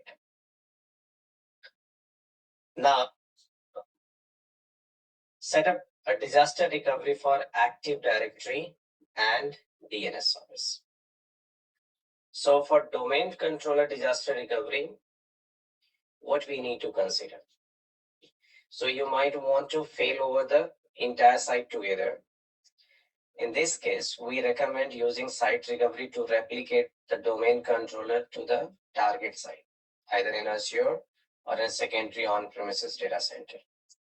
If you have many applications and more than one domain controller in your environment, or if you plan to fail over a few applications at a time, in addition to replicating a domain controller virtual machine with site recovery, we recommend that you set up an additional domain controller in the target site. Either it would be Azure or the secondary on-premises data center. So if once you set up a new domain controller or replicating it, you can create additional domain controller also. That will also. The domain controller that is replicated by using site recovery is used for test failover. Ensure that the domain controller has global catalog server. The domain controller should have the FSMO role owner for the role that are needed during the test failover. Also, you need to take care of the network setting like DNS, network settings under the compute, and the network setting, which is for the replicated virtual machine. To protect Active Directory, you need to use site to Azure protection, Azure to Azure protection. For site to Azure protection, first create a domain controller in Azure Virtual Network. When you promote this server as a domain controller role, specify the same domain name that's used in the primary site. And then reconfigure the DNS server for the virtual network to use that DNS server in Azure. In Azure to Azure protection, first create a domain controller in Azure Virtual Network. Then when you promote the server to a domain controller role, specify the same domain name that is used in the primary site, then reconfigure the DNS server for the virtual network to use the DNS server in Azure. Now, if I talk about the test failover consideration, so to avoid impact on production workload, test failover occurs in network that is isolated from the production network. And most applications require the presence of a domain controller or DNS server. So therefore, before the application fails over, you must create a domain controller in the isolated network to be used for the test failover. And the easiest way to do this is to use site recovery to replicate a virtual machine that hosts a domain controller or DNS. Then run test failover on the domain controller and verify the virtual machine before you run a test failover on the recovery plan for the application. The site recovery attempts to create a virtual machine in a subnet of the same and by using the same IP address that is provided in the compute and network setting of the virtual machine. After that, you need to perform the test failover. Make sure that things are working in secondary site. Once it is done, now you're ready for go. Now let's move towards the next point, module 3, perform backup and restore for SAP workload. Okay, now let's explore backup and restore for Azure VMs. So in order to backup Azure VM, Azure Backup installs an extension on the VM, or you can say that one agent is running on the machine. So if your VM was created from an Azure Marketplace image, so there might be a possibility you will have already this backup agent installed. In some cases, but not in all cases. The scenario where you have created a virtual machine with a custom image, or you have migrated the virtual machine from on-premises, then you have to install the agent manually. And there are two ways to do that. So you'll say Azure VM agent. We can have, as I mentioned, for the marketplace image, you may have, but for custom, you need to install it. So we can install it using the VM snapshot extension, or we get it, you can say, extension service from the virtual machine setting itself. From there, we can do it. Even for Linux, you have agent available that you can install on the Linux operating system as well. How can we implement backup for the virtual machine? So for single Azure VM, you can directly initiate the backup or take the backup from the Azure portal itself. Under the VM setting, you will get this option.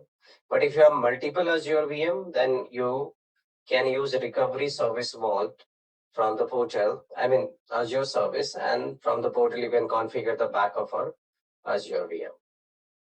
Now, to ensure backup consistency for Linux VM, you have a VM snapshot script plugin available for it, and you can use that plugin, give the appropriate permission to that plugin. First, you need to download. It is available on GitHub, and you need to copy and put it under the etc Azure. And now you need to give the appropriate permission to this VM snapshot script plugin. After that, the agent will start working on that. So that's the way you can initiate VM backup on this Azure VM. Okay, let's explore application backup. Towards understanding of this application backup, we need to understand how actually this Azure backup completes the backup process for Azure VMs. So for Azure VM that are selected for backup, Azure backup starts a backup job according to the backup schedule you specify. And during the first backup, a backup extension is installed on the VM if the VM is running. For Windows VM, the VM snapshot extension is installed. And for Windows VM that are running backup, coordinates with the Windows volume shadow copy service to take an app consistent snapshot of the VM. By default, backup takes full volume shadow copies backup. If backup cannot take an app consistent snapshot, then it takes file consistent snapshot of underlying storage. For Linux VM, the VM snapshot Linux extension is installed. And for Linux VM, backup takes a file consistent backup. For app consistent snapshot, you need to manually customize pre and post script. After backup takes the snapshot, it transfers the data to the vault. The backup is optimized by the backing up each VM disk in parallel. For each disk that is being backed up, Azure backup reads the blocks on the disk and identifies and transfer only the data blocks that changed since the previous backup.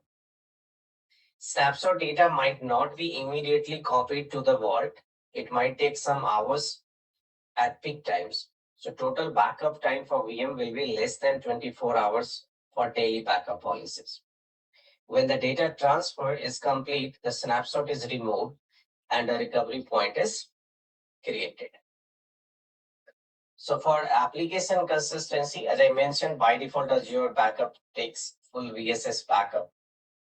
To change this setting so that Azure backup takes VSS copy backup, set the registry and you will get this registry value available on the Microsoft Docs. For backup application consistency on a Linux, Azure backup invokes only the pre-post script written by you. If the pre-script and the post script execute successfully, Azure backup marks the recovery point as application consistent. However, when you are using custom script, you are ultimately responsible for application consistency. Now let's move to explore database backup. What are the points we need to consider? So backup of Azure VM-based DBMS is typically performed by using DBMS specific method. Backing up of a database should facilitate the ability to restore at any point of time. So we have two types of backup here: database full and differential backup and transaction log backup. So in addition to full database backup performed at the database level, you can perform backup with a storage snapshot. In general, a storage snapshot do not replace transaction log backup. Transaction log backup remain important to restore the database to a certain point in time or empty the log from already committed transaction. So a storage snapshot can accelerate recovery by quickly providing a roll forward image of the database. The file snapshot backup are useful for SAP administrative tasks such as applying SAP support packs. The backup and restore time are typically measured in seconds. As a best practice, backup your SAP application before applying support packs and upgrades or performing other major data operations such as archiving. Now, let's explore the HANA backup. So SAP HANA on Azure VM can be backed up using HANA backup to the file system in Azure Linux VM, and the HANA backup based on a storage snapshot using either Azure Storage Blob snapshot, or you can say Azure VM level backup. So SAP does not provide any recommendation regarding the choice between the two methods.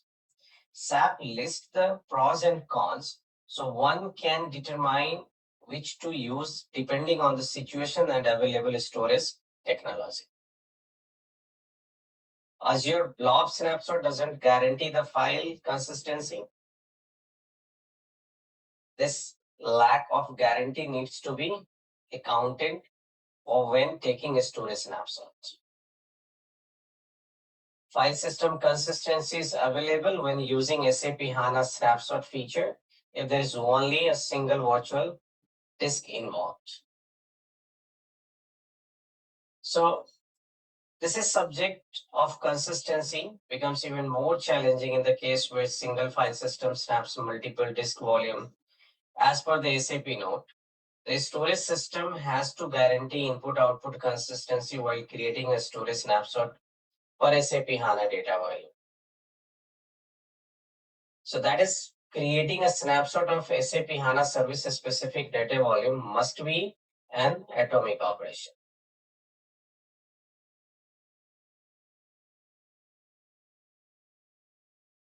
Now implement SAP HANA backup scheduling strategy.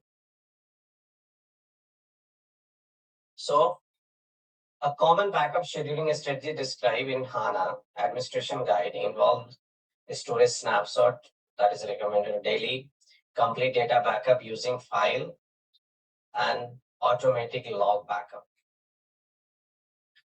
So optionally, one could go completely without a storage snapshot and they could be replaced by HANA Delta backup, like incremental or differential backup. And the HANA administration guide provides an example list. It suggests that one recover SAP HANA to a specific point in time using full data backup, differential backup, incremental backup 1, incremental backup 2, and the log backup. As I started, the SAP HANA configuration file are not a part of a standard HANA backup. So they are not essential to restore a system. So the HANA configuration could be changed manually after the restore. In case one would like to get the same custom configuration during the restore process, and it is necessary to back up the HANA configuration file separately. SAP HANA backup encryption. So HANA offers encryption of data and log. If SAP HANA data and log are not encrypted, then the backup are also not encrypted. So it is up to the customer to use some form of third-party solution to encrypt the SAP HANA backup. To estimate the size, so it is important to estimate the backup size of SAP HANA, and this estimate helps to improve performance by defining the max backup file size for several backup files due to the parallelism during a file copy. So one must also decide whether to do full backup or delta backup. Fortunately, there is a simple SQL statement that estimates the size of backup, like select a star from M backup size estimations. That will help you. Now, let's see HANA file level backup. So the backup, you can say log and non-log in SAP HANA Azure VM provided via backend are streamed to Azure Recovery Service Vault. And so it is important to understand this streaming methodology. So the backend component of HANA provides the pipes connected to underlying disk where database file resides, which are then read by the Azure Backup Service and transported to Azure Recovery Service Vault. So here we need to consider the backup methods that we are going to perform for this HANA level file backup. So without using Azure Backup Service, the standard way to manage backup restore at the file level is with the file-based backup via SAP HANA Studio or via SAP HANA SQL statement. When choosing type file, one has to specify a path in the file system where SAP HANA writes the backup file and restore works in the same way.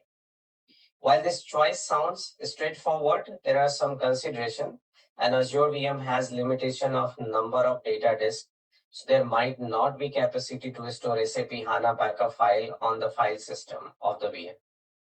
So depending on the size of the database and disk throughput requirement, remediating this might require software stripping across multiple data disks. And another option which offers more freedom regarding total capacity is Azure Blob Storage. In addition, this option gives customer the choice to select pool blob storage, which has cost benefit as well.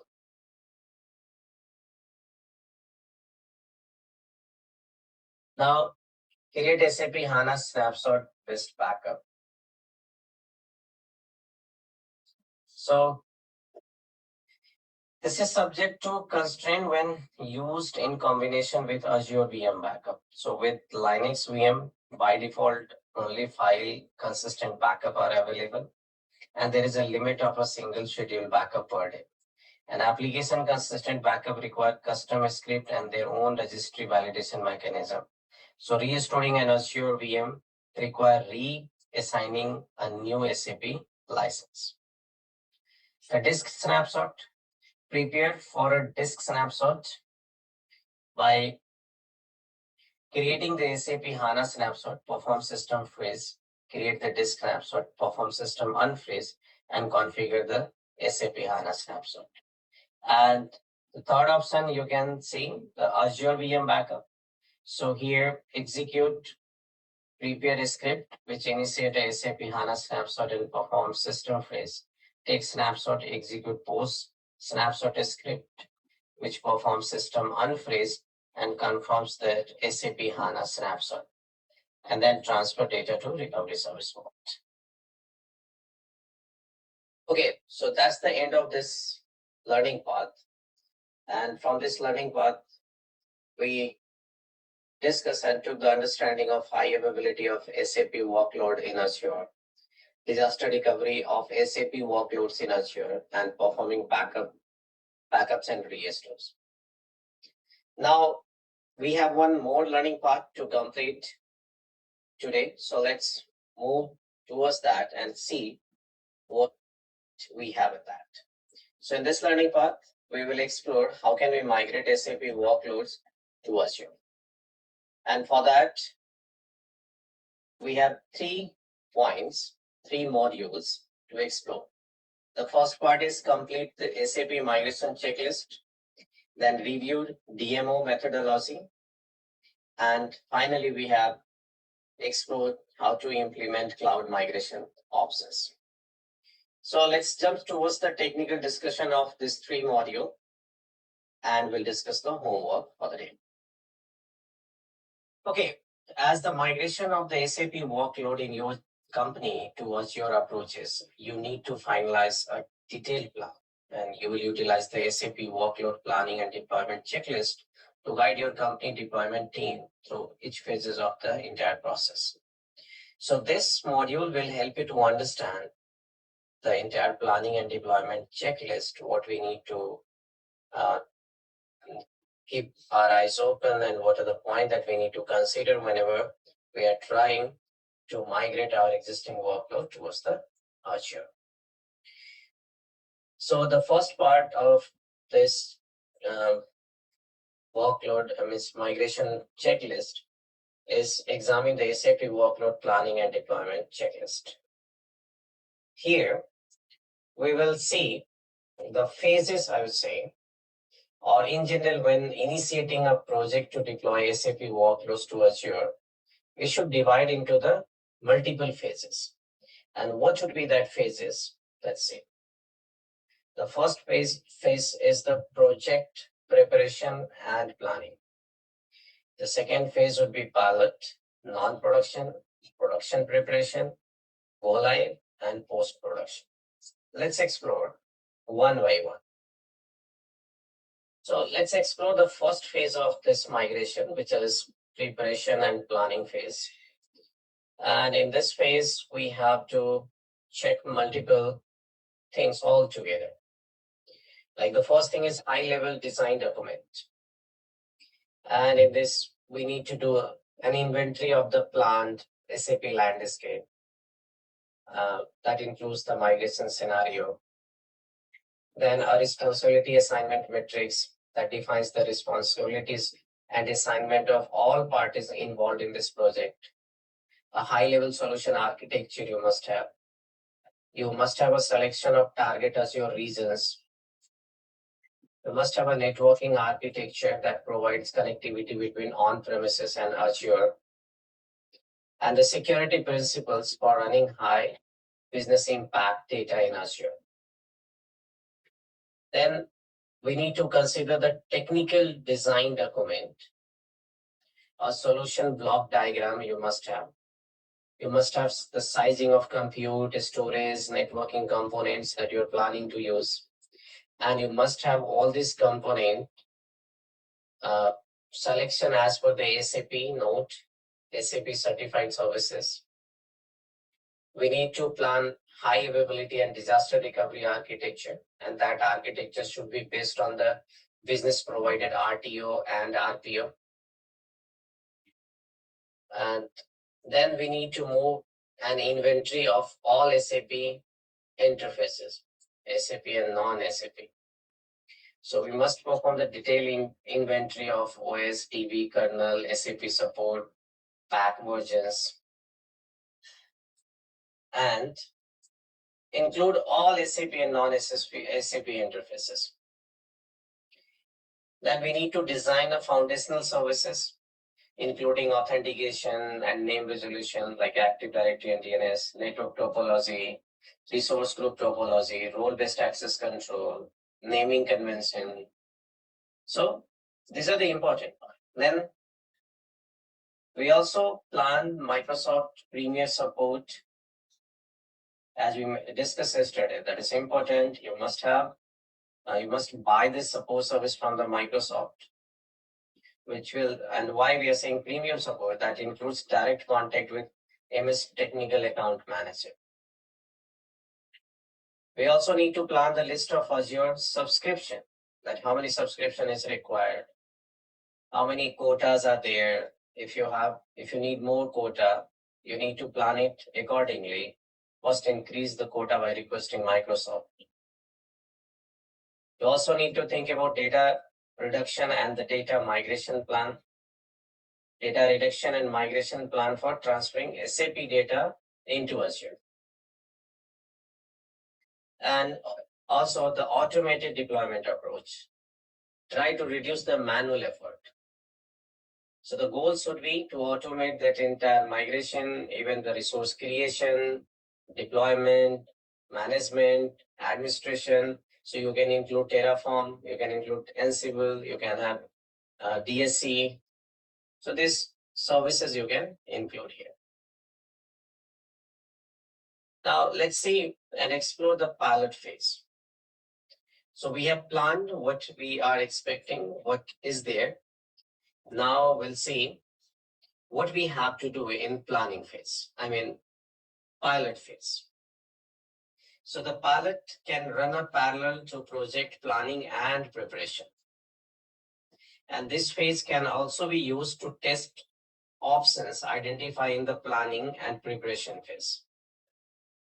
So as a part of the pilot, it is recommended to set up and validate a full HADR solution as well as the security design. In some cases, it might be also possible to use this phase to perform a scalability test or deploy SAP sandbox systems. To run a pilot, customers should start by identifying a non-critical system that they want to migrate into Azure and continue by carrying out the existing one. And the phase includes, first point, the optimized data transfer into Azure.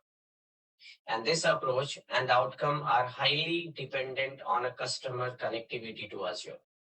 So depending on the amount of data, it might be possible to use for this purpose express route, site-to-site VPN, or offline data transfer services such as Azure Data Box or the Azure Import-Export service.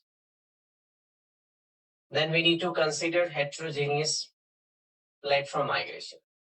So in case of an SAP heterogeneous platform migration that involves an export and import of the database data. Test and optimize export and import phases. For large heterogeneous migration, testing SQL Server. Refer your SAP OSDB migration to SQL Server. You can use this migration monitor in case you don't need to combine migration with the release upgrade or SAP database migration option. Then we need to perform technical validation. And the technical validation for the VM type that you're planning, the storage, like what is storage service you want to use, a standard SSD or the premium one. Avoid using a standard hard disk drive. Use Azure managed disk. Use write accelerator. For networking, evaluate the approach of hub and spoke virtual network architecture. Evaluate and test the data path between SAP application layer and SAP database layer. Make sure that Azure accelerated networking is enabled. Test and evaluate the network latency between SAP application layer and the DVMS. Make sure that Azure internal load balancer deployments are set up and use direct server return. If you're using Azure load balancer in conjunction with the Linux guest operating system, check that the Linux network parameter is set to 0. Timestamp set to 0. After that, we need to implement high availability and disasters. So if you deploy SAP application layer without targeting a specific Azure availability zone, make sure that all VM running SAP dialog instances or middleware instances of the same SAP system are deployed in the same availability set. If you need to protect the SAP central services and DBMS layer for high availability with the passive replicas, deploy the 2 nodes for SAP central service in one availability set and the 2 DBMS node in another availability set. If you deploy into Azure availability zone, then you cannot leverage availability set instead. So this thing you need to keep in your mind. Test high availability disaster recovery. After that, you need to perform security checks.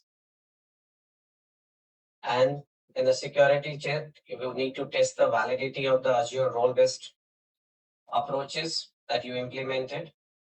Verify the NSG rule are working as expected. Verify encryption and REST also in transit, use Azure Disk Encryption for OS disk, and consider programmatical approach when deciding whatever to implement an encryption mechanism. Now, let's explore. Also, before moving ahead, there is one more point called test performance. So in migration scenario, leverage SAP tracing and measurement to complete the pilot with current implementation, like top 10 online reports, top 10 patch jobs, data transfer through interfaces into the SAP system, focusing on premises traffic. So these are the points that you can test in pilot phase. So let's explore the non-production phase.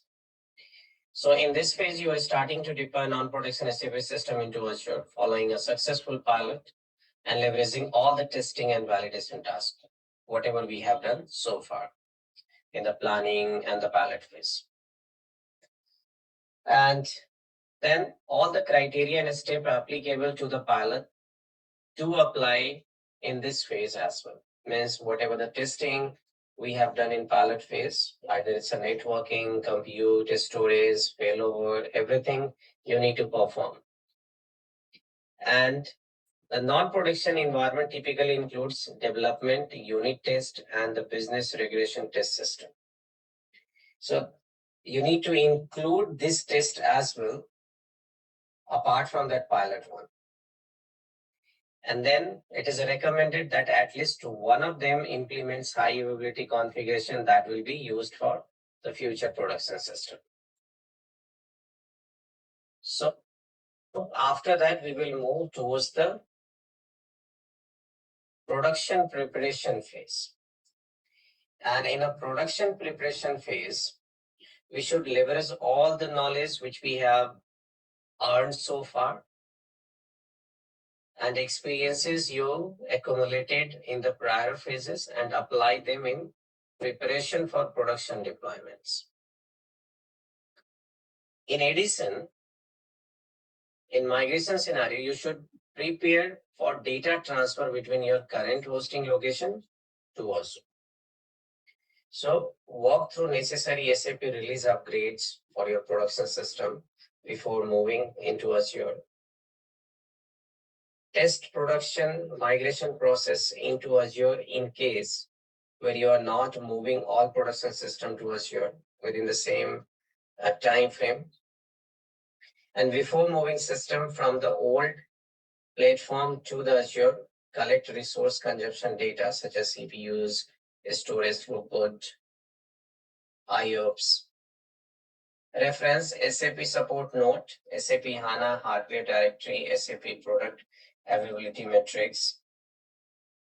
And after deployment, this infrastructure and application step through the additional checks like the deployment provision and appropriate Azure VM SKU, guest operating system of Azure VM has been hardened or not.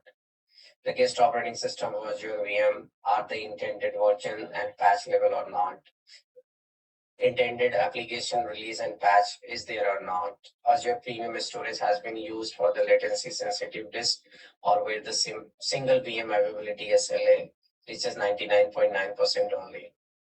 Guest operating system of Azure VM are at the intended version and patch level or not. So these are the checklists that we need to do. And then we will go for the live phase. And what we are expecting in a live phase. So during the go live phase, ensure to follow the playbooks you developed in earlier phases and execute the step that you tested and trained. Do not accept last minute changes in configuration and process. In addition, apply the other things like verify the monitoring is operational. Verify, you can say the exact CPU counters, memory counters, disk counters, network counters. And after the migration of data, Perform all the validation tests you agreed upon with the business owners and accept validation test result only if you have result for the original source system. Validate and transport and correction system through SAP transaction. Verify or perform database backup once the system is released for production. And for SAP system that were not part of the current go live phase, but communicate with the SAP system that you moved into Azure in the current go live phase, you need to reset the host name buffer. And this step will purge the cached IP addresses associated with the name of the application instances you moved into the Azure. So now we need to perform a VM backup for the SAP application layer also at this place. For SAP system that were not part of the current go live, this is what we just talked about it. Now, let's explore the post-production phase. So in this phase, it includes monitoring, operating, and administering the system. In migration scenario, from the SAP perspective, this phase involves the same tasks that were part of the operational model in the source environment. And Azure specific tasks additionally we need to do, like monitoring and analyzing Azure resource billing, optimizing price performance ratio of Azure compute and storage resources, and minimizing cost by supporting stopping, deallocating Azure VMs which are not actively used. Okay, now let's move towards exploring migration options, whatever we have for SAP on Azure. So we will start with the analysis strategy for migrating SAP system to Microsoft Azure.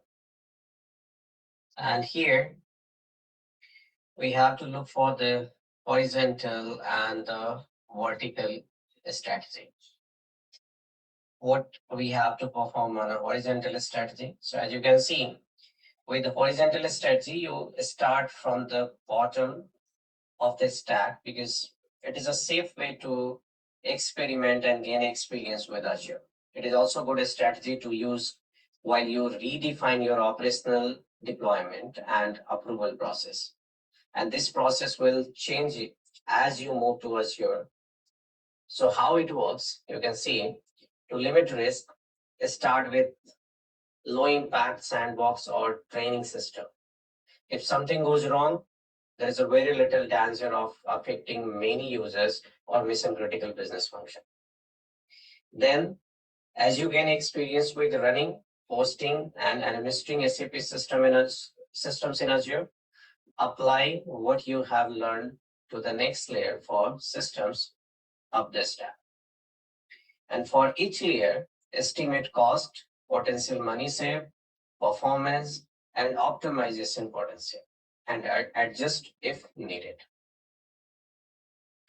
Now, in vertical strategy, to gain experience with production system on Azure, and you can use a vertical strategy with low risk system in parallel to the horizontal strategy. And this also offers a chance to adjust internal processes for Azure and train team members. It is a great way to spot any issue in production early on. And how that strategy works. So first look at the impact on cost, customer service level agreement, and legal requirements. Then when you have a new SAP system, start in Azure by default rather than putting it on premises and moving it later. Do not move your most critical system first. Move a standalone system. If you have several SAP systems, look for upstream and downstream dependencies. And if you have tightly connected system, do a performance analysis. In some cases, consider waiting. Means Sometimes you don't want to move certain system to Azure right away. And this could be related to sizing requirements when the processing requirements were so high that the virtual machine were not yet big enough. So run tests to ensure that moving this system is not going to affect SLA with customers. Now, okay, so let's see migration to SAP S4 HANA from SAP Business. So currently, many customers are running their SAP Business Suite application on premises with any DB, and any DB refers to any non-HANA SAP certified database. It can be a SQL Server, DB2, Sybase CSC, MaxDB, which we know. So in this diagram that you can see on the screen, display a roadmap for different types of SAP customers moving to Azure who have a goal of being on the S4 HANA platform at the end of 2025 or before. This is what the date we got from SAP. So see the scenario. The first scenario, which is there as representing on the screen as A scenario. And this is a lift and shift move to Azure. So the SAP customer runs their SAP system on an OS DBMS combination, and that they want to keep in Azure as well. And this typically or usually includes customer already running their SAP system on Windows and Linux on premises. The main driver to move their existing SAP system into Azure is the customer wanting to be able to apply right sizing to those systems over time and run them on the same platform as their S4 HANA platform. Typical examples that you can take. And there are few customers, those who are running their infrastructure, this scenario. Even Microsoft is running, or we have just Spray. They are also running with the lift and shift. Now, if you can see this scenario B, so some customer need to, you can say, abandon their OS and their DBMS platform in the move to Azure. Drivers for such a move includes not being able to run their, you can say, proprietary older applications or the mainframe OS in Azure. Or the customer may simply want to move to a more cost-effective database management system or DBMS system. And if I take the example of customer like Malaysian Airlines had the same requirement. So this customer usually do not see any benefit to move their NetWeaver-based Business Suite or SAP HANA, but look at redesigning their SAP landscape for S4 HANA on other side. The third type of customer or the scenario C that you can see, and this type includes customer who already run SAP HANA on premises, and the on-premises appliances hardware is running out of service. So as Azure accommodates even the largest SAP HANA deployments, so SAP customer can choose to move to Azure with their SAP HANA-based NetWeaver application, performing a heterogeneous platform migration. And in the scenario D, this type includes customer that deploy their new SAP S4 HANA system on Azure. And this includes those customers that have already deployed their SAP NetWeaver-based system in the Azure and have now set up their S4 HANA system to transfer their NetWeaver-based business processes to S4 HANA. So we need to pick the right requirement, and that completely depends on the organization how they want to take.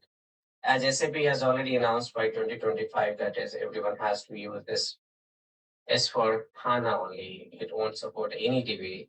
So a lot of customers are having this reason as well to move their infrastructure to go there, to the Azure or any cloud.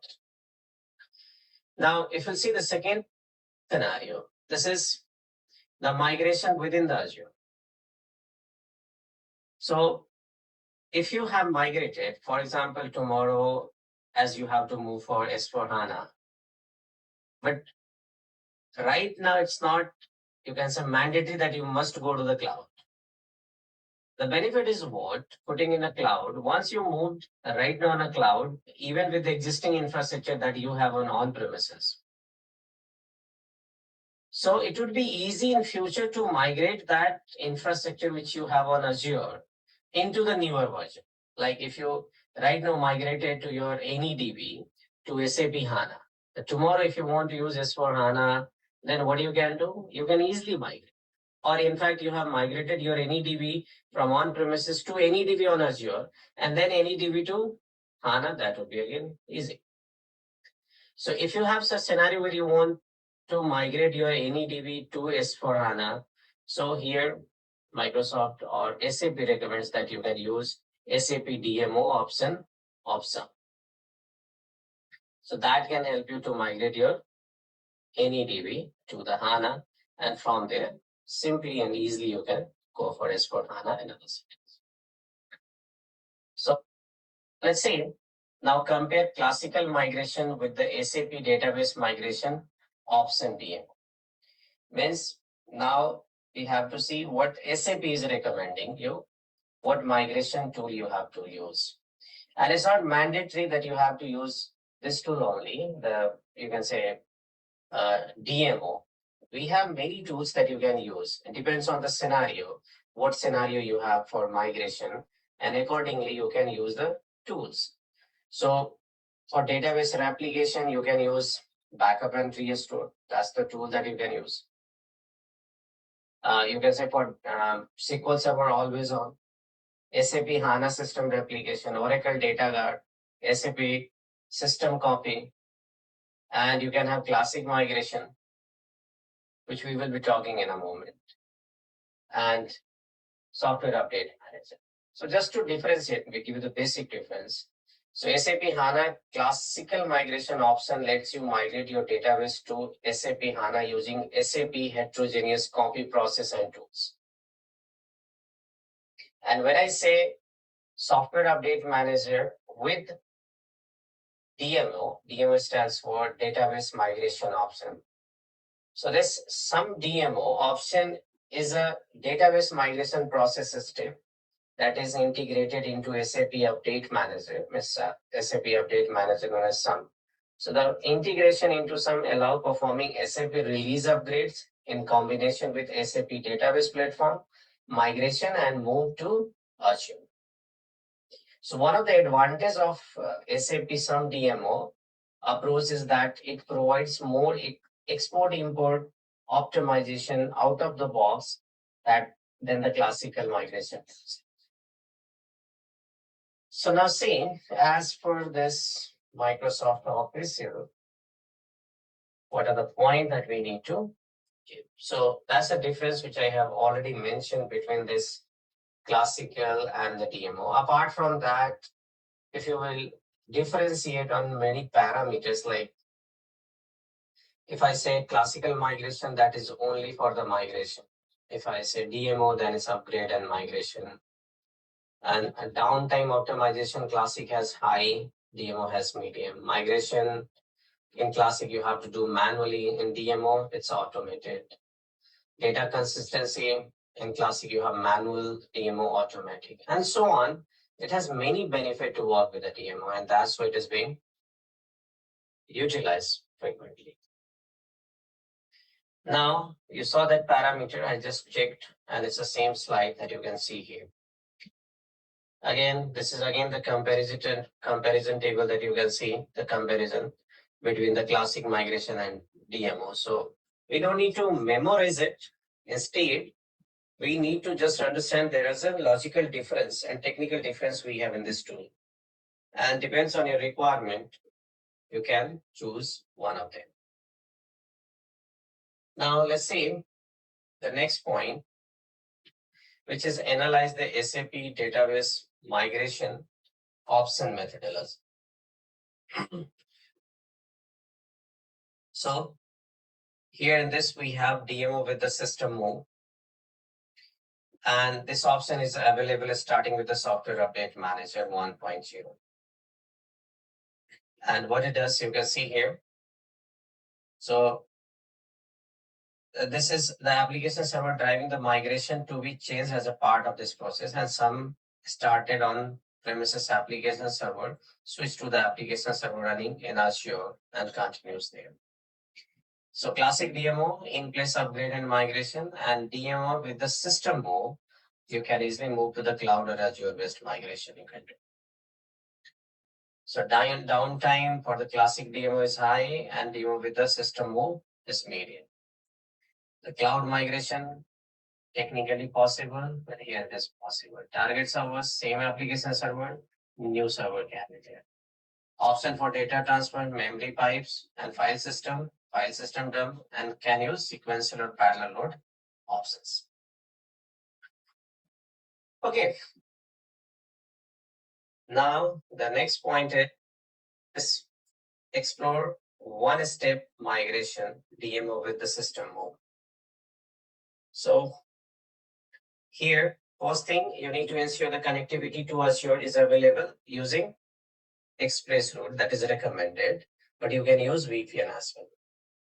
Now, provision the target infrastructure in Azure that includes SAP NetWeaver and SAP HANA database server. Start software update manager on on-premises source app application server. And then on-premises server executes uptime activities and creates the shadow repository. And in the downtime phase, export file are generated on the source system and transferred to the Azure. And then file transfer can occur in sequential data transfer or parallel data transfer modes. Now let's explore two-step migration, lift and shift.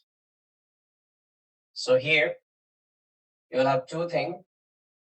One is a sequential data transfer mode, and the second one is parallel data transfer mode. So in sequential data transfer mode, what happens? All the tables and are exported into the file system of the on-premises server. Once the export is finalized, the complete sum directory is transferred to the target application server on Azure, and then the sum directory is resynchronized during the, you can say, host change phase of DMO, and sum is initiated on the target Azure application server. And the import this, you can say, start import process will get started and post process is completed. In parallel data transfer, data is immediately transferred to the Azure target after the export is completed for each file via the DMO to cloud.sh script. And this mode can be used to minimize migration downtime. Now let's explore two-step migration, lift and shift. So here at this place, you can see we have the steps, the migration steps for the two-step. So ensure connectivity to Azure available via express route or VPN, and provision the target infrastructure, then clone the system. It can be built with the homogeneous system copy, or you can say DVMS replication tool. Then business and technical testing should be initiated, and acceptance testing to ensure the move data. And then following business and technical validation with the traditional demo process can forward into the migration and upgrade. DMO can be leveraged with the memory pipe method, and following the migration to SAP HANA business and technical validation should be initiated. And in this approach, two downtime and two testing cycles are required. Okay. Now, explore two-step migration, and the same steps are continued here. So classic DMO, what we can do, and the downtime optimized DMO, what you can have. So that's a comparison table you can have. So in classic DMO can be performed by Azure resource, and downtime optimized DMO, SAP employee need to execute the project and SAP service based project only. All table and all tables are replicated as a part of the downtime. Here, the last table are replicated as a part of the uptime using SLT. Longer downtime duration, reduced downtime duration, all scenarios are supported. And here we have scenario DMO without software update and with system mode. No need and the DMIS in stack XML generation. Here manually added DMIS and maintenance optimizer. No restrictions, product supported. And here there are restrictions on the table which cannot be replicated in uptime. Okay, so that's it we have in this. Okay, so that's the end of this learning path. And what we have covered in this learning path, let's have a look. We saw how to complete the SAP migration checklist. We reviewed the DMO methodology, and we saw how can we implement cloud migration options. So that was the agenda for the day. Thank you so much for joining the session. In this learning path, we have two modules to explore. And the first module is about monitoring requirements for Azure for SAP workloads, and then configure the Azure extension for SAP. Also, we have something for troubleshooting, which I'll tell you what are the basic troubleshooting that you can perform on Azure for their infrastructure. Although it's a cloud service, and so major, you can say things are being managed by Microsoft. Most of the services you are getting as managed service, but still Microsoft gives you some troubleshooting options for the resources. So we'll see what are the common options we have from where we can initiate the troubleshooting. Okay, so let's start with exploring monitoring requirements of Azure for SAP workload. And this module covers monitoring of data from several Azure systems and tools to support SAP on Azure workloads. So majorly we will explore and examine monitoring, logging, and alerting services. We'll also explore Azure Monitor and Log Analytics services. And we'll explore operating system and workload updates for Azure virtual machines. Okay, so let's examine monitoring, logging, and alerting services. But before the examining monitoring, logging, and alerting, we need to explore the monitoring requirements of Azure for SAP workloads. So as per SAP, for full support, you must enable built-in SAP Monitor to retrieve information about configuration and resource utilization from the underlying Azure infrastructure. And therefore, you must set up every Azure instances that host SAP software and their related database. And for that, the Azure extension for SAP is deployed and correctly configured. Data from the Azure extension for SAP is visible in the SAP NetWeaver system. So make sure that Azure extension for SAP technical requirements are met. And what the technical requirements are? So the Azure virtual machine instance require an active route to the internet to be able to access the Azure extension code. And this might require setting internet proxies for the virtual machine instance before deploying the Azure extension for SAP. SAP Enhanced Monitoring is deployed that to include Azure performance counters in SAP Enhanced Monitoring. SAP has enhanced the SAP host agent and monitoring transaction. Therefore, check the configuration, the required version, and the minimum support package level as described in SAP notes. For SAP monitoring, in order to effectively analyze problems related to SAP HANA, both in Azure VM and, or you can say the bare metal hardware, it is useful to narrow down the root cause of problem. SAP has published a large amount of documentation to help you. So must go and explore the SAP note related to the HANA network, HANA CPU, HANA memory, HANA performance optimization, their input output analysis, and the HANA service restart and crashes. Then let's examine the monitoring, logging, and alerting. So to have deep, you can say, or inside monitoring, you must use multiple monitoring tools from the Azure side, and then make the, you can say, then club or collect the entire information before making the decision or plan of action. So Azure Monitor is one of the core components in the comprehensive collection of Microsoft cloud-based monitoring, and it provides a solution for SAP workloads running in Azure and for your on-premises data center.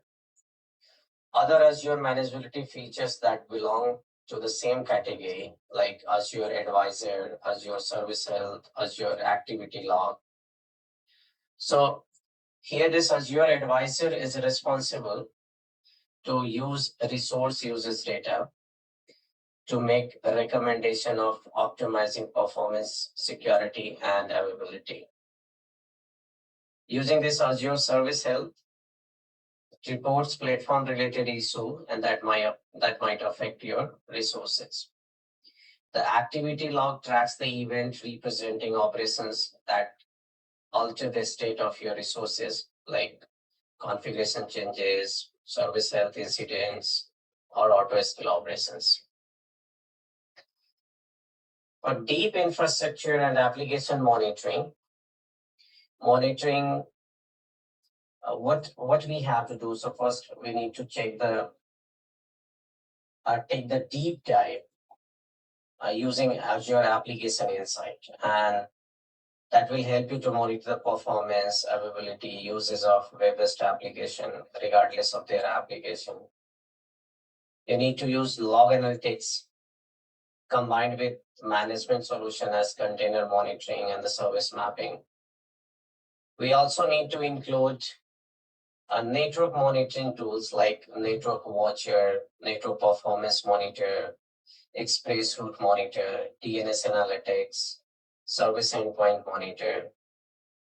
So the tasks like configuring alerts, designing custom dashboard, and analyzing metrics are carried out similarly in core and deep monitoring services.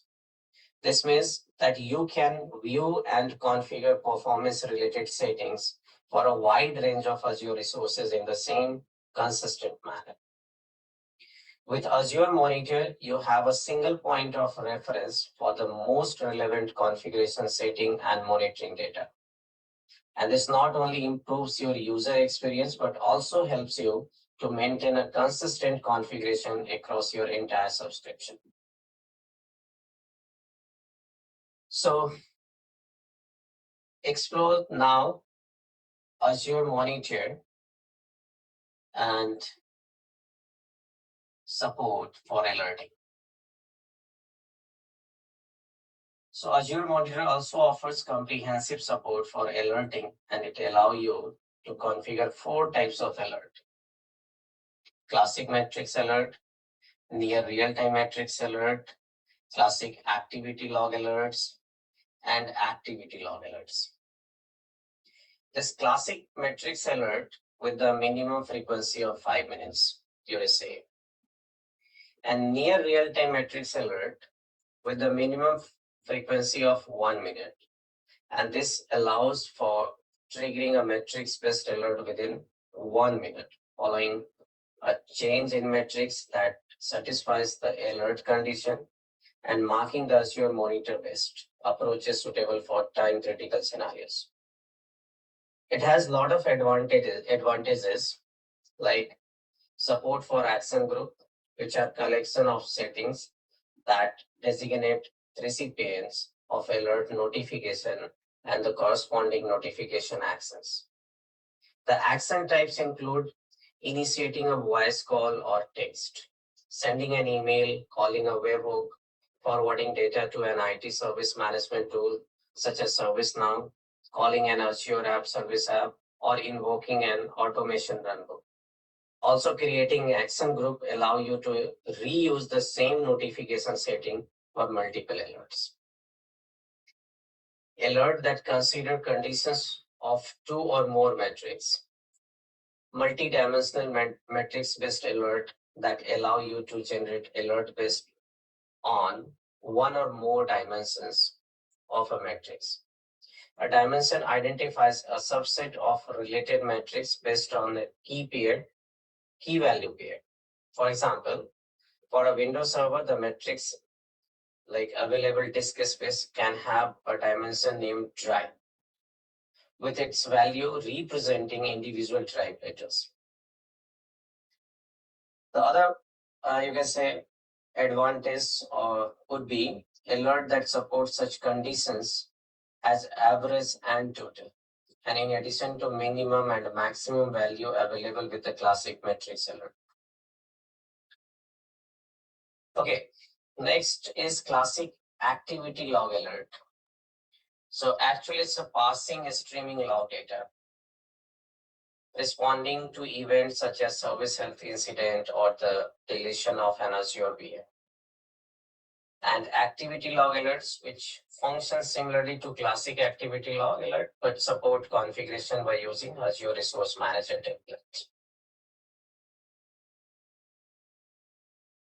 Now let's explore Azure Virtual Machine monitoring conditions. Okay, since the monitoring demands by SAP were specific to SAP applications, so Microsoft initially decided not to generically implement the required functionality into Azure. And the decision on which monitoring components to deploy is left to the customer, along with the setting the configurations to their Azure VMs. However, deployment and lifecycle management of the monitoring components can be mostly automated by Azure. So the solution developed to enable SAP monitoring is based on the concept of Azure VM Agent and its extension. The principal idea behind this concept is to allow Azure extension for SAP. So the deployment of a special functionality into a VM and the configuration of such software at deployment time. The extension is required for SAP workload to be supported on Azure VM. The Azure VM agent that enables handling of a specific Azure VM extensions within the VM is injected into Windows VM by default on VM creation. So when VM are SUSE, Red Hat, or Oracle Linux, the VM agent is already part of the Azure Marketplace image. If custom image is there, then the VM agent must be installed manually. Any interaction between the Azure extension for SAP and the SAP system takes place via the SAP host agent. The host agent is a standalone component that does not have a direct dependency on the SAP kernel, which eliminates the need to update it during the SAP system updates. The SAP monitoring tools, SAP OS call or SAP host agent retrieves Azure VM telemetry via the Azure extension for SAP. The extension allows SAP to collect important performance counter and display those via SAP transactions. The extension feeds Azure monitoring statistics into the SAP application for operating system monitoring and DBA cockpit functions. This data helps to investigate performance issue and provide a basis for capacity planning. To enable the extension, you can use Azure PowerShell, and the command would be set AZ-VM extension. Or you can also do it using Azure CLI. The command would be AZ-VM AEM set. To verify the extension functionality on Azure Windows VM, you can use the AZ or library.exe executable. And the output of AZ performance library.exe, that is also called AZ-POF lib, .exe shows all populated Azure performance counters for SAP. At the bottom of the list of collected counters, you will find a summary and a health indicator that reflects the status of the monitoring extension. To verify the extension functionality on Linux Azure VM, examine the content of the perf counters, which is located into var folder inside that library. Then inside that you will have Azure Enhanced Monitoring folder, and there you will get perf counters file. So you will need to upload the SAP monitoring configuration in situation where the joint Microsoft and SAP team extend the monitoring capabilities, resulting in changes to the number and type of performance counter being collected, or Microsoft introduce a new version of the underlying Azure infrastructure that delivers the monitoring data. If you change the number of disks attached to the Azure VM hosting, the SAP workload, add new network interface to it, or change its size, an update of the configuration will be required. To update the monitoring configuration, repeat the same sequence of steps you used into the installation process of the extension. Now let's explore Azure Monitor for SAP solution. That Azure Monitor for SAP solution is a dedicated solution for SAP workload monitoring. And Azure Monitor for SAP solution has been released to assist with monitoring SAP on Azure deployments. Azure Monitor for SAP solution collects data from your Azure infrastructure and database in one central location and visually correlates data for faster troubleshooting.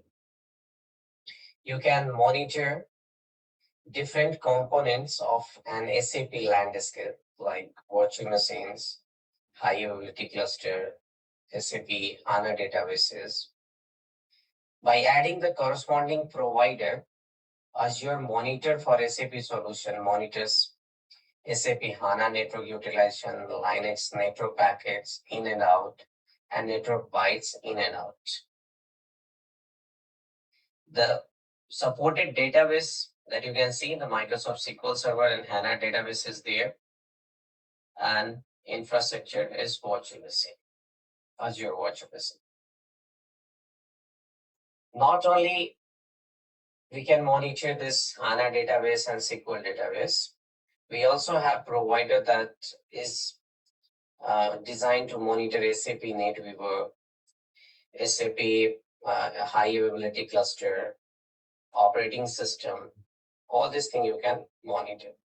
So Azure Monitor for SAP solution use existing Azure monitoring capabilities like log analytics and workbook to provide additional monitoring capabilities. Like once you have integrated their collected information into log analytics, you can proactively execute the command to find out the things that you're looking for or expecting in your logs or the data. So now let's explore troubleshooting Azure extension for SAP. And for that, SAP has provided one note that you can see on the slide, which is 1999351. So it says set and test AZ VM extension was standard managed disk are not supported. And what is the reason for it? So if you have this set or test Azure VM extension, whenever you execute, you get some, you can say messages like warning or warn, and where you will have something like a standard managed disks are not supported. So what should be the solution for this issue? So the messages are caused by the fact that a standard managed disks are not delivering the API used by the monitoring extension to check on statistics of standard Azure storage accounts. And this is not a matter of concern. The reason for introducing the monitoring of a standard disk storage accounts was throttling of input-output that occurred frequently. And managed disk will avoid such throttling by limiting the number of disks in a storage account. Therefore, not having that type of monitoring data, and it's not critical. You can have Windows performance counter do not show up at all. This can be one of the issue. So the Azure Enhanced Monitoring Windows, the service collects performance metrics in Azure. And if the service has not been installed correctly, or if it is not running in your VM, no performance metrics can be collected. Azure performance counter issues could be there. You can have Linux performance counter and their respective issue can be. So if you have Windows, means the installation directory of Azure extension for SAP is empty. So issue would be the installation directory, and you can say the location wherever it is located. If it is empty, then you can have the issue related to this installation directory. And the extension is not installed, determine whether this is a proxy issue or you might need to restart the machine or rerun the set AZ-VM extension CM delete. Service for the Azure extension for SAP does not exist. So what could be the issue? So, the Azure Enhanced Monitoring Windows service does not exist. So AZ performance library.exe output throw an error indicating that the service of the Azure extension for SAP is not running. So how can we resolve it? So if the service does not exist, the Azure extension for SAP has not been installed correctly. Reinstall the extension by using the step described earlier. And after you deploy the extension, after 1 hour, check again whether the Azure performance counter are provided in the Azure VM or not. If you have service for the Azure extension for SAP exists but fails to start, the issue would be, again, the Azure Enhanced Monitoring Windows service exists and is enabled, but fails to start. And you got some event log related to this. The solution would be, the configuration is incorrect. Reinstall the extension by using this step, which we have discussed earlier. Some Windows Azure performance counter are missing.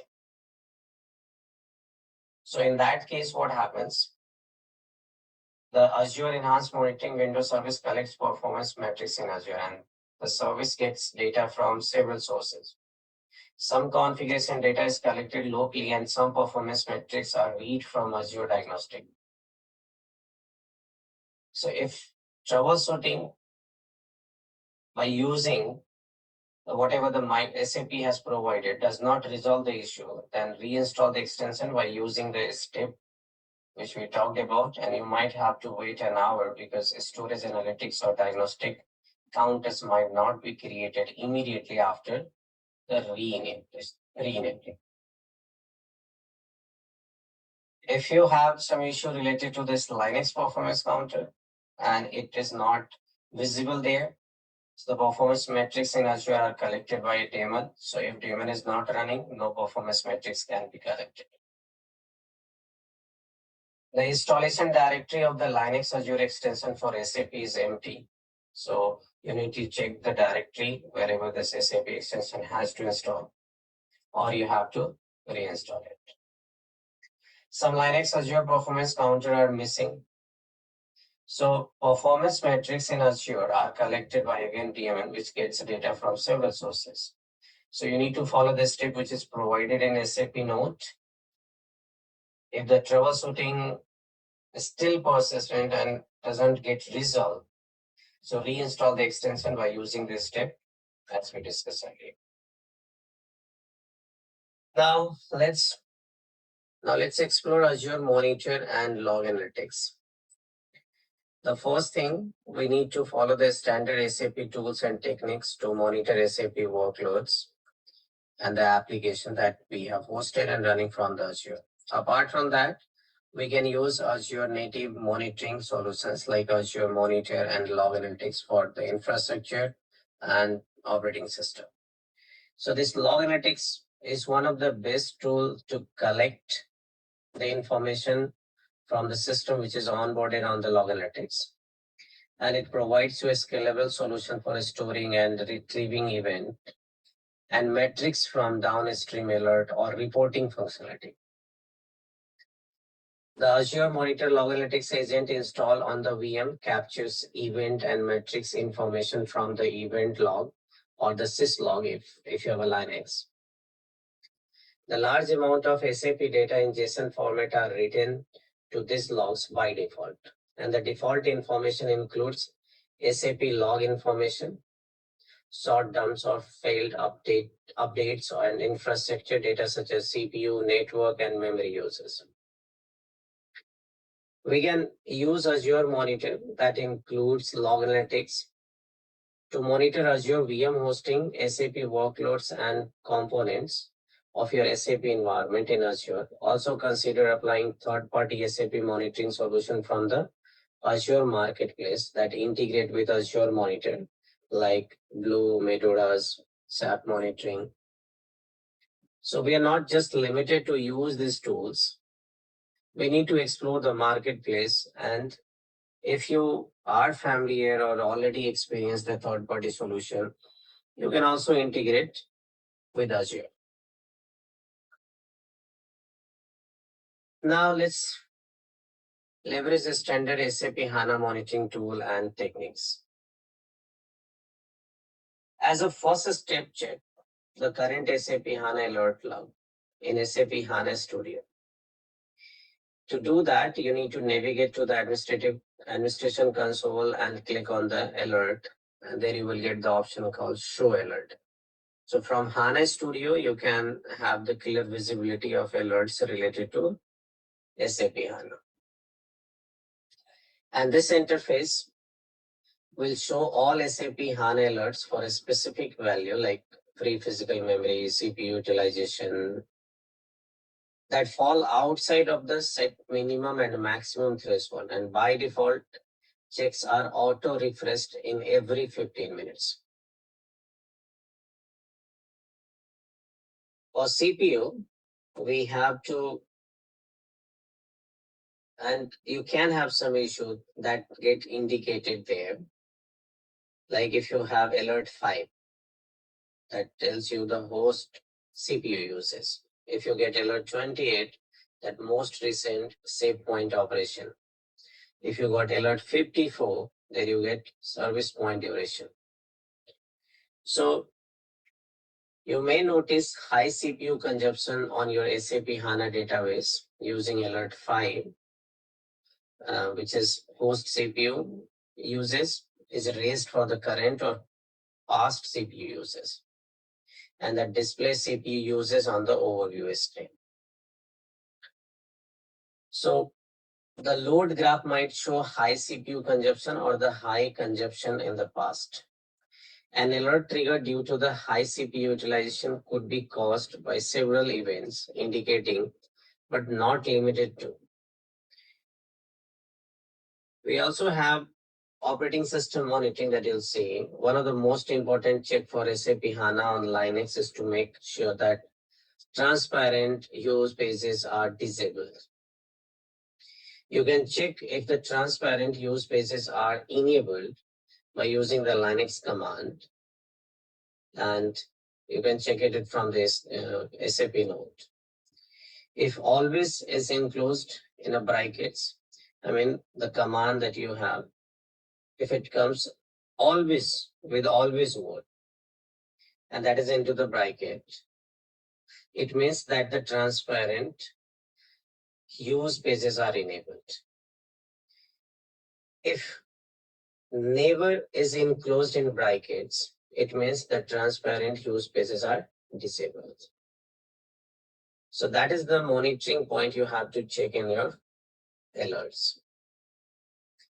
You also need to check memory related. So there you may observe that the amount of memory allocated by the SAP HANA database is higher than expected. And for that, you will have alert 1, alert 12, alert 40, alert 43, alert 45, alert 46. So that alert 1 indicates host physical memory uses. Alert 12 indicates memory uses of name server. Alert 40 says total memory uses of column store tables. Alert 43 says memory uses of services. Alert 45 says memory uses of main storage of column store tables. And alert 46 says runtime term files. The network related alert you also need to check. So that there you need to analyze the round trip time between server and the client. You also need to analyze internode communication. You need to run the Linux command ipconfig, run the Linux command tcp dump. Also, use the open source IPRF tool to measure real application network performance. We also need to explore the storage related. So from an end user perspective, an application is unresponsive or even seems to stop responding if there are issues with input-output performance. And that is also in the volume tab. You can check from the HANA Studio. So you can see the attached volume and what volume are used by each service. You can check it out. Apart from that, we do have diagnostic tools that you can use. So run SAP HANA health check through HANA configuration mini checks. And this tool returns potentially critical technical issue that should have already been raised as alert in SAP HANA Studio. For that, you can refer again SAP node and download the SQL statement zip file attached to the node. And that node, that zip file, you need to extract in the local, and from there you can configure. In SAP HANA Studio, you can go to system performance, then you will get one name, right click on the name and import SQL statements. So whatever you have downloaded, you can import it there. So at this point, many different diagnostic check can be run with the SQL statements. For example, to test SAP HANA system replication bandwidth requirements, right click on the bandwidth and the statements under the replication bandwidth and select the open in SQL console. The complete SQL statement opens, allowing input parameters to be changed and then executed. Okay, so we have seen what are the standard HANA monitoring tool we have and what are the techniques that we have to use. We also need to check the operating system and workload updates for the virtual machine on which our resources are running. So we can use update management solution to manage update and patches for your virtual machines. To update the monitoring configuration for SAP, the joint Microsoft and SAP team extend the monitoring capabilities and request more or fewer counters. Microsoft introduces a new version of Azure infrastructure that delivers the monitoring data, and the Azure enhanced monitoring extension for SAP needs to be adapted to those changes. You add or remove data disk attached to your Azure VM. In this scenario, update the collection of storage related data, changing your configuration by adding or deleting endpoints or by accessing IP addresses to a VM does not affect the monitoring configuration. You change the size of your Azure VM. You add new network interface to the Azure VM. So to update monitoring settings, redeploy the Azure extension for SAP by using either PowerShell or the command line tool. Now let's move to the next part of it, and that is configure the Azure extension for SAP. Okay, so let's implement the Azure extension for SAP. But before installing this Azure extension is for SAP, we need to understand that how many types of VM extension for SAP is available. I mean, what are the versions are there, and what version is recommended currently. So there are two versions of the VM extension for SAP. First, you need to check the prerequisite for SAP and the required minimum version of SAP kernel, SAP host agent. So that first version is a standard version of VM extension for SAP, and the second is new version of VM extension for SAP. The standard version is the current standard VM extension for SAP, and there are some exceptions where Microsoft recommends installing the new VM extension for SAP. In addition, when opening a support case, SAP support is able to request to install the new VM extension instead of the standard one. So that's why now it is recommended to go for the new version of VM extension for SAP. And this version is the new Azure VM extension solution with further improvements, and the new Azure offering, the new extension was built to able to monitor all Azure resources of a virtual machine. And the extension needs internet access to the URL management.azure.com. So it supports additional storage option, for example, standard disk and operating system. So we need to choose the new version of the VM extension if you want to install the VM extension with Terraform or Azure Resource Manager template, or with other Azure CLI or PowerShell. If you want to install the extension on SUSE SLS 15 or higher, if you want to install the extension on Red Hat Enterprise Linux 8.1 or higher, if you want to use Azure Ultra Disk or a standard managed disk, or if you want to have Microsoft or SAP support, ask you to install the newer version. So what is the recommendation? So we currently recommending using a standard version of the extension for each installation, where none of the use cases of the new version extension is apply or the required. So if the requirement of new version is there, then you can go for the new version for SAP solutions. You can do this installation with, as you saw there, the newer version of extension has more options to get installed. Older has the option, you can install it through PowerShell and the CLI, both options are there. So the scenario would be like this. The admin is going to install the extension here, and the information can be stored on a Windows Azure Diagnostic extension and Azure extension for SAP. Now the SAP will collect the information from the Azure extension for SAP and store the information. I mean, read and write the information. They can request for the monitoring data and fetch this complete information from here.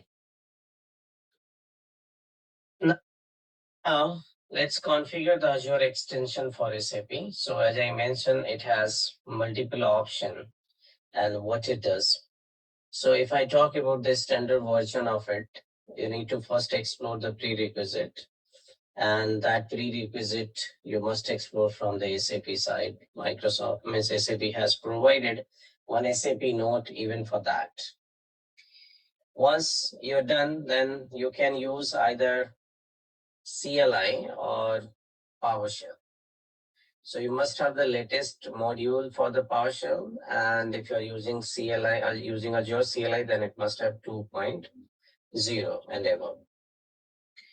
So using PowerShell, you have the predefined CMD, let's like set AZ-VM extension, and you need to use that extension to get this installed. So once it is installed, you will get the information, the result. You will get like confirmation that the data collection for the OS disk and additional data disk has been configured. You will also get the confirmation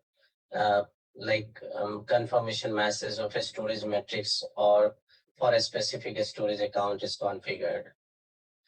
Another line of output confirms that the configuration has been deployed or updated. So you'll get this confirmation outcome that will give you the information that has been successfully deployed.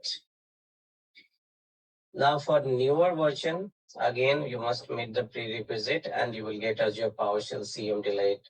And you can also use CLI, and as I mentioned, other tools are also there that you can use like Terraform, right?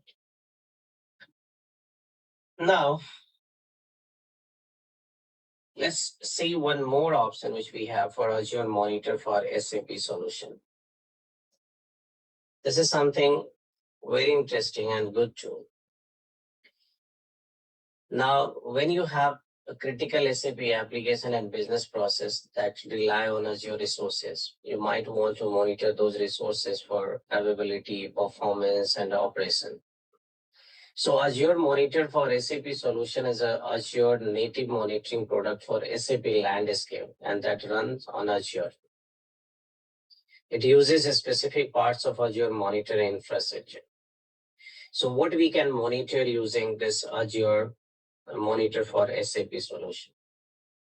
So we can use Azure Monitor for SAP solution to collect data from Azure infrastructure and databases in one central location. And then we can visually correlate the data for faster troubleshooting.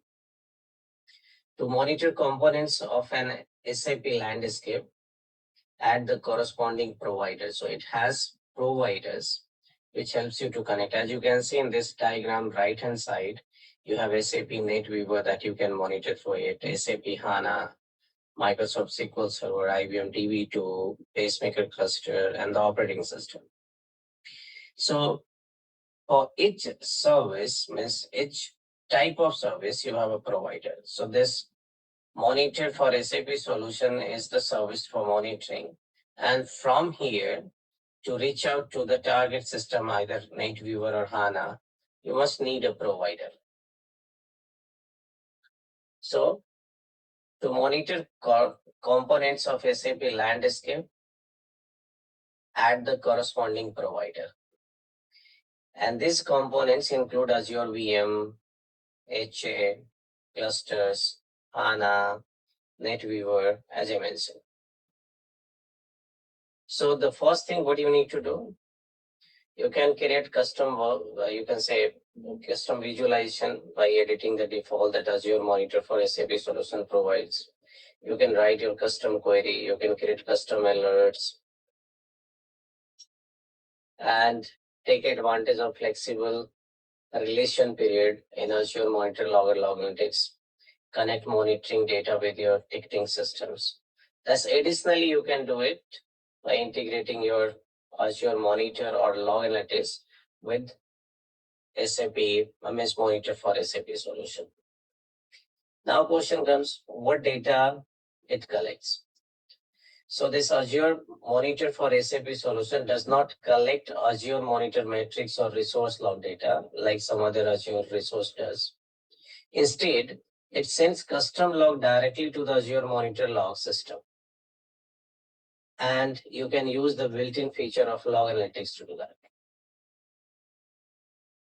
The data collection in Azure Monitor for SAP solution depends on the provider that you configure. And if you are monitoring a high availability means pacemaker cluster, then you can have data related to node, resource, or SVD status. You can have the pacemaker location constraints. You can have quorum boots and ring status. Apart from that, it has other, but these are the primary one for the pacemaker cluster. If I talk about SAP HANA data, so it collects the CPU, memory, disk, and network uses, HANA system replication, HANA backup, HANA post status, index server and the name server role, database growth, top tables, file system use. And for Microsoft SQL Server data, again, CPU, memory, host name, batch request, right? Top 10 most expensive SQL statements, top 12 largest table in SAP system. Similarly, for Linux, it collects CPU, running process, blocked process, and memory uses, swap use, paging, file system uses, along with the number of bytes read and write per block, network packets in out and network bytes in out. From the NetWeaver, dispatcher, ICM, gateway, message server, work process, in queue log, queue uses, right? System log analysis. From IBM DB2, database availability, number of connectors, weights and current logs, top 20 runtime and executions. These are the things it collects. If you see the architecture, there are few components which is associated with this monitor for SAP solution. And as you can see, there's log analytics, Azure function, key vault, and storage. So why do we need these resources to work with the SAP solution? So that Azure function resource hosts the monitoring code. Whatever it has to monitor, that code is kept inside the Azure function. And this logic collects data from the source system and transfer the data to the monitoring framework. Apart from that, we have key vault. So why we are using this resource? So basically this resource holds the SAP HANA database credential and it stores information about providers. As we know, using this monitor for SAP solution, we need a provider who will connect the target system. So the credential that provider will use to connect that target system can be inside the key vault. Log analytics workspace. So in this destination for a strong storing data, optionally you can choose to use an existing workspace in the same subscription as your Azure monitor for SAP solution resource and deploy. A storage account is associated with Azure function resource and it is used to manage triggers and executions for logging functions. So that's the complete architecture we have for it. Now question comes, how do we analyze the logs? So Azure monitor for SAP solution doesn't support resource log or activity logs. For a list of that table that Azure monitor logs uses querying in log analytics. And here it uses the Custo queries. So when you select logs from the Azure monitor for SAP solution menu, log analytics open the query scope that is set to the current instance of Azure monitor for SAP solution. And that log query includes only data from the resource. So to run the query, that includes data from other accounts or data from the other Azure services, we need to select the log from the Azure monitor. And we can use Custo query here. And this is one of the simple, you can say query we have. Even it is simpler than the SQL query. Now, for the alerting point of view, how do we get alert for it? So Azure Monitor Alert proactively notify when important conditions are found for the monitoring data. How can we create Azure Monitor for SAP solutions resources? So you can deploy Azure Monitor for SAP solution directly from the Azure, either portal or the PowerShell. Is there any pricing involved in it? So Azure Monitor for SAP solution is a free product. There is no licensing fee. So that's a good option. So you can use and get the benefit of this service without investing too much or any kind of amount here. So far we had a discussion about monitoring related to the SAP workload. And also we talked about the Azure monitoring services. And everywhere we had a discussion that one of the major monitoring service we get from Azure side is Azure Monitor. So let's spend some time to understand what exactly Azure Monitor is, how it is designed to work, and what are the, you can say, components we have here. So To define Azure monitoring, I would say it's a comprehensive monitoring solution for collecting, analyzing, and responding to monitoring data from your cloud and on-premises environment. And you can use Azure Monitor to maximize the availability and performance of your application and services. It helps you to understand how your application are performing and allow you to manually and programmatically respond to the system events. So the basic working principle, how it works is it collects and aggregates the data from every layer and components of your system across multiple Azure and non-Azure subscription and tenants. And then it stores it in a common data platform for consumption by a common set of tools, which is correlate, analyze, visualize, and or respond to the data. So as you can see, this is the high level architecture on this slide for the Azure Monitor. And here in this diagram, you can see this Azure Monitor can monitor this type of resources in Azure, other cloud or on-premises, like application, virtual machines, guest operating system, containers, including metrics, databases, security events in combination with Azure Sentinel, networking events, and health. Also custom sources that use the API to get data into Azure Monitor. And you can also export monitoring data from Azure Monitor into other systems. So you can integrate with other third-party and on-prem, you can say open source monitoring and visualizing tools. We can also integrate it with a ticketing tool like ITSM. And if you are a System Center Operation Manager user, Azure Monitor now includes a preview of Azure Monitor, you can say SCOM managed instance. And this SCOM management instance is a cloud hosted version of SCOM and allow you to move your on-premises SCOM installation to Azure. So the diagram of this Azure Monitor system, you can see the component. The first component is the data source.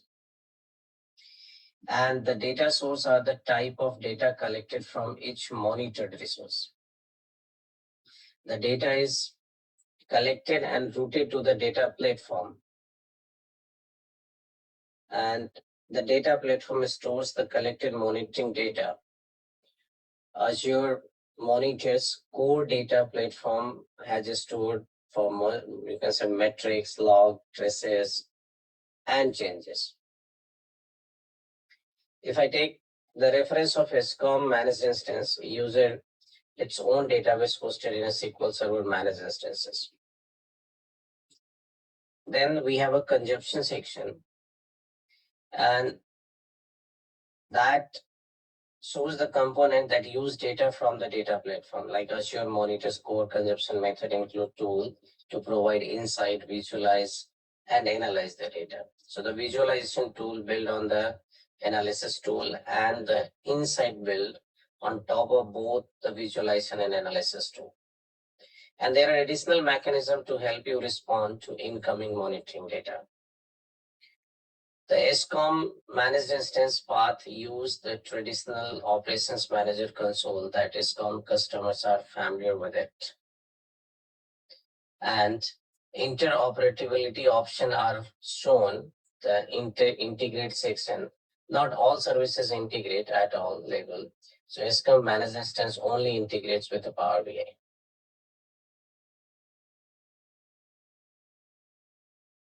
Now, let's explore this data source in depth. So the diagram that you can see on this screen is an expanded version of the data source, which we saw in the previous slide. So you can integrate application infrastructure and custom data source monitoring data from outside of the Azure, including from on-premises and non-Microsoft clouds.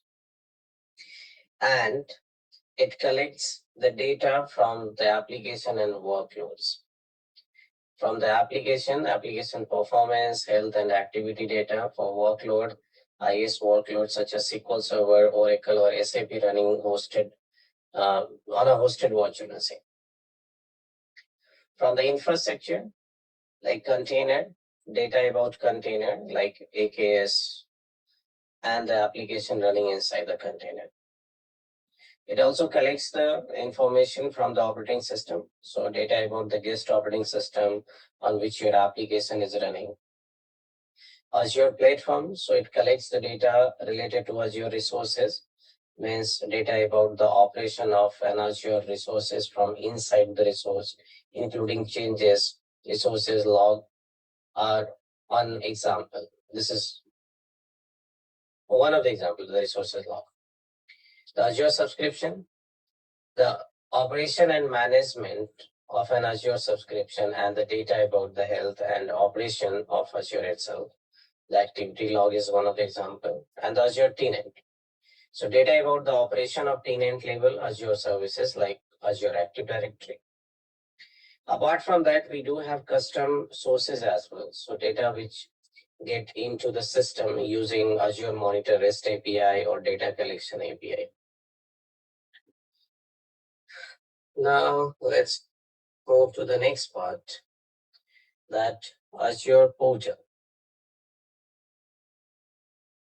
So this Azure portal is the web-based unified console, and there you get the console for the monitoring. So the monitor section of the Azure portal provides a visual interface that gives you access to data collected from Azure resources and an easy way to access the tool, insight, and visualization in Azure Monitor. So previously, in the previous slide, we were talking about the data that would be clearly visible at this place. The data platform in Azure Monitor, you can have metrics, logs, distributed traces, and the changes. So metrics, when I say, so metrics are numerical value that describe an aspect of a system and a particular point in time. So Azure Monitor metrics is the time series database optimized and analyzed timestamp data. Azure Monitor collects metrics at regular intervals. Metrics are identified with the timestamp and in a name value pair. It also collects the log, and the log are recorded system event. Log can contain different types of data, be it structured or free-form text, and they contain a timestamp. Traces, distributed tracing allow you to see the path of a request as it travels through different services and components. So Azure Monitor gets distributed trace data from instrumented applications, and the trace data is stored in a separate workspace in the Azure Monitor. Changes are also a series of events in your application and resources, and they are tracked and stored when you use the change analysis or service, and which use Azure Resource Graph as its system. So let's have a look to the next part of it, which is insight, visualize, analyze, respond, and integrate that we can perform from the Azure Monitor. So if I talk about insight, so some Azure resource provider have curted visualization that provides a customized monitoring experience and require minimal configuration. So insights are large scalable visualization. And what insight visibility you have in the Azure Monitor, you will have application insight. That application insight monitor the availability, performance, and uses of your web applications. Container insights. The container insight gives you performance visibility into container workload that are deployed to managed Kubernetes cluster hosted on Azure Kubernetes service. VM Insight monitor your Azure VM. It analyzes the performance and the health of your Windows and Linux VM and identifies the different process and interconnected dependencies on external processes. Network Insight gives you the comprehensive and visual representation through topologies of health and metrics for all deployed network resources without requiring any configuration. It also provides access to network monitoring capabilities like connection monitor, flow logging of network security group, and traffic analytics, as well as other diagnostic features. The visualization section, such as chart and table, are effective tools for summarizing monitoring data and presenting it into different audiences. So Azure Monitor has its own feature for visualizing monitoring data and use other Azure services for publishing it to the different audiences. So we get dashboard. Azure dashboard allow you to combine different kind of data into a single pane in the Azure portal. We have workbooks. That workbooks provide a flexible canvas for data analysis and the creation of rich visual reports in the Azure portal. Power BI is a business analytics service that provides interactive visualization across the various data sources. And it is an effective means of making data available to others within and outside of your organization. We have also Grafana. Grafana is often an open platform that excels in operational dashboard. And all versions of Grafana includes the Azure Monitor data source plugin to visualize your Azure Monitor metrics and the logs. So we do have analyze service as well. So the Azure portal contains built-in tool that allow you to analyze monitoring data.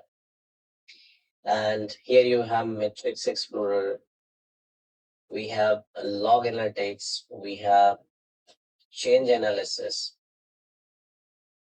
So if I talk about Metrics Explorer, so we can use the Azure Monitor Metrics Explorer user interface in Azure portal to investigate the health and utilization of your resources.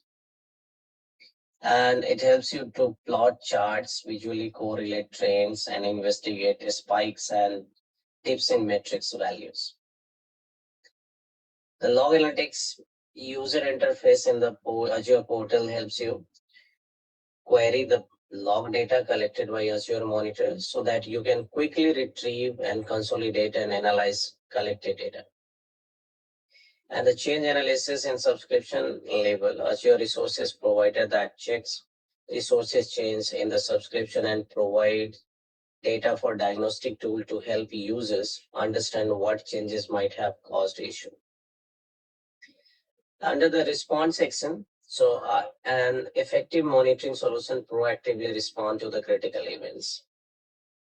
So without the need for an individual or team to notice the issue, the response could be a text or email to an administrator or an automated process that attempts to correct an error condition. So here we have something called artificial intelligence for IT operations.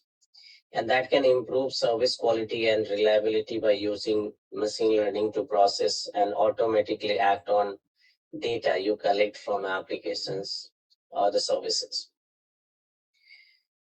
And also from IT resources into Azure Monitor.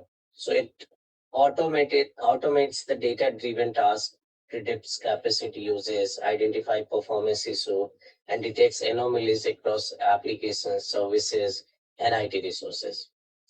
And these features simplify IT monitoring and operations without requiring machine learning expertise.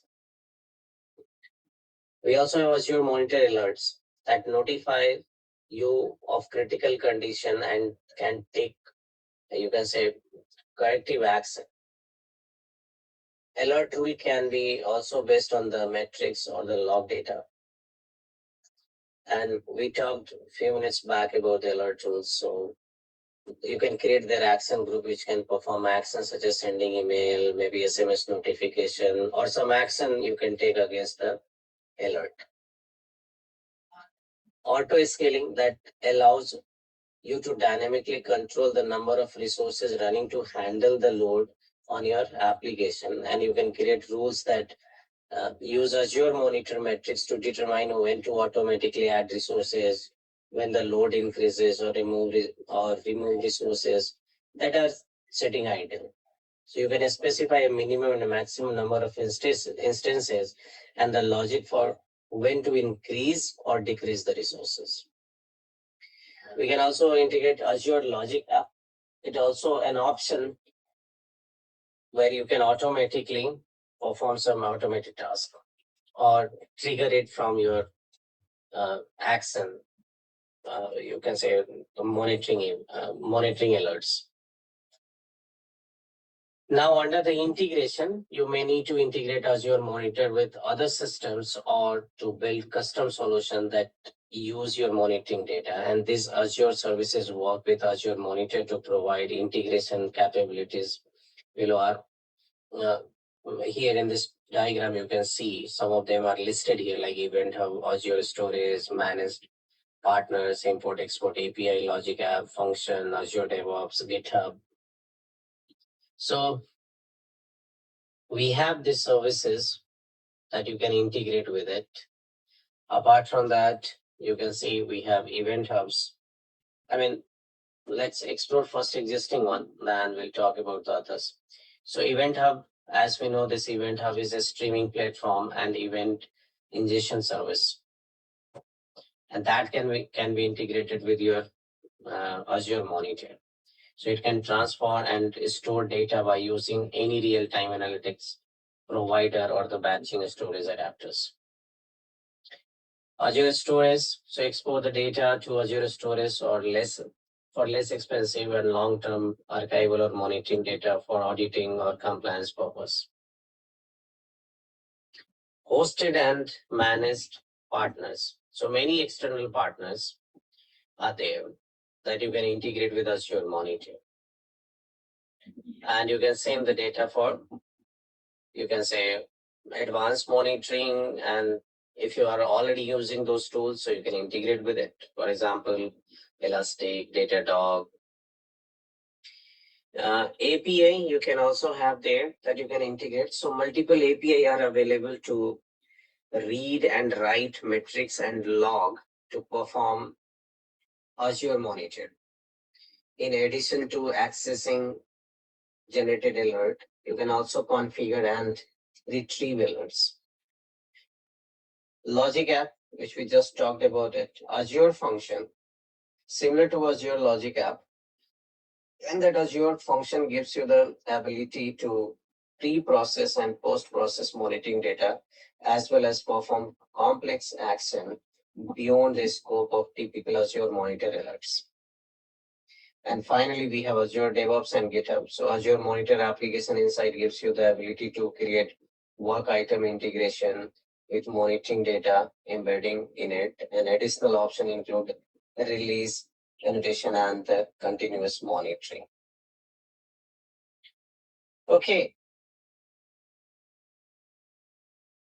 Okay, so that's the end of this learning path. And after completion of this, we have explored monitoring requirements for Azure for SAP workloads, configuring the Azure enhanced monitoring extension for SAP